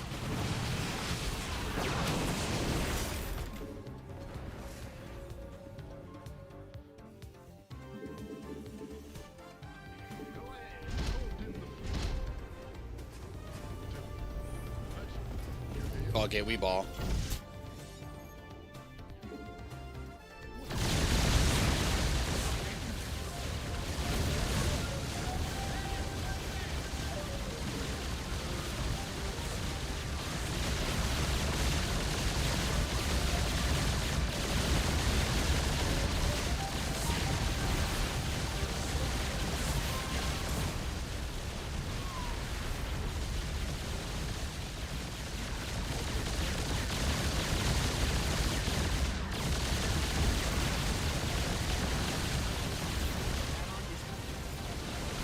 Can I hide here? Is this a spot?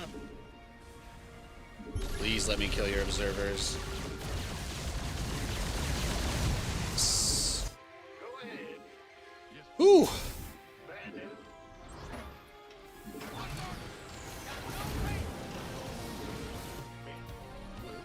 What's going on? Yeah, battle cruisers are much worse than what I usually do when I do this build. But I do miss building BCs, so I'll build them this game just for you guys, okay? Some people have asked me today about battle cruisers, and it is Saturday night, so I will do it. Good thing you've got more of those. They're not as good as I wish they were, but I do like making the occasional BC. It is something that I have remained fond of for many years. You've depleted that mineral field. Command We could be a little more careful with them, not necessarily feed them to the abyss anymore. See what we can do there. Yes. Yes.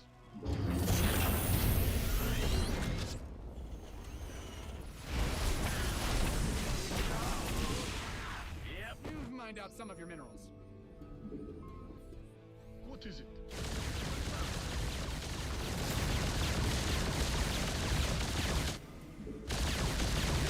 This guy does have his teleport off cooldown, so he's good.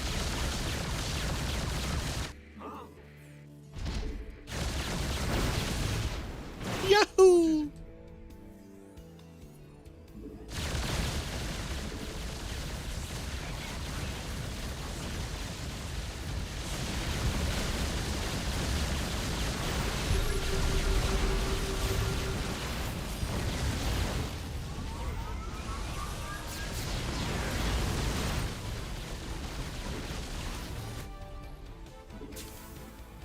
Bad news.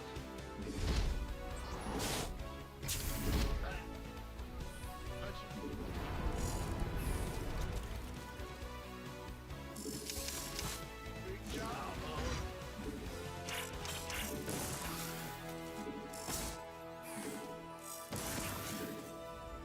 Gotta get the battle cruisers out. We need more. Under attack. Command center 2.0. Did you rebuild your observer? No?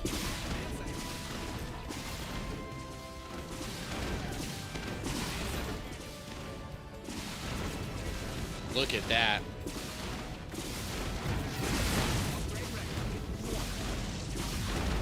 +2 just finished. Turbines to full. Engage. No problem.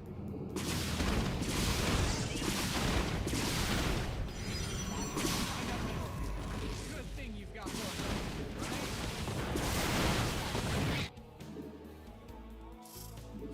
Bad news. Mayday! Mayday! What's going on? You've depleted that mineral field. Yahoo!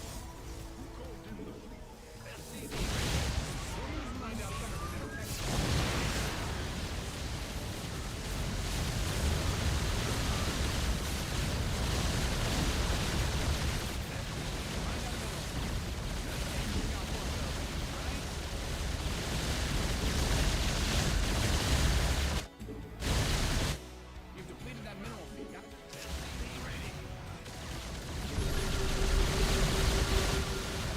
In the rear. Big job, huh? What you got?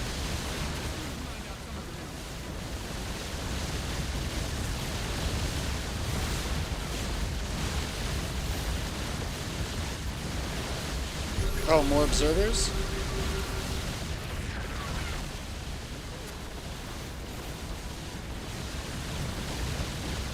Oh, yeah. Mm-hmm. Yeah, now the waterworks start. Now the waterworks start, guys. The waterworks start. This guy actually beat me twice earlier today, by the way. So he is just an absolute crybaby. This is I'm actually 0-2 against this guy today. This is my first win against him. So, just so you guys all know that. He didn't complain in any of those games, though. He didn't complain in any of those games. Yeah, sure. your base is getting blasted. You've depleted that mineral field. Some people just don't know how to take an L. Yes, Commander. As Buzz Lightyear would say, you are a sad, strange little man. Your base is under siege.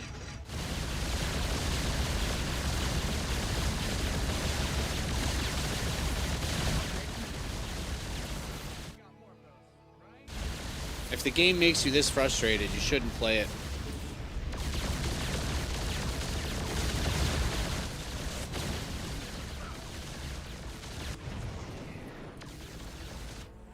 You've mined out some of your minerals.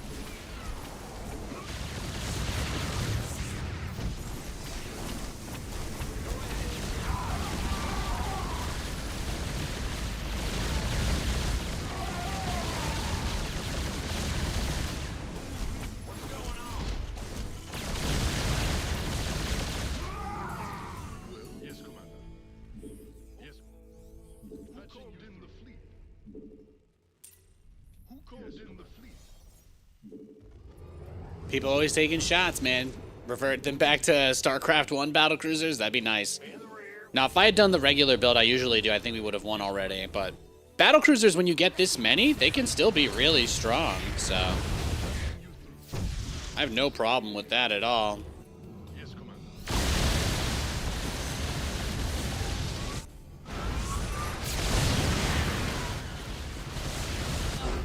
There it is. I think he only said those things because he was upset about losing the game. When I stream with no delay, this is what my MMR is. Do you see me leaving 10 games in a row, guys? Unranked has an MMR. This is literally what happens, man. If he has a problem, he should take it up with all the Protoss players who one base cheese me, and all the Terrans who do it too. He can bring it. He can complain to them. Actually, he beat me twice today, so technically it's also his fault that I'm playing against him. But I don't think he's, if he was capable of figuring that out, he probably wouldn't have been complaining so much. Sometimes it be like that. Sometimes it be like that.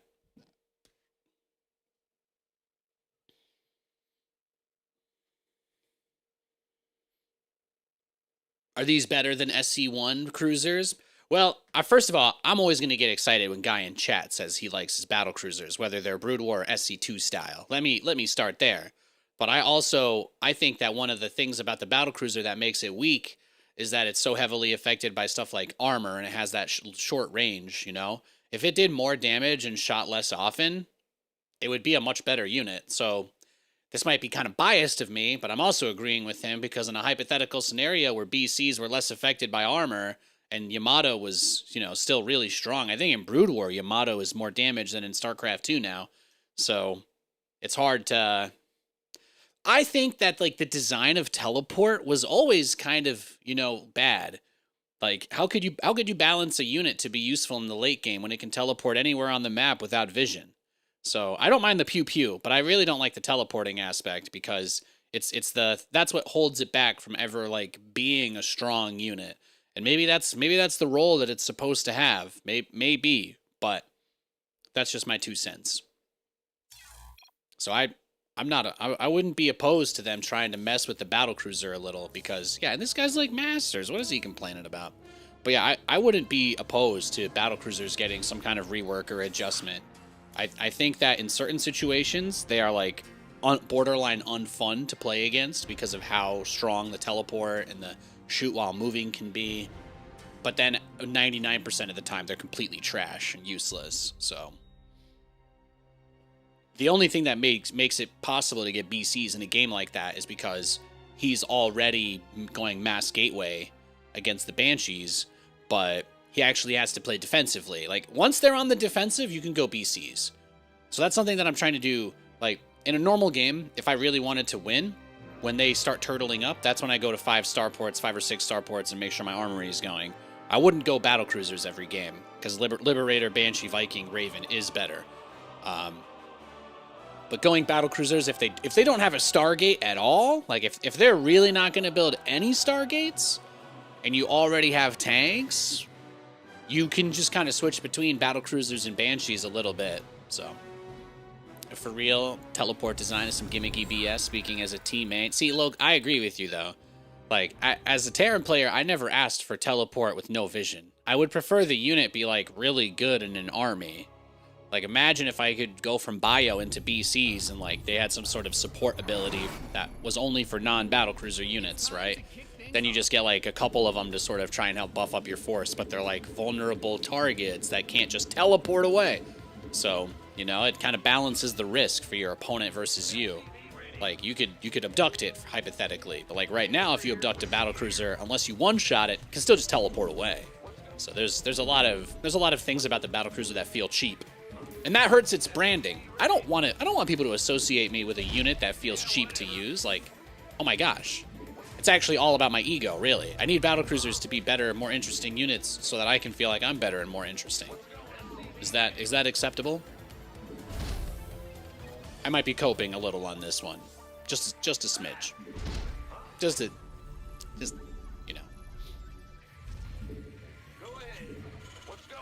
Is this like hiccuping? Is that on me or is that...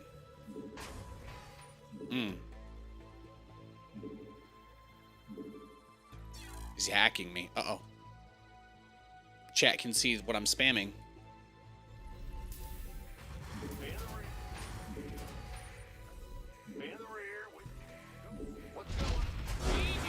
Oh?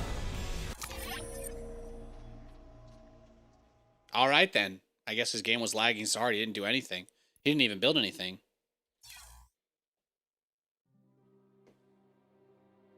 Okay, that happens, I guess. Take away teleport, give it an alternate spell it can upgrade instead of Yamato. Well, I like Pig's idea, okay? Pig rated us, so I don't know how many of you guys are Pig viewers, but he once suggested this, and please correct me if he has updated his opinion on the matter.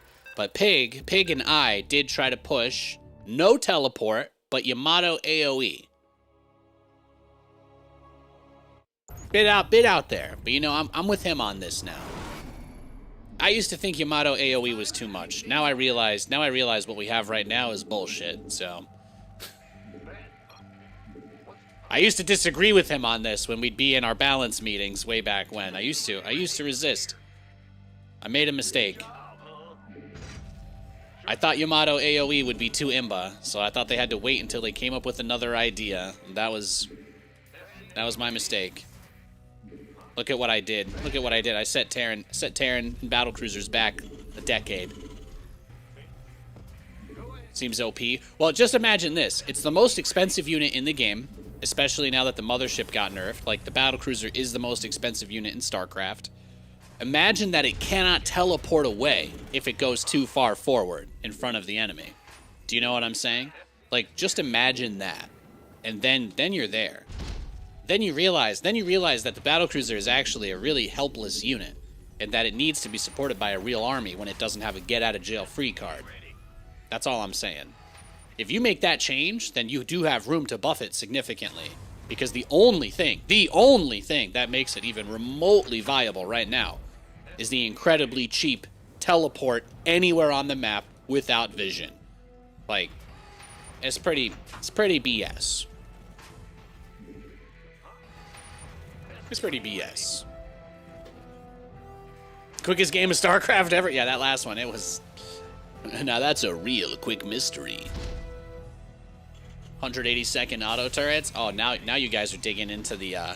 you guys are going into the Rosetta Stone of Starcraft patch notes, huh? You guys are digging in on it. Yeah, those were wild, man. The old Ravens. The old school Ravens. That was what led to the first ever tie. The first ever tie game in WCS where we had to do a remake. I remember it. I was casting it with Roddy in Burbank. Major was playing against Violet. I must reference this match like once a week. But it was such a legendary series, and it ended up with Major. He had a bunch of battle cruisers and Ravens, and eventually he could not actually fight against Violet, but he used the point defense drone. He used the point defense drone more or less to put himself in a position to survive against it. So,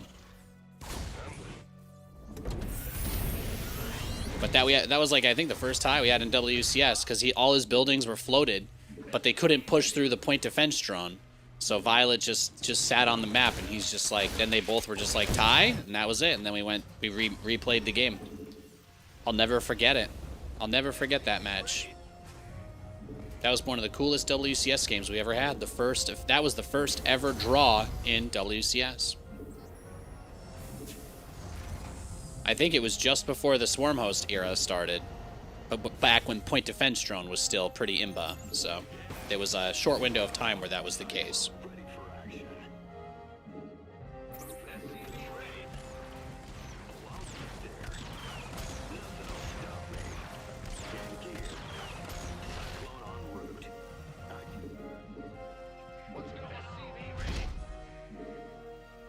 Here we go!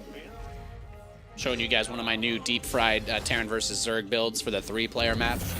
Everybody is really aggressive on this map, so I thought, why not Nathan? Why not Zoidberg?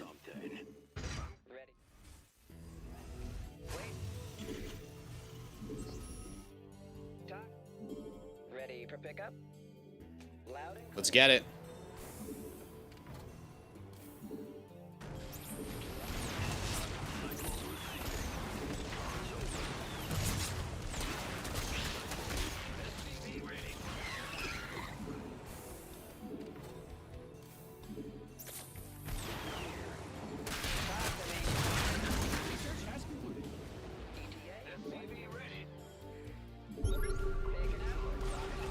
Wow, he even popped that guy.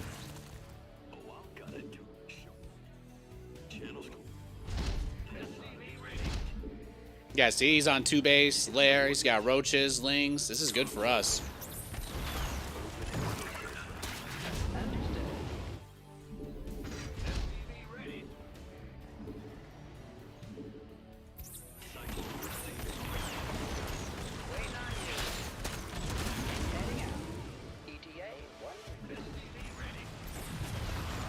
I got the tumor, but lost the clone.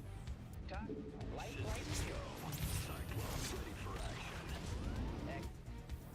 add-on is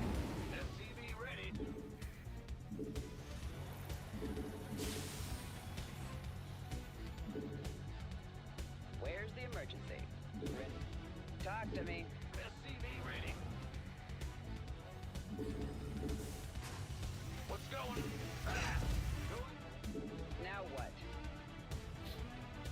See what you got. Take this base yet for me, big boy? Manson's got some new toys. Beautiful. I can't imagine how frustrating this has to be to play against, but I love it, man. Reporting for action.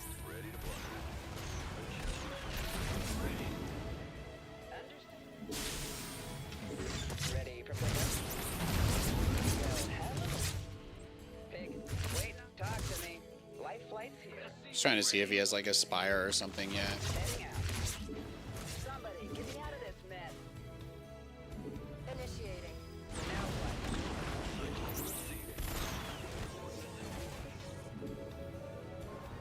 Command center upgrade complete. Just putting on crazy pressure. Wow, so many spores! Okay, well, I deserve that. Wow, I didn't expect him to make 10 spore crawlers there. Sorry, guys.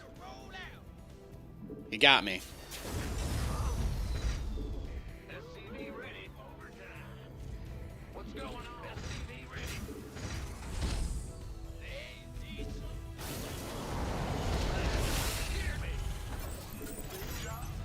Made for battle. Reporting for action. Bad news.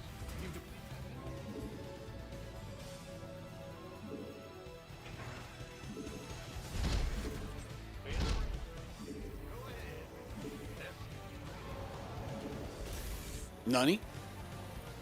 Sorry, I thought it was a Nidus. Nathan. Spores. Lots of them. You mined out some of your minerals.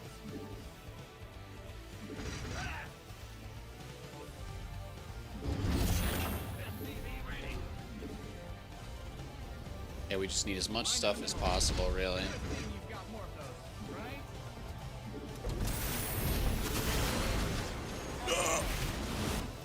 Yeah, well, should have seen that coming. He's not going to let you take this base easy. He is not. Actually, you probably just need to go Banshees at this point while you see if he just goes Mutas. Your base is blasted.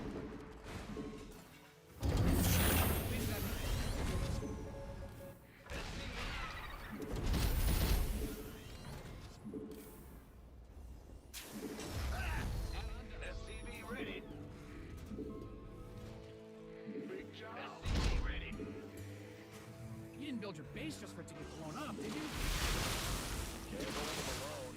Add-on finished.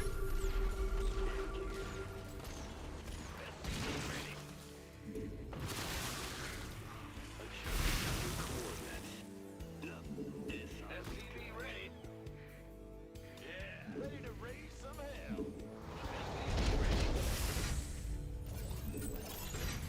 Channel's clear. Got it. SCV ready. Up, ready to go.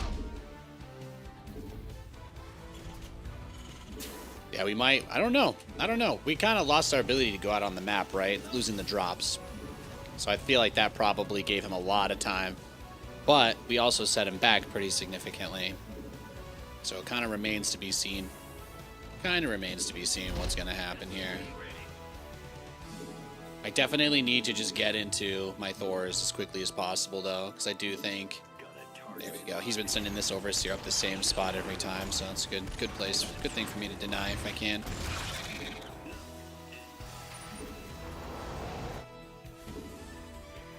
Bad news.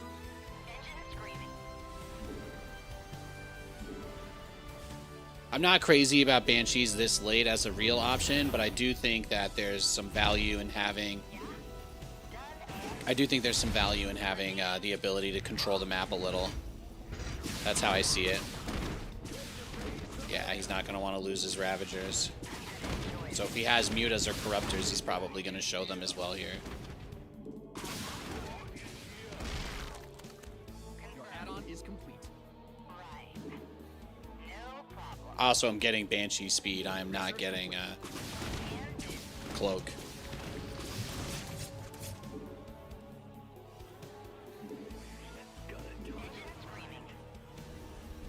Add-on done. Swap away.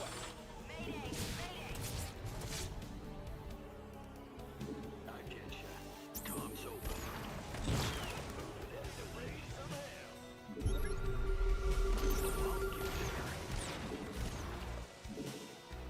This ought to be good.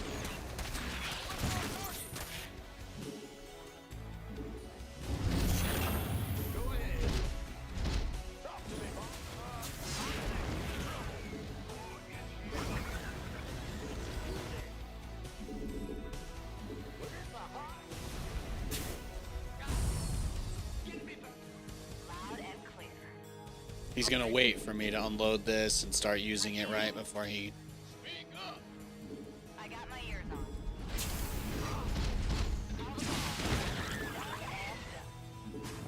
Let's get 2-2. Got a lot of minerals. Oh. Nope. Yeah, that's why he did that.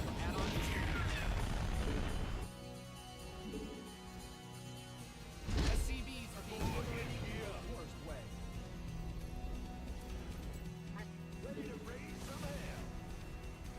He's got a lot of overseers, so I'm guessing he's gonna do some kind of Nidus meme.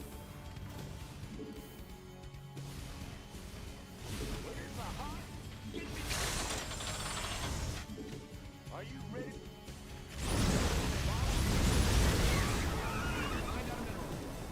Research is ready. The first time I looked at this spot in the whole game, he's there. All right, ultras are out. Calm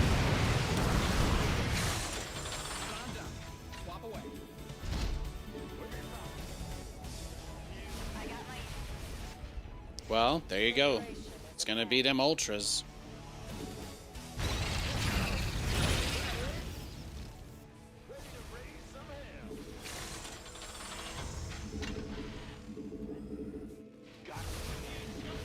I might have too many Hellions. Go ahead.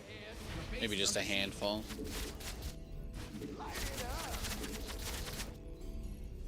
Bad news?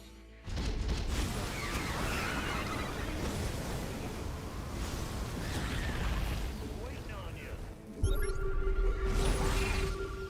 What's that? Reporting for action. Give us your best. Go Here we go. Standing by. Are you ready for this? I don't really have the number of liberators I want, but he's been so aggressive and he's made so many units. I'm honestly just expecting him to not be able to deal with this very effectively.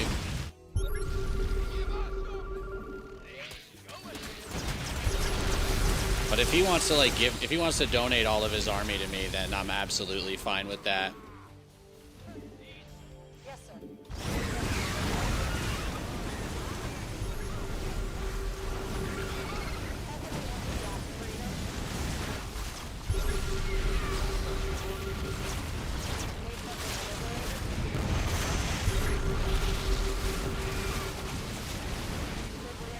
Yeah, let's get him.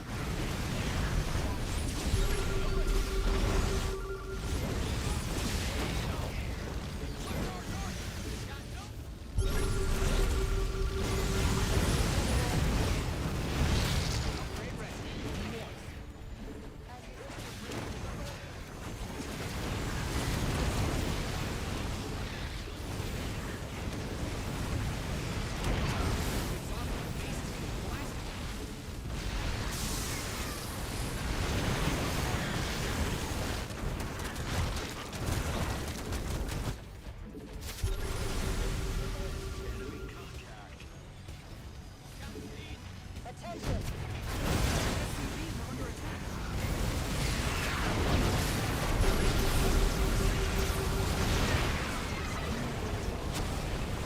Got him.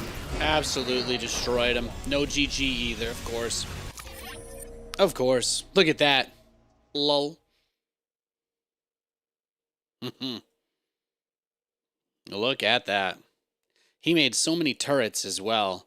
Like, do you think, you know, he could have actually had more units in the game if he hadn't built this much static defense as well. And he even had, like, random units burrowed in places I never attacked him, like this queen over here. Just sloppy. Very sloppy from him. But a great game from us. I'm gonna take that big W right there. I love that, man. There were draws with swarm hosts. You know, I don't really remember how many games actually turned into a draw because of swarm hosts. Like, there were a lot of games that went crazy long, but most of them still ended with somebody forcing a fight. Oftentimes, players that you guys, I don't know if you guys watched too much of that era, but there were actually quite a few times where players didn't want to accept a draw because they felt that they still had they felt that they were in the advantageous position.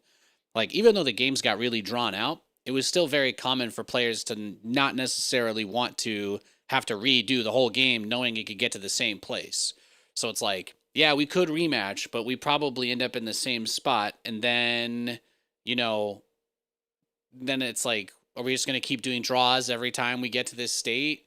No, a lot of those games actually were eventually forced to an end. So it's worth pointing out. Not as many of those Swarmhost games turned into draws as you might have thought, just because most of the time one of the two players did think they could win. So it ended up, that's why we had so many long games, because otherwise there were times when we were casting and we'd be like 45 minutes into a game and we're like, yeah, I mean, they could draw, but this is just going to happen again. Unless the only reason you would accept the draw is if you were going to cheese in the next game, and then you're kind of giving away what you're doing. And if you lied and hid it, and you're like, oh, I'm not going to cheese. I'm actually going to do this just so that he prepares for a cheese, but I'm still going to go to Swarmhosts. Then yeah, so do you see how you just end up in the same spot, you know? So, point defense drone with floated buildings definitely led to one or two draws. But I don't really know that we had that many. I'm honestly not sure how many draw games we had in WCS. All I really know is that we had a lot of games go very long because of swarm hosts and point defense drone. Special versus Violet was, I think the problem was he had like mined out the entire map and actually could not kill his corruptors, but battlecruisers didn't have teleport back in Heart of the Swarm, so he was actually stuck in the corner of the map because Violet had made like 700 spore crawlers or something like that. But he basically had no way to really engage him because his whole army was in the air, and I think Seeker Missile also existed back then. So it's like you couldn't really engage. The only thing he could do is just hide behind spores, which that's how the game was. That's one of the reasons why there were so many long games.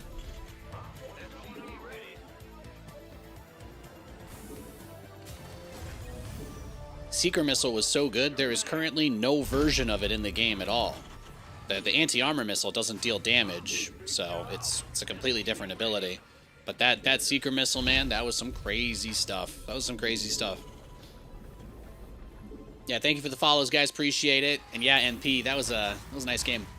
Mecha Marine says, Nate, any advice for mindset in SC2? Diamond 3 here, hard stock. Well, first of all, Diamond is a pretty high league. So I'm gonna challenge your initial statement here and tell you that you're actually pretty high ranked. Getting to Diamond is no easy feat. A lot of people burn out or give up before they get that far. So that's the first thing I'm gonna do is I'm gonna say you're better than you give yourself credit for. But I would also say, you know, it's a hard game and it takes a lot to level up. And just playing the game is usually not going to be enough. You got to make changes to your behavior patterns and ingrain processes and try new things. And really, when you get into that mindset of feeling like you're hard stuck, like that just sounds like burnout to me. Which the only cure is a break. You know, the only cure to burnout is taking a break from something, or a miracle like them patching whatever it is that you like to do and buffing it, and then yes, you'll just win a bunch. Sure, but. Yeah, I wouldn't worry too much about it. If you're a Diamond League player this late in the game, you're still pretty good at StarCraft. I wouldn't beat yourself up, man. And I think once you respect yourself for your own accomplishments, maybe that'll give you the push that you need to keep moving forward. But don't come in here telling me that you're bad at the game because you're Diamond. I mean, I could almost understand someone thinking they're bad because they're Platinum, but I wouldn't say that about anybody above that. Certainly not. Gold and Platinum players have a lot to strive for and achieve. Diamond players, you get one last promotion and then that's pretty much it. Most people don't make it to Grandmaster, or if you do, it comes from the same thing that got you to Masters in the first place, which is just improving your game in general. But you got to be excited. You got to be excited to play the game. You're going to perform better when you're enjoying yourself. I could come on here and try to play bio and do a bunch of builds I don't really like doing just for the sake of, I don't know, feeling pressure, societal pressure to not do the strategies that I like. Like, that's definitely... Oh, what have I done here? Oh, I middle clicked on my mini map and it bugged out. But like, you don't have to do that either. You could just, you know, you gotta understand that when you walk away from a game feeling bad and you don't do something to fix that, you know, that resentment just builds whether you realize it or not. So I don't know if there's a strategy or a build that you want to do or not do, but take it from a guy who gets called a Smurf every day, just because I have fun when I play the game, and people they can't imagine that they're capable of losing to battle cruisers unless the opponent is smurfing. Like, they literally can't believe that because of how bad the unit is. Take it from a guy who has been Grandmaster for 10 years, only doing strategies that people say are bad. And I have never gotten any true amount of recognition or respect for my skill in StarCraft because of the strategies that I play. So I understand this better than most, but you can still be a top player and not do what everybody tells you you're supposed to do. You can still get there. You can get to Grandmaster without using camera hotkeys. You can get to Grandmaster without playing meta builds. You don't have to do all the things that the people who get anxious and worked up over this game tell you to do. There's actually a lot of different ways to play StarCraft, and that is literally what makes it such a good game. That is what makes StarCraft StarCraft. That is what makes it a good game. Is there are so many different ways to play the game. Waiting on you. Looks like we're going to be seeing some charge Latinos, charge lots coming in. Yeah, he's already got charge, so I'm guessing that his plan is to just bust us with charge zealots, and I'm gonna let him. I don't think panicking is gonna do anything, so I'm gonna keep my units at home, move the Banshee out when I can, repair my Deuterinos, and just kind of play for that position. I think if he's just rushing like a Prism in my main base and he wants the game to be over, I'm just gonna let him have that. It is so hard to defend some of these builds. I can only stress myself out so much over them. I do think if he has charge lots, though, I don't want the tanks on the low ground. That's about it. It's about the only opinion I have in this situation. Because he will flood and overwhelm the low ground in that scenario. But once we get Banshee speed, then I'll move them out. That way I'm not exposing myself too much. We're just looking for anything around our base I can maybe snipe. Ready, prepare. SCV ready. SCV ready. Understood. SCV ready. Life flight's here. Picking up and SCV ready. dropping off. SCV ready.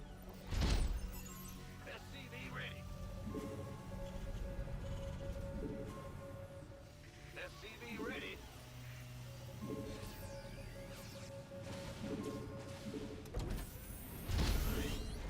Oh, there it is. Talk to me. SCV ready. Where's life flight's here? Well, hallelujah. SCV ready. SCV ready.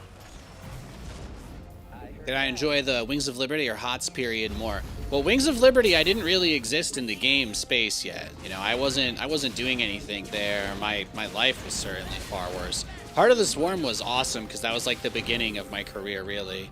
The very first tournament I cast that I actually got paid for real for and did was DreamHack summer that year, and it was one of the first Heart of the Swarm tournaments that they ever did.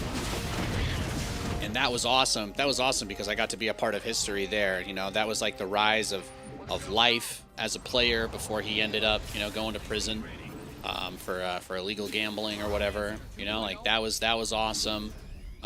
Being able to be there for that was just like a great time. And you know, before any of that, I was just a nobody in StarCraft.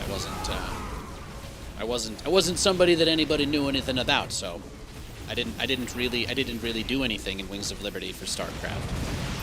I competed in a bunch of tournaments, but nobody knew about it. So I certainly had not made all of those lovely memories yet. All right, GG.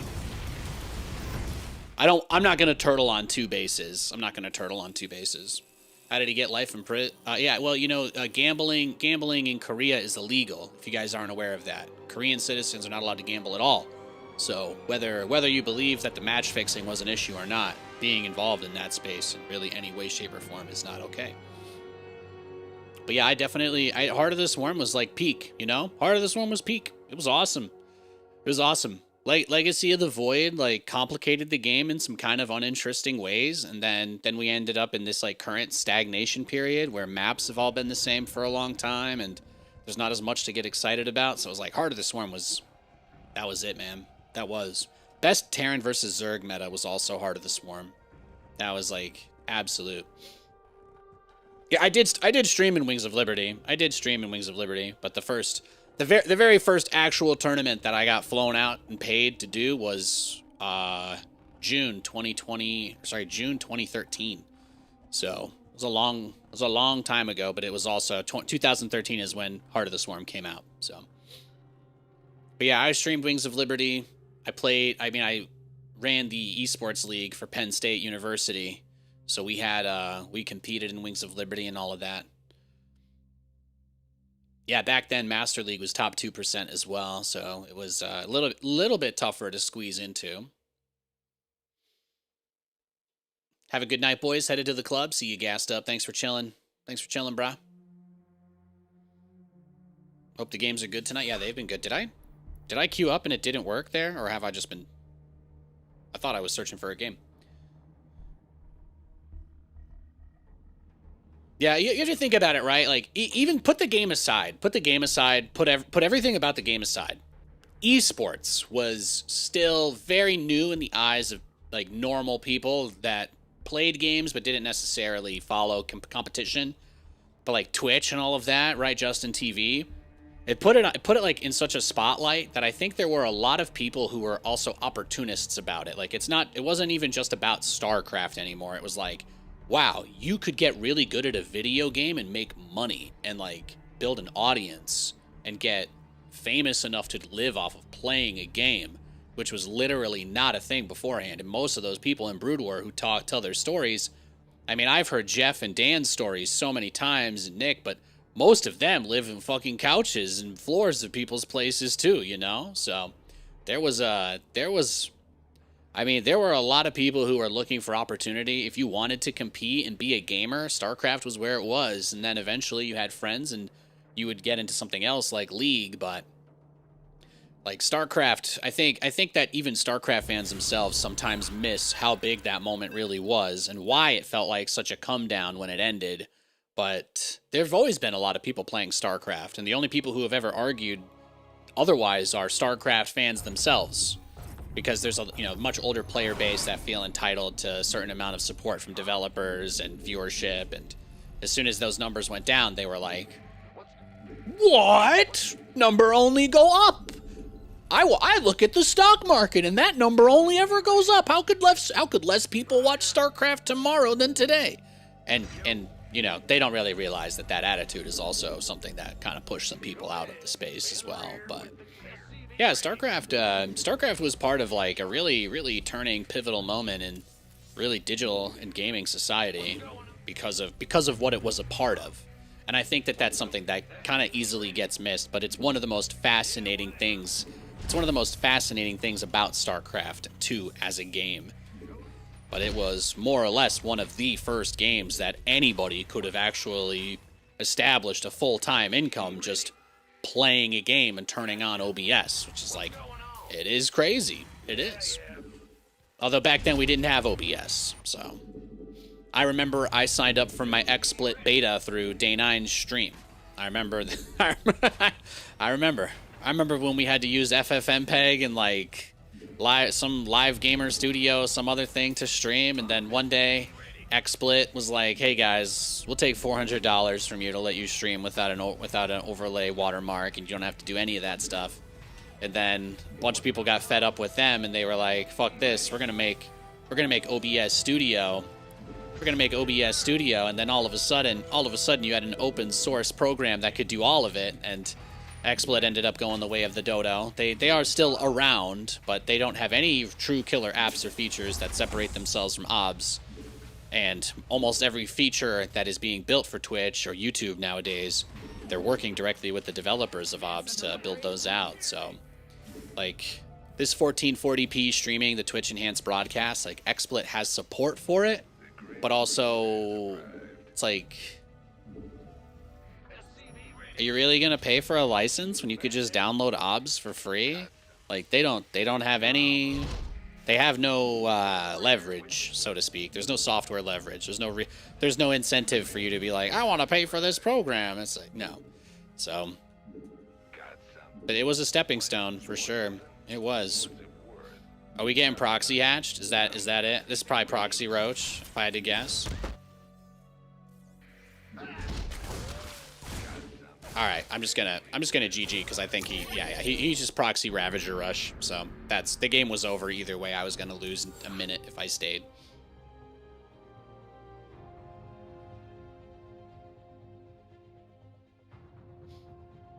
Do I miss Mothership Vortex? Yeah, that was, again, there are a lot of great things in this game that we lost for competitive balance reasons that I wish we never did.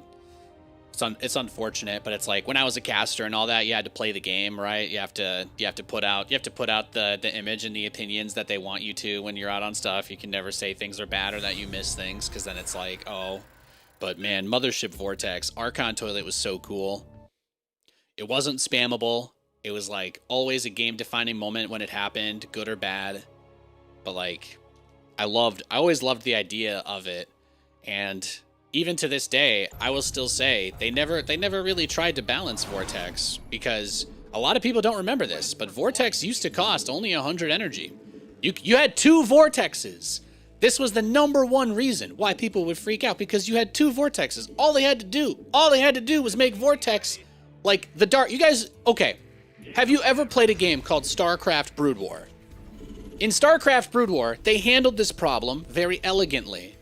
The Dark Archon can permanently take any unit from your opponent, okay? The Dark Archon, this guy's random, so I'm doing my TVT build. You could literally take any unit from your opponent, but did you know that the Dark Archon, when it used mind control, not only did it cost virtually all of the unit's energy to do that ability, but it also completely drained the shields of the Dark Archon. So let me ask you a question. If the Mothership was too good and it was too easy to pull out of a failed Vortex, why not make the Vortex like 150 energy or 200 energy and drain the Mothership shields? Like, there were, I mean, they could have, I don't know, there's inspiration to take from their own game. And Dark Archons are not in SC2, but I would also love those. I'd play Protoss if I could mind control shit. I would. That was the only reason I played Zerg, was Infested Terran and mind control, and then they deleted Infested Terran, and I was like, bruh, the only thing I liked about playing Zerg is gone from the game. Like, I could just never do it again. It's insane. Not even any of the co-op commanders let you spawn Infested Terran out of an Infester. There is like Stukov. There's Stukov, but he doesn't do that. He does it completely differently. So it's like, those are the things that I really miss. Like when I think back on StarCraft, I think about even though there were obviously balance concerns with things like Infested Terran bombs on planetaries, and even though I'm happy to admit, when I was 25 years old and I was playing a TVZ on my stream and 50 Infested Terran popped my command center because they weren't affected by armor, I raged, I was upset, I complained, I cried about it as much as anybody else did. But does that mean that I never wanted to see the Infested Terran in the game again? Fuck no. But alas, that's how we ended up. All right, I think we're dead because he stopped my factory, so I'm just gonna go next. I didn't know what his race was, unfortunately. Zerg can mind control enemies, yeah, but not really. Not the same way that the Dark Archon can. And also, the Infestor is just a much less interesting unit than it used to be because there's no more Infested Terran. That was like the best thing, man. That was the best thing. That was the absolute best thing. And in Brood War, when you mind controlled, you could like literally build the whole entire race's tech tree, which was amazing. You had their own supply for them as well. But in this game, they're like, no, not only will we not let you do that, but it's like temporary, it's not permanent. Now, this guy he just gave me a free win there.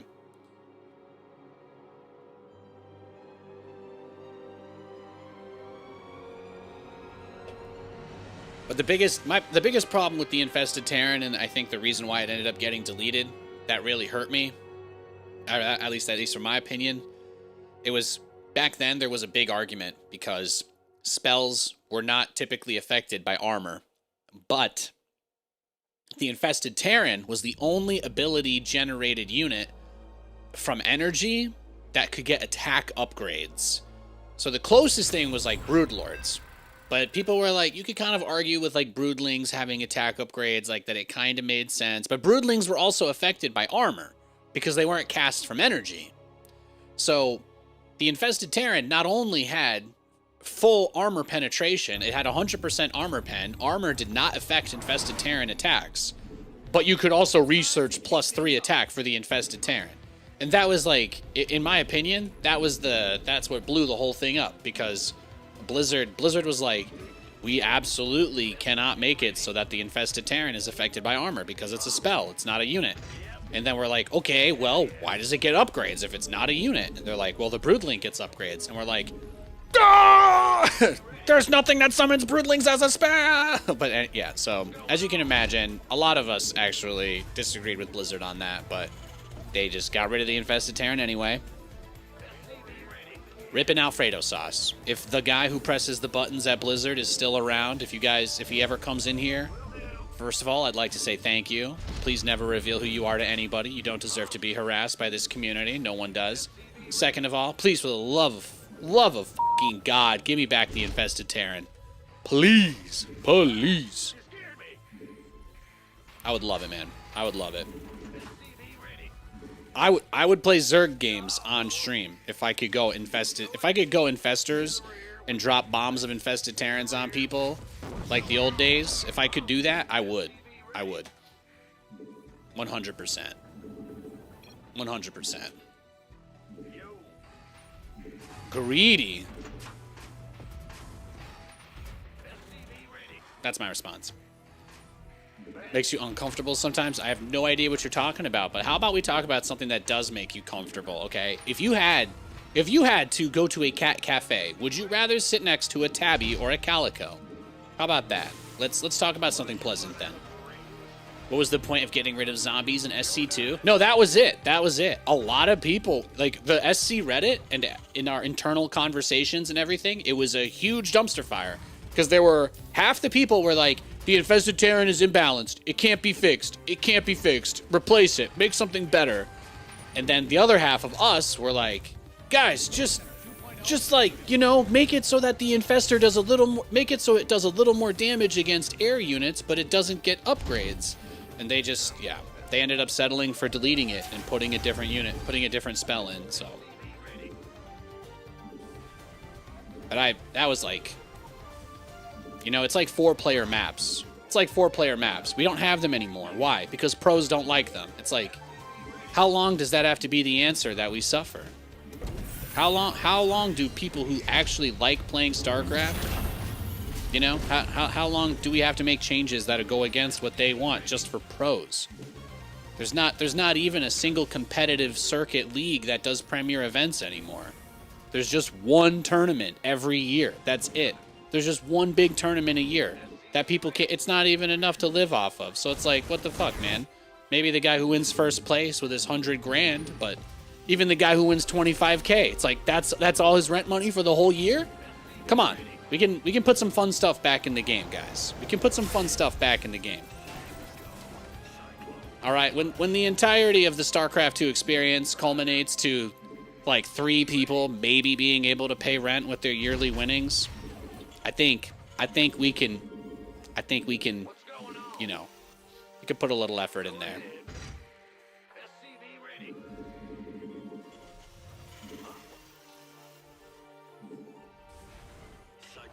That said, a couple more independent organizations have put on a few one-off events this year that I really liked. I don't know if it was done by O Gaming, but there was a pretty cool tournament that had its finals from like Paris or something. Like a month or 2 ago, I watched that. That was pretty nice.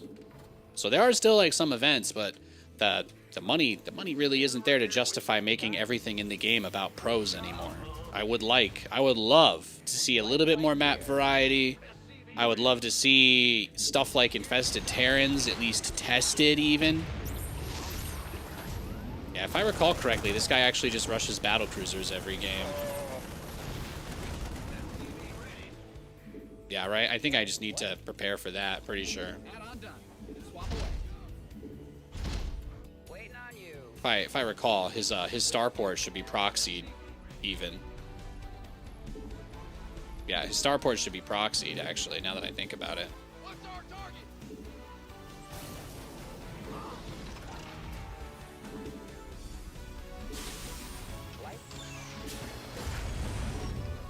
What's going? SCV ready.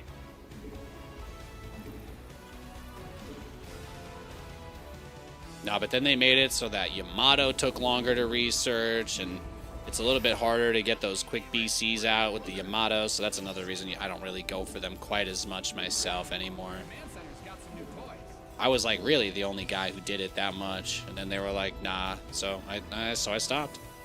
They didn't want people doing it. They didn't want people doing BCs that much, so we slowed it down.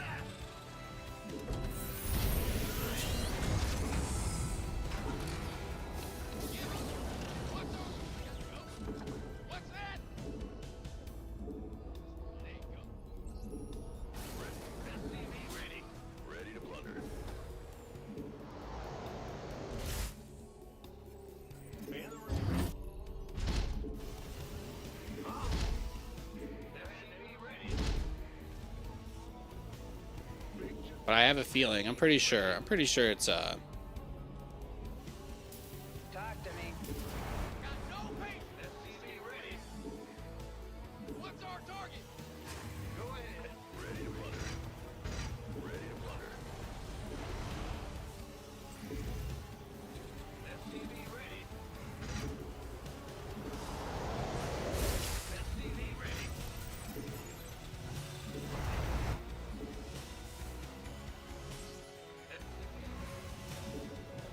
SCV ready.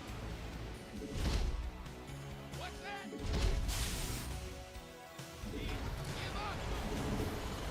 SCV ready. or maybe he's not going BCs. SCV ready. Do I have to move out on the map before he does anything? Is that it? Sometimes I gotta move out on the map before my opponent will attack me, so I gotta be ready. Command Center upgrade complete. What's going on? Go ahead. Hey, got no SCV ready. What you got? into that mineral field. Oh, he's just a regular turtle. He's just regular turtle Terran build. I see. SCV ready. He's just doing it. I'm gonna just all in this guy and leave. I hope that's okay, guys. But if you're gonna queue against me and just literally rush to waste as much time as possible, I'm not gonna play against you. It's not gonna happen. I'll push him. We'll try to win, but I'm not wasting my energy on this man. He hasn't earned it.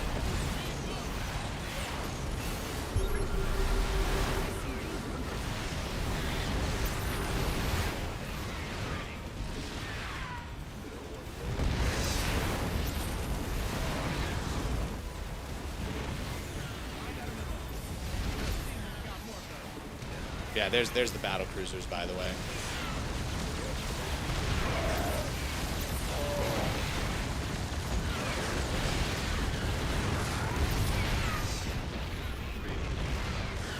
Yeah, all right, GG. Yeah, I figured he was just trying to troll us. So,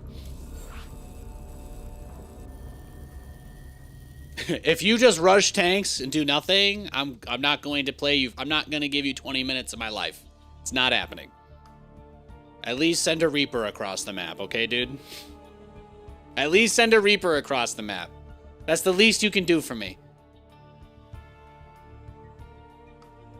Terran versus Terran, the one matchup where if you don't open with a Reaper, you auto-lose. But this guy's like, no, I can just go 3 Marines with nothing. Uh-huh. Yeah, you can do that against somebody else. Something tells you the company that makes it won't make any huge changes. Well, I mean, I will tell you this much. The change to Psystorm is one of the biggest changes they've ever done to the game in 15 years. I mean, raising the length of Psystorm and adjusting its DPS, like, that is literally, that might be the big, that might be, I'm going to just say it, all right? Fuck it. That might be the biggest change Protoss has ever had. outside of the normal, oh yeah, we added a new unit that's obviously different. Like, what one unit has been changed to that degree, right? Like, can you even think of another unit that was like, oh yeah, we actually just completely adjusted its damage profile and turned it into, like, from a burst spell into a zoning spell? Like, that's really crazy. Really, really crazy. Giving Dark Templar the ability to jump, I don't really think that changed how they're used, though.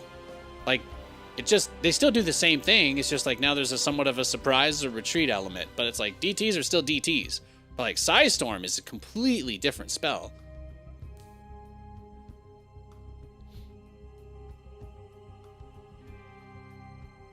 Yeah, Mothership Core got adjusted a few times. I think originally it was like tied to the base, right?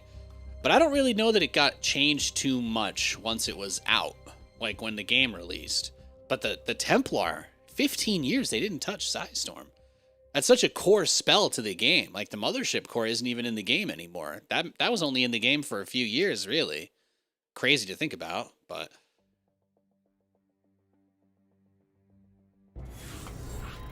Was the Mothership Core even in the game for a third of its life? Like, did we even hit 5 years of having the Mothership Core?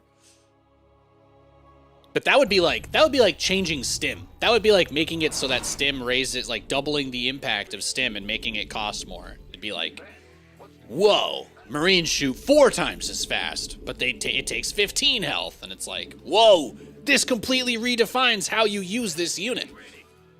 I feel that way anyway. I don't really feel that we've ever had. Maybe the Battlecruiser teleport is that really redefined how the unit was used in a crazy way. I would say that maybe it's on that level. That might be the closest. That might be the closest thing to that.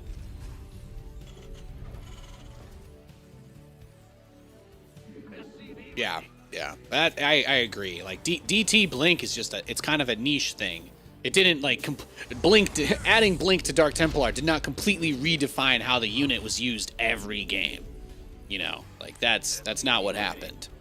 Now, if they made it so that Dark Templar revealed themselves for 2 seconds every time they attacked, that would be a change that completely redefines the unit's role in the game. Like, if Dark Templar revealed themselves after a hit, they would be like they'd be relegated to like Reaper spot in the game, you know. It wouldn't be anywhere near as good. And you could make it cheaper, you could make it build faster, but you would have to, you know, whatever else changed, like that's kind of where I'm at with it. I don't feel like there's too many units that have been redefined by patch notes like that. Obviously, there's the Cyclone, which got redesigned and then changed back, and then redesigned and then changed back, and then redesigned even one more time further beyond that, and then changed back yet again. So, you know, that's maybe a close second. And I only say that because the Cyclone got reverted. Because the Cyclone would also be a pretty good answer to this question, if not for the fact that they've reverted it quite a few times. But when they made it so that mag field affected light units and not just armored units, maybe that was also kind of similar. At least for me, I think it made them much better against like charge lots, and it made them a lot easier to deal with mutas, right? Pretty much everything that wasn't armored. So I would say. I would put Cyclone Magfield. The Magfield upgrade change was actually really, really big, and nobody talks about it because nobody builds Cyclones except Nathanias. But I do think that being able to kill Zealots in like 2 or 3 less hits, which is what the Magfield update did for them, I do feel like that's a big deal, because if you're going to build them against Protoss, the biggest thing people make against Cyclones is Zealots. I don't even know if Protoss players are aware. If like everybody I play against is aware, because they love using the Cyclones. They love using Zealots against them, but I'm not sure everybody even knows that there's a pretty big difference. It's a pretty big difference between, they used to do like 80 DPS versus armored with the lock-on, 80 damage per attack, and then they lowered it to 60, but they made it 60 against everything, whereas originally it was only ever 40 against non-armored units. So it had a nerf versus, it had a pretty sizable nerf versus the armored units like Stalkers. It made Stalkers a lot better versus Cyclones, but it also made them able to kill other things.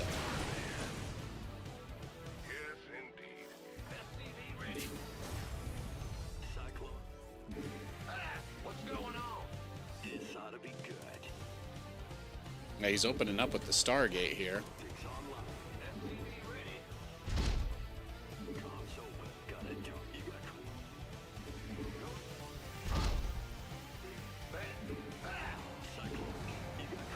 Ready for dust off.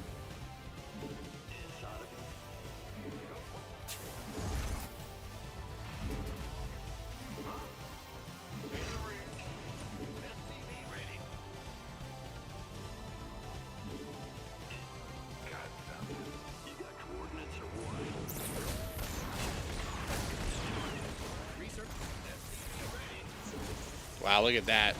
So you've got that Void Ray out already, Tim.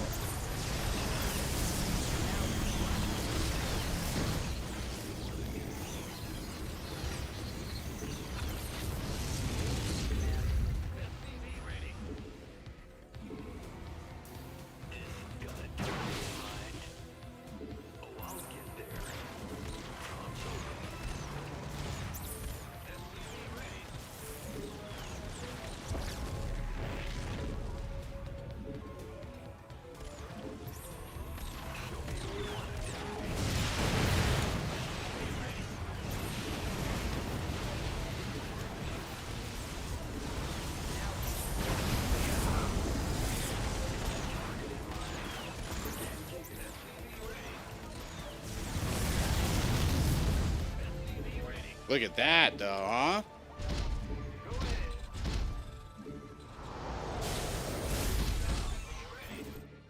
ETA. No, he's aggro, man. He's got I can't believe he had Void Ray out. He's crazy. He is crazy.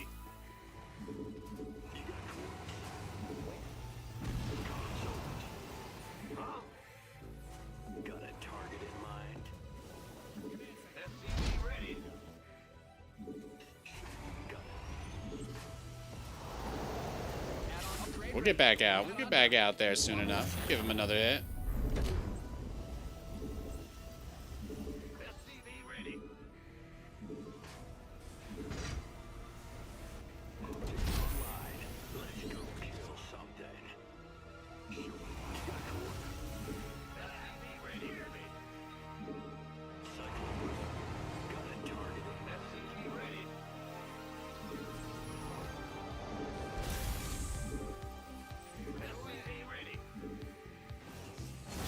We gotta get +2 air attack. That's just necessary. Especially for Liberators when we get there.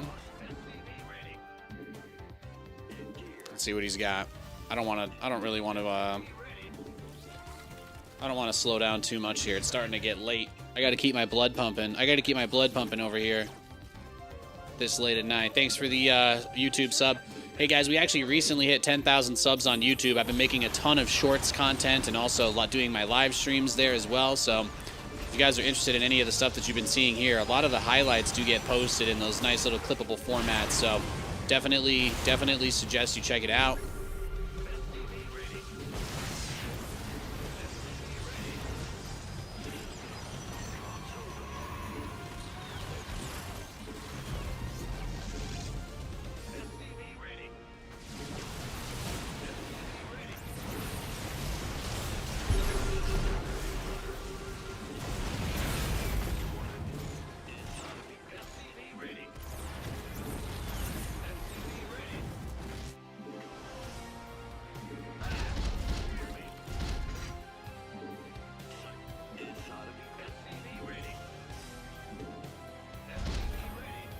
Let's get it.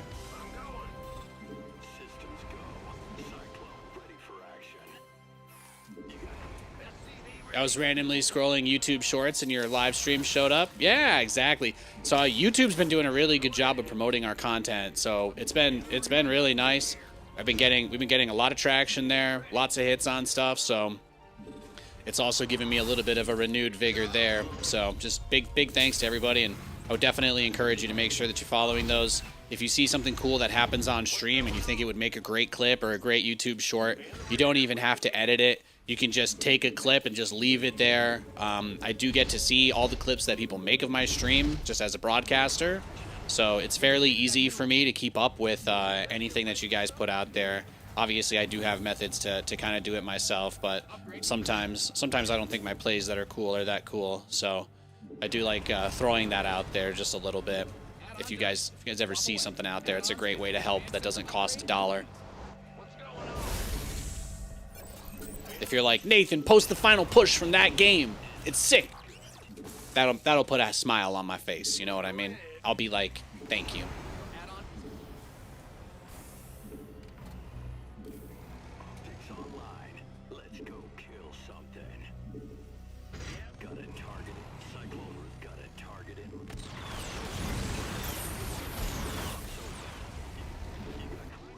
SCV ready.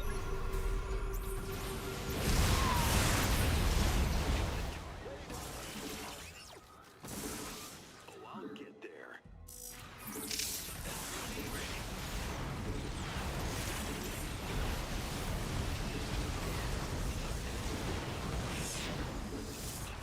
Grind out some of your minerals.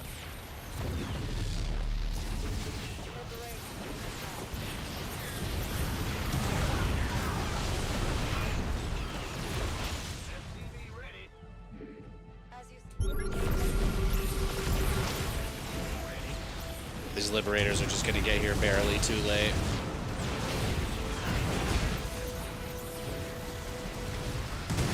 Damn. Yeah, it's close.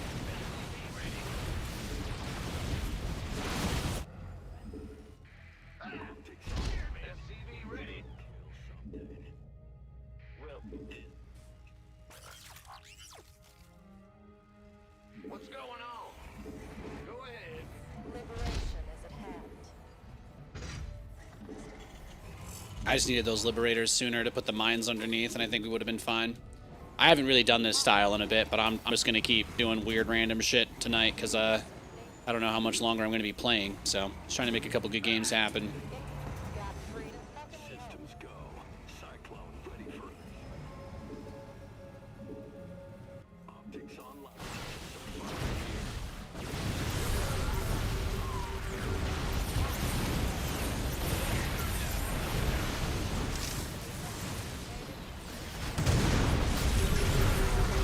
There we go.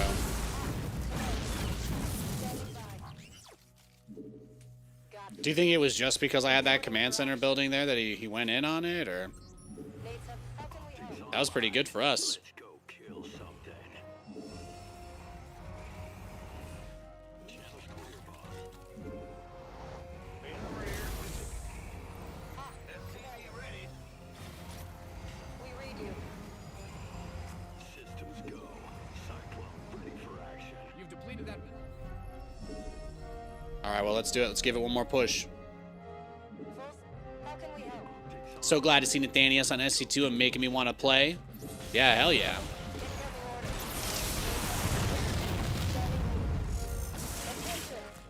This ought to be good.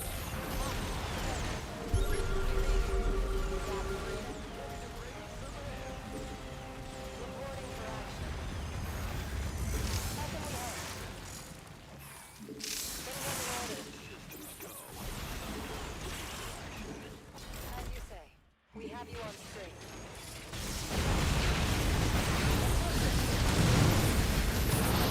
Yeah, see, this is his plan. He's like, oh, get a liberator this way, but no. Upgrade ready. More.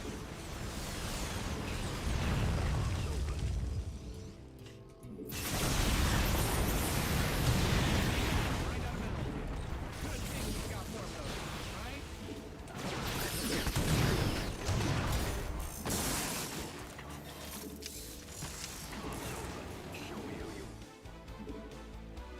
Reporting for action. In the rear. Go ahead. We read you. Easy. What's going on? How can we? Incoming orders. We have you on screen. Got it.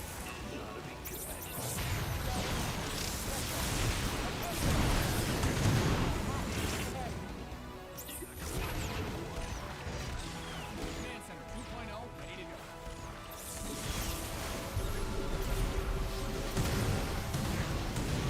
Yeah, let the libs do their thing, man. This is what it's all about. For new coordinates. You got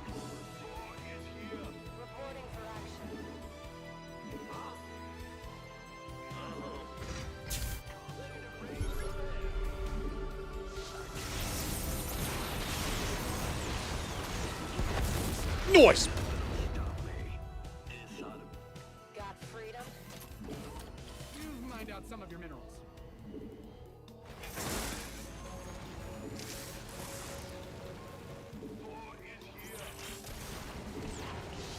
You've depleted that mineral field. Incoming orders.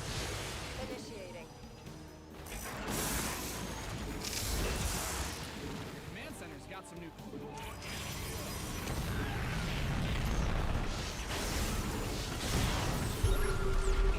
Mine guys are depleted. We'll let the planet dry.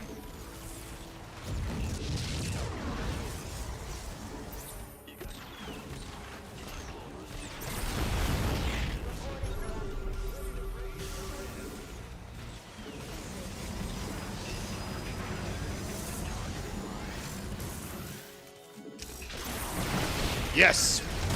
Beautiful. Need something liberated? Your base is getting blasted. Your SCVs are being liberated in the worst way. You've depleted that mineral field.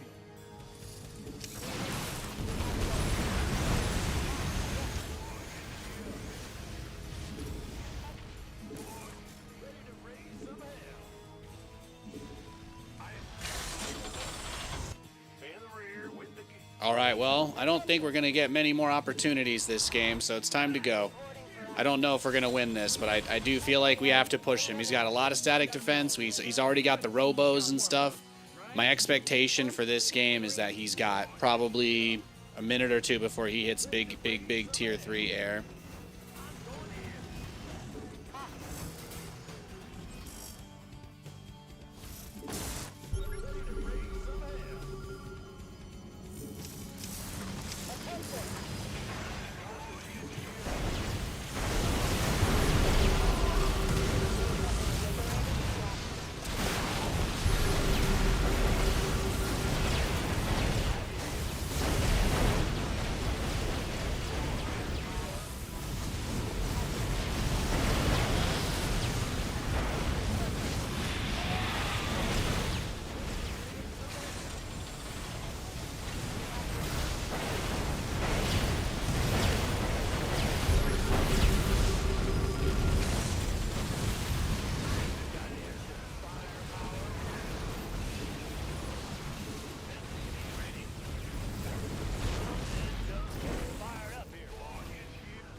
Just get his pop the shields there if we can.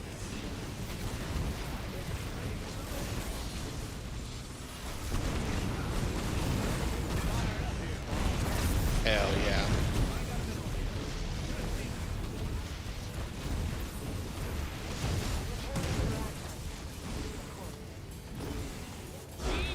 Wow, look at that. How you like that, man?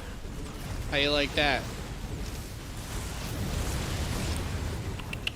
Bro, somebody honestly, unironically thought that the Thor was bugged because it used the wrong weapon against Colossi. The anti-air single target attack is crazy. Yeah, I knew he was going DTs at the end. But the single target attack on the Thor's anti-air absolutely wrecks Colossi. Absolutely wrecks him. Like, this was a great game. He's got some sort of old smiling man as his icon on his base. Sometimes it be like that. Sometimes it be like that. Whew! What a game. Let's see. Worker kills, fairly even. Resources lost, 29.7 to 19.7. Not too shabby. Not too shabby. That was a fun match. It's a fun match.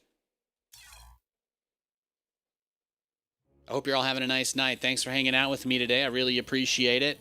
I do think I'm going to wrap things up now, though, because I want to take my dog for a walk and make sure that he's good. Plus, I've got about an hour and a half till my wife gets home, so that gives me enough time to get all my chores done and take a bath. So that's what I'm going to do. I want to give a big thanks to everybody who tuned in tonight. Make sure you're following. If you're watching on YouTube, make sure you like the stream. But, oh, Lewis is starting to wag his tail. I'm like, the floor is shaking. My dog's tail started wagging as soon as I said goodnight. But yeah, thank you guys for hanging out. Seriously, I love being able to do this. I hope to be able to do this as long as I possibly can. Everybody that watches, it really helps. Whether you're just someone who watches, whether you're someone who's able to sub or anything like that, really, I can't do this without you guys. Thank you so much for being here and supporting me and StarCraft. I really does mean a lot to me to be able to come on here and still do this all these years later. God bless you guys and have a great night. And also, again, big shout out to Pig. Thank you. Love you, buddy.